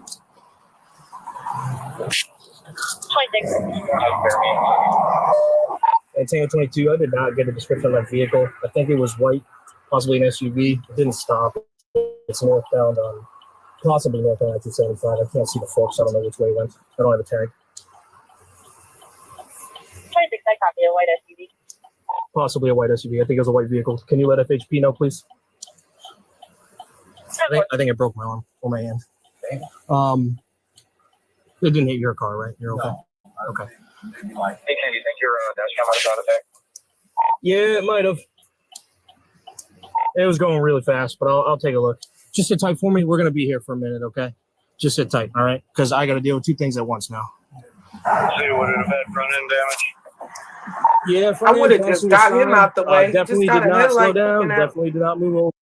I'm gonna take a look at the dash cam, see if I can get any sort of information to help you guys out. I'm surviving. My hand's broken. It's got to be, dude. He almost killed me. If he was like 6 inches closer, I'd be dead right now. Well, related to FHP, because I was too shocked. I don't, and I couldn't see if he made a north or southbound. You want to stand up on the side so I can check it for you? Yeah, if you don't mind. Hopefully you can review it. Yeah. Dude, if he was 6 inches closer to me, I'd be dead right now. Damn, that car door is What ridiculous. door? What door? The one looking right there. That looked like a sardine can top. Anchovy. I am okay.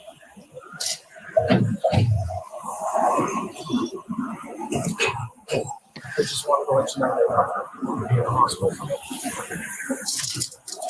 Some guy almost killed me on the interstate, so I'm a little shook up. I think he broke my hand. I got a cat back. But I'm okay, so I just want to let you know I'm okay. All right? Let me get a picture of your hand real quick before. Yeah, man. Here, let me get an overall real quick. Possibly a white Camry, 2010-ish model. Sorry, buddy. I was just shook up. No, you're good, man. I'm just, I'm glad you're okay. Wait till you see that footage, bro. I'm just glad to be alive. That was some scary. He almost killed me, bro. The following morning, St. Petersburg officers were able to locate the owner of the car by rewatching the dashcam footage of the crash and running the plates seen on the vehicle. The tags returned to the driver, identified as 24-year-old Mackenzie Deaton, whose address indicated that she happened to live in the immediate area. Hours later, officers decided it was time to pay her a visit.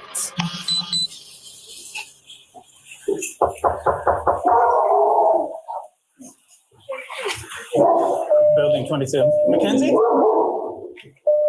Hi, can you come talk to us real quick? Hi. Hey there. We found your vehicle. Can you come down here and talk with us?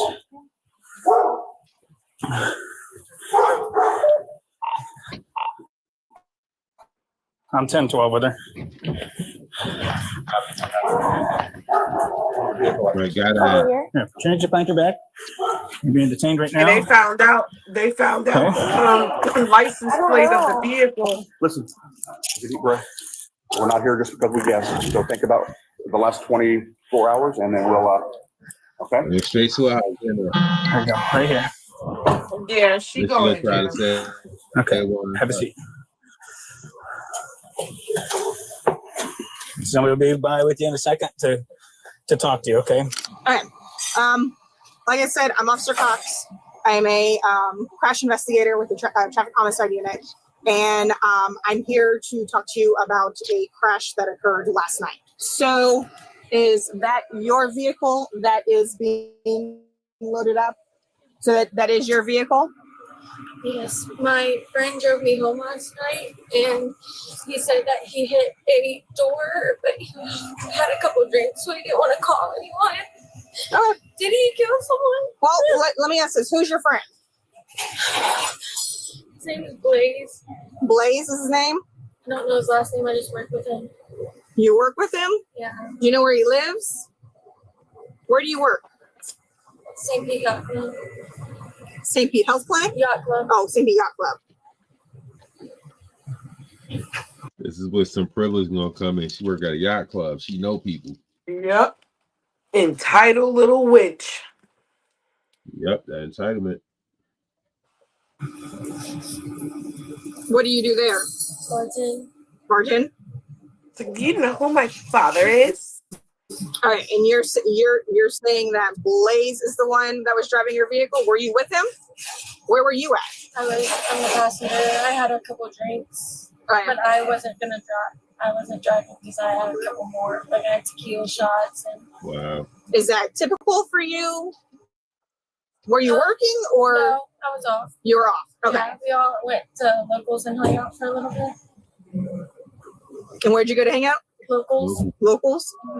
Do you know anything about him? No, don't hang out with him much. We all just went over there and we came back to my house. See how irresponsible that is? Don't know him that much. But you give him your car. Put your life in his hand.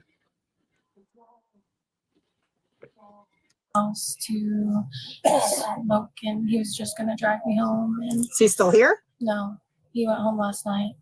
What time? I'm like 2 or 3. He left in an Uber. Kind of going back to when the crash happened, you said that where were you at in the vehicle? Front or rear? Front. Okay. And I wasn't really paying attention. He said, "Oh, did I just hit the door?" And we talked about it, and he said he had been drinking, so he was just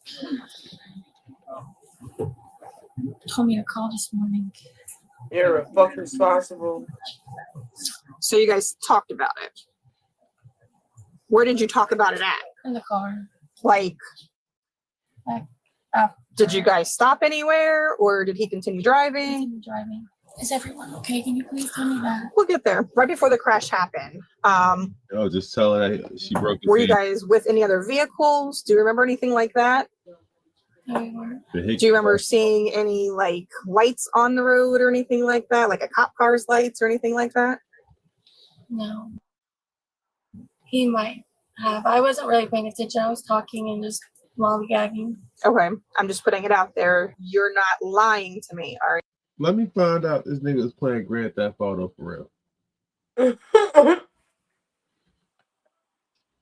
If he is, he is. That's some shit I do. That's some shit I do if I see the cops playing Grand Theft Auto. You getting in the car, I'm gonna whack your ass. When? Automatic 3 stars. Then get away real fast. And you were the one that was driving when you should not have been? Because if I find out, there's going to be an even greater penalty. Yeah, it's called perjury. So I need you to be like completely honest with me. Are you blaming it on this Blaze person because you're scared, or were you actually the one driving? Which one is it? I'm blaming because I'm scared. Okay, so let's talk. Okay, so let's take a deep breath. Let's take a deep breath. Take a deep breath for me, okay? road. No, please don't throw up, okay? You're gonna give me a warning before you throw up because I don't do throw up. Okay, so just take a deep breath. Okay, and let's start all over. Okay. I'm so sorry for lying. Okay, so let's start all over. Okay. Okay, I'm Officer Cox. You're Mackenzie. What happened last night, Mackenzie? I had a few drinks. Where were you actually at? Locals. Okay, so you were at Yes, Locals. we were all there as a group. Okay. I left. He was coming to my house. He was following me. What was he driving? A blue Audi. He was driving a blue Audi? And this Blaze person, correct? Yes. Do you actually know him? Yes. Okay. See, I'm just going to give you a friendly advice. The truth is always the best way to go. I'm sure your mom probably instilled that, or your parents, or whoever raised you, is the truth is always the best way to go. Her parents also failed because the first thing you do is ask for a lawyer. You don't talk to them. You ask for a lawyer. You know you done did some shit. You ask for a lawyer. Especially if you know you're going to jail.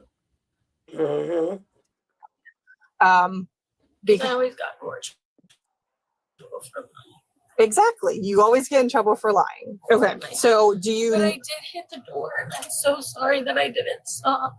Take a deep breath for me. Okay. I'm so scared. Just take a deep breath. I'll tell you now. Did you happen to see that it was red and blue lights and all that stuff? And that it was a cop that was stopped on the side of the road conducting a traffic stop? Yes, you did.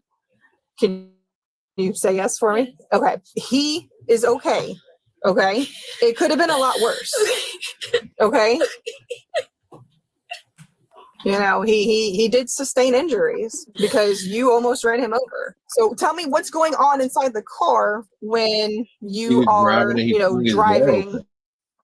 I don't know. I just remember his door was open, and I just remember going past, like, scraping the door. That's all I remember. Okay. And then I didn't know if it was. I was so scared. I didn't know if it was. But take a deep breath for me, okay? So I just came home, and he did tell me to call in the morning. He's like, "You're gonna have to call in the morning." I was like, "I know. I just don't know what to say or do." Or okay, just hang tight for me for a minute. Thank you. After breaking through Mackenzie's mask of lies, the officers managed to slowly piece together what happened that night leading up to the crash. Like, if you look, he just hopped out the car. He didn't look. And it was the blue Audi. It wasn't the white car. Oh, she's protecting him. Maybe she was driving Consequently, maybe she was driving the Audi. They just showed. Okay, go ahead. Officers now locate her co-worker Blaze to try and find out what really happened that Saturday. Hello, Blaze. Hello. Hey, I'm Officer Cox. I know you kind of just might have just woke up. I just had a couple questions to ask you regarding a crash that you might have been witness to. Yeah. Do you have time to talk to me? Are you mom? All right. Where were you guys coming from? So everyone went out. Who's everyone? Well, just like a few coworkers. I can't remember exactly who, but so we went from. It was yesterday. You can't remember what coworker you was with? They were already out. I had just got off, so I went to. Do you remember what time it was at? I'll say maybe about 10 o'clock. About 10. Okay. So everyone was off, and I wanted wings, so I went with them. And everyone just started leaving at the same time. And I offered her a ride home, and she was like... Is there a reason why you offered her a ride home? Well, because everyone was offering everyone a ride home. And is it because they were drinking or... People were drinking, okay. So I was just trying to look out. Nope. And she just wanted to drive her car home, so she had a car, I guess. So you offered her a ride because she had been drinking, and she declined you. Yeah. I am going to explain your charges. So it's going to be hit and run with serious bodily injury. And no, it's okay. I know, but I have to be able to tell you all of this. And nothing's changed from what you and I have been talking about for the last hour. The hit and run with serious bodily injury, the hit and run property damage. Do you have any questions for me? All right, these are all going to go with you. All right, got these. I appreciate your cooperation. You have been very cooperative and very patient with us also. If you ever find yourself in a situation where you get into a crash, just stop. You know, even I know that you said you had, you know, a few drinks. It is better, and you know, You get hit with the DUI. it's better for you to stop and make sure people are okay than to just continue to go.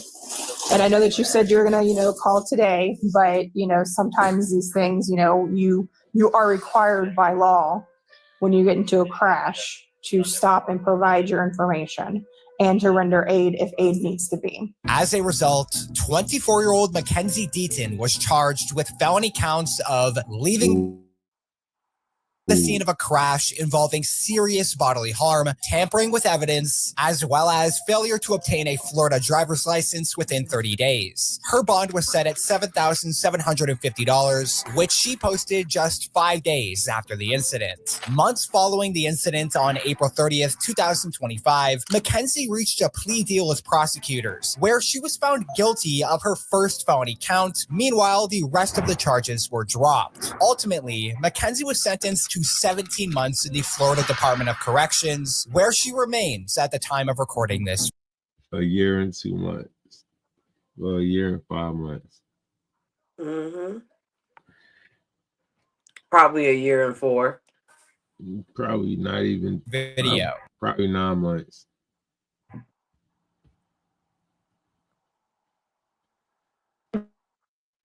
Bad man. I'm a bad person. They say a picture is worth 1,000 words, but picture perfect isn't always what it seems. Be a professional soldier and tell me right now what the happened. In this story, the only words you need to hear are the ones that come straight from the suspect's mouth. I didn't mean to hurt anybody.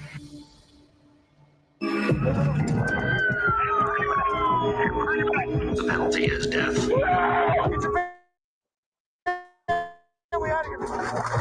Why me? I will have my attorney call you. Which one of that lady started talking? 17-year-old Danielle Ripien has been searching for love. Nah. I hate that lady. She always put a fat ass face on the shit.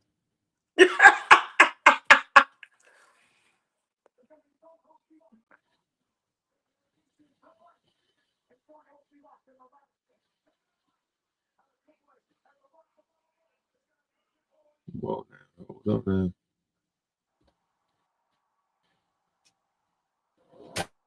Driving too fast, buddy.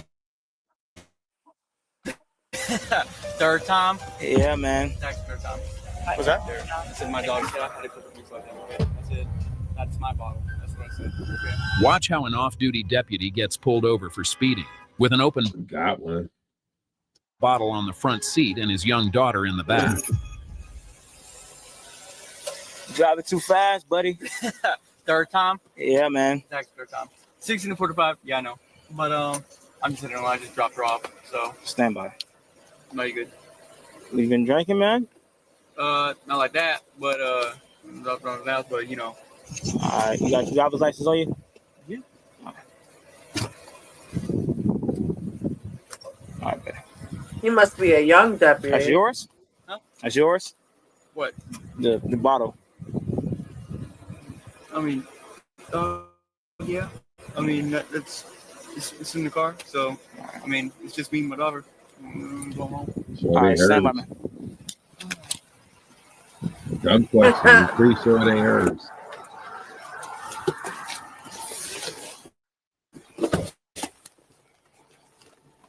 Hello? How you doing, Sarge? Good.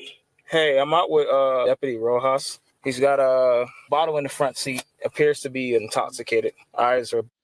All right, I'll get your rest now. All right, buddy.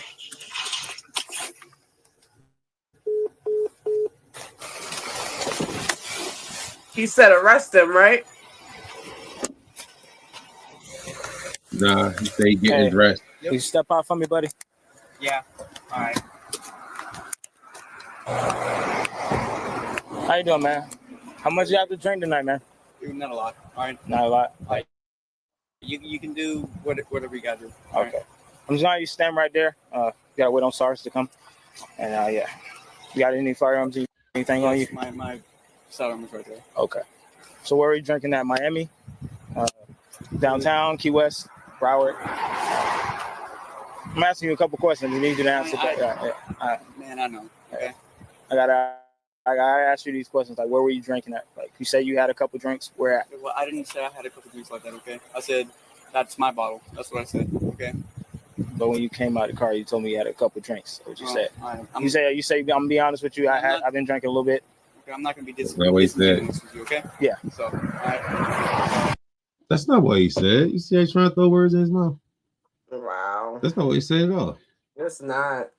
He said, how much you had to drink? He said, not that much. That's not saying a couple drinks, not that much. Right. Lying ass. It could be 1 cup. It could be a shot. That lean off. Okay. You stand with him? Yeah.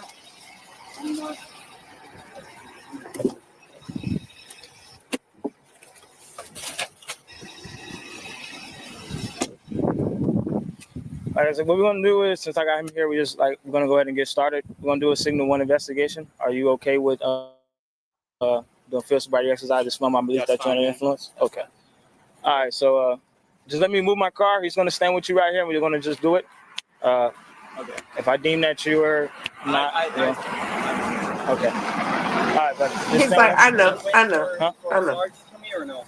Yeah, but I have backup, so I can go ahead and do the field sobriety exercise. When he come, then you'll have it still. I guess let's just move over here to this. 2115. You still got dabs left? Hope you practice. Read it to you like you're gonna stand right there. Yeah. Nope. All right, you just gonna stand with your hand by your side, feet right beside each other.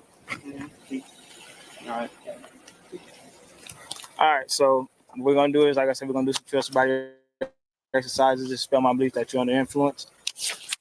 So the first one we're gonna do is, like I said, it's called HGN. What I'm gonna do is I'm gonna check your eyes. I'm just gonna ask you a couple questions before we get started, okay? Okay. All right. Are you sick or injured? No. All right, but do you have Are any you physical sick or defects? injured? The fuck? All right. Are you diabetic? No. All right. Are you a diabetic? Do you wear correct lenses, contacts, anything like that? 1201 hours. 20. Are you blind in either? Are you? Happy 441. All right. All right. So exactly what I'm going to do is, like I said, I just want you to follow the tip of my pen, top of the pen.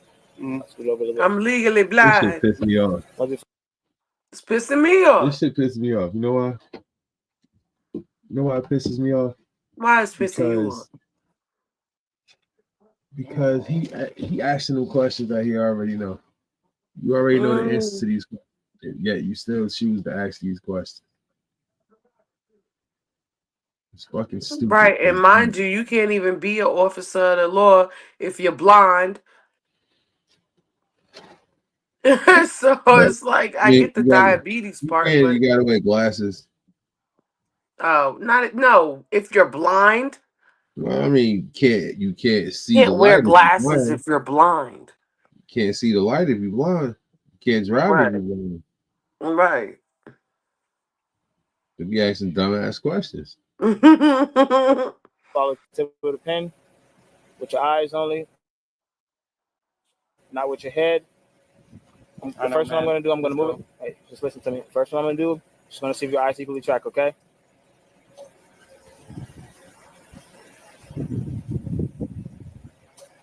All right, so at this point in time, like I said, you're going to follow the pen the whole way. Oh, that's why he black and he Not white. with your head, only with You your just eyes, want okay? to have that to say. I mean, if you taking the shit way outside of my So we're going to do the view, next exercise, okay? that's what I hate. When they What I'm take going to have you do is I'm going to have you stand on that line right here. Stand right here, bro. All right. Are you going to face this way, okay? Are you going to have both of your feet by your side? You're going to have your hands by your side. You're going to follow the direction that it's taking to, okay? I'm going to read it exactly from the paper so there's no mix up, okay? All right. Put your left foot on the line. Now let's put your right foot in front of you, okay? With your heel to the toe, okay? With your hands by your side, okay? All right, bro. We can begin. 1, 2, 3, 4, 5, 9. 1, 2, 3, 8, 9. See, that's kind of not fair. He's a deputy, so that means he had to do it for the sobriety testing too. Make other people do it. So it's only right that he passed, right? Because, like you say, you're not that drunk. I mean, So it we're gonna don't move on to the seem like last he lost exercise, his okay? balance to me. I'm gonna have you just stay right there, okay? Put At your all. feet by your side.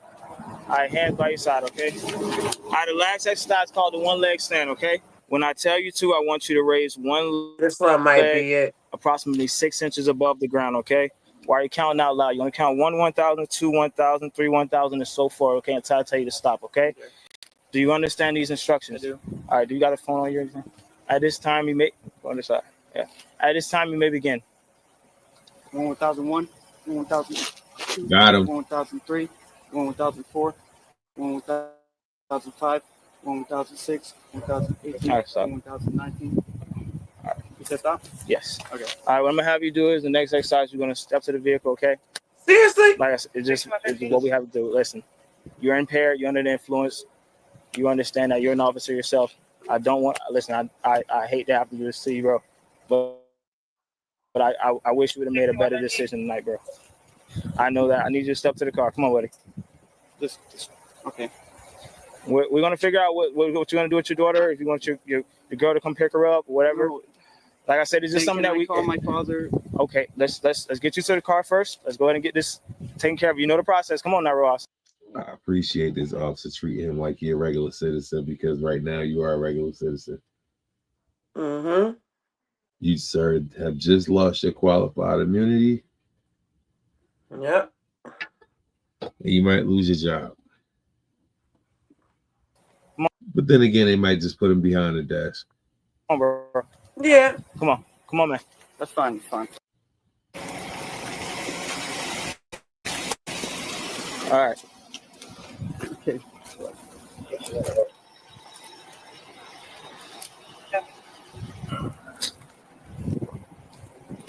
Ross, you had nobody that can come pick you up? No, I don't. If you would have told me, bro, I would have came and picked you up, bro. Seriously, like. I'm not saying. Just sit tight, bud. He's not even cussed, is he? Sweetie pie, you all right? Yeah, he's in cuffs.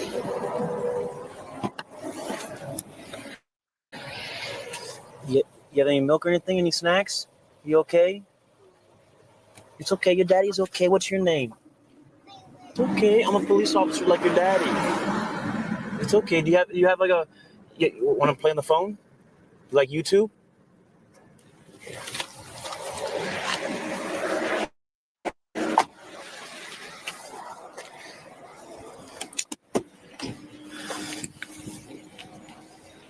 I'm sitting there, I'm doing my report, and then he comes past me.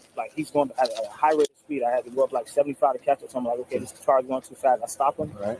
I come to the vehicle, like I'm talking to him, and I just Where were you back? You were back where? I was at 22 inside of the bus number. Okay, right there in the median. Okay, I got you. And I'm saying, he's coming past me going fast. He shook my car. That's how I looked up, and I was like, okay, I don't know. I know which car this is. I come up there. I'm like, okay, this is Ross. I know it's Ross.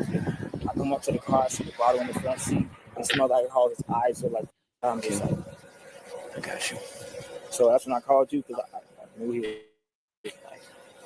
Got you. All right. Because Steele told me that he was driving home and that he was impaired and that was driving. Yeah, I remember y'all mentioned the station earlier. So that was what? So they were coming southbound? They was coming southbound, but it was somebody else driving him. It was his girlfriend or some shit. I remember they said that. Okay. It was a girl in the car at the time. Or this little girl in the car at the time. It was just him and his daughter in the car. No, I'm talking about on the way southbound. You know?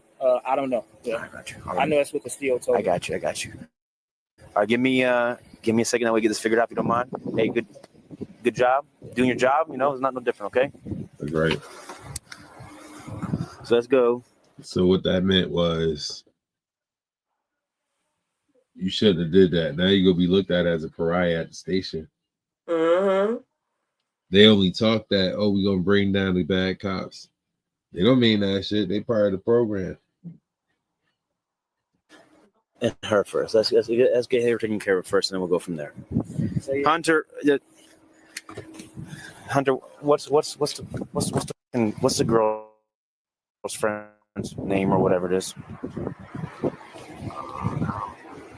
Okay, you have a number or no? All right.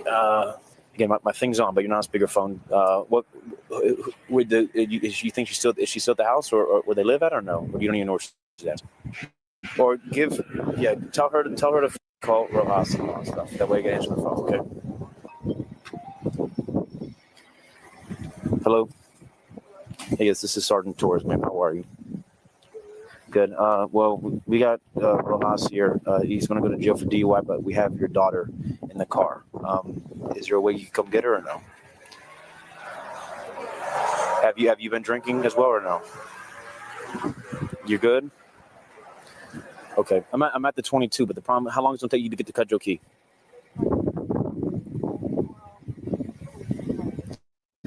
Okay. I'll sit by here. Thank you, bud. Bet she been drinking? Can I give her the phone to go on YouTube call until she gets up here? Who? Your little girl. Who's picking her up?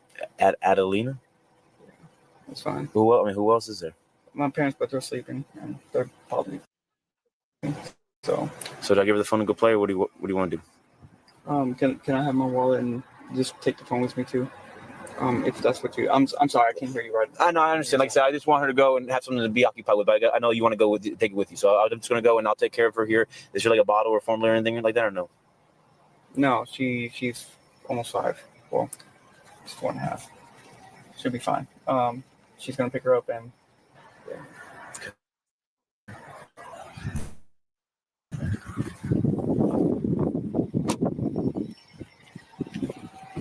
I'm gonna let him go and get someone to get the car. If you want to start going out with them, but we're gonna go and search the general area for other open containers and then there. So we got the bottle right there in plain view. We'll take that as evidence. He asked me to get his wallet and all that, so we'll just go and I guess he said it's the general constructive area he could go and reach to. You want to do this outside with the passenger?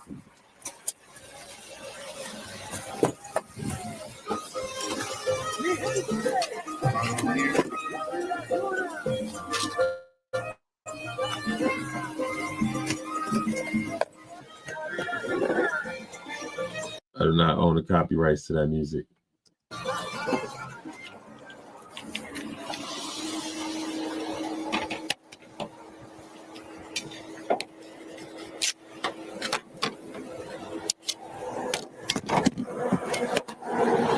Damn, how many guns he got?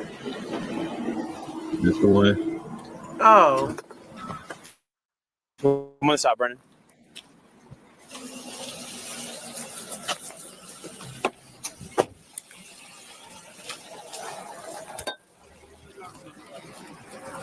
Oh, he found more bottles.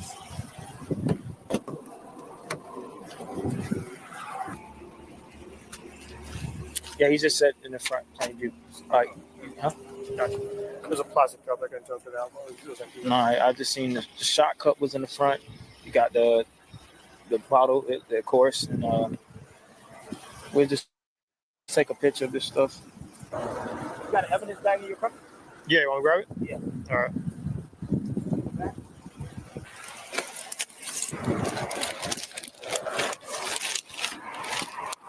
They really do this?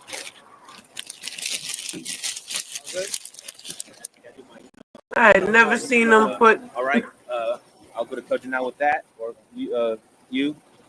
For that, cuz y'all been working your tails off today, eh? I got the there. Anything else besides the bottle or no? That's it. There was this little plastic cup that was empty in the back seat. That's it. We'll take that. All right. You'll take this? Yeah. Okay. All right. That Let me know if he blows or not. He gonna lose that evidence. Yeah, they want to know. And then that's it. All right. Patience. You know what I'm saying? People. They're gonna fight poking the bear. I'm sorry, poking the bear. Do you? Have you always been professional? Nothing changes, and just let me know. All right. Okay. Good job. Hey, it is what it is. You're doing your job. Yeah. All right. That's it. It's unfortunate, So. All right, Bo? All right. I'll come visit you guys. Okay.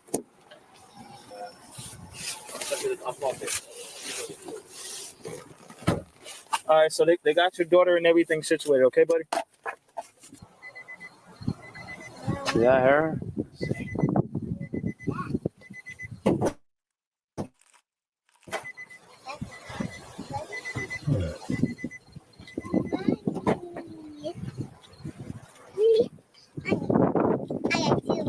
You got two mommies? All right, ready? Ready? What kind of shit? I already called him, so he's aware he's up. Grab her. Come here, baby. All right. I am. Let me go I to the got fire two station. But this is what I'm gonna do. I'm gonna go pull it. I'll park it on the grass right there. Okay. Okay? Straight? Straight. Yep. All right.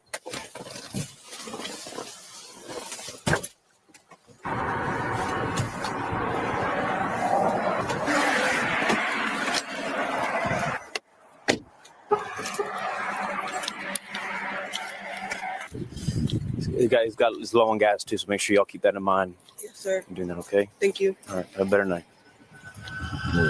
He was later charged with DUI, open container in a vehicle, child neglect.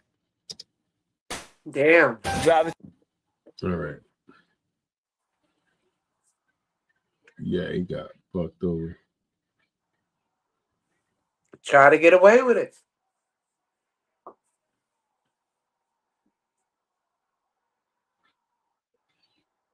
He could have.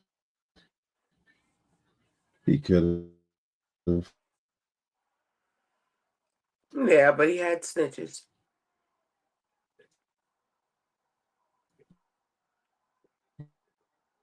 But yeah, I'm going. All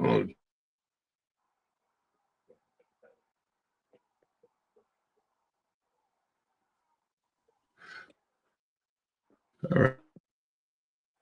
All right, people, as always, 210 2800. Catch you tomorrow.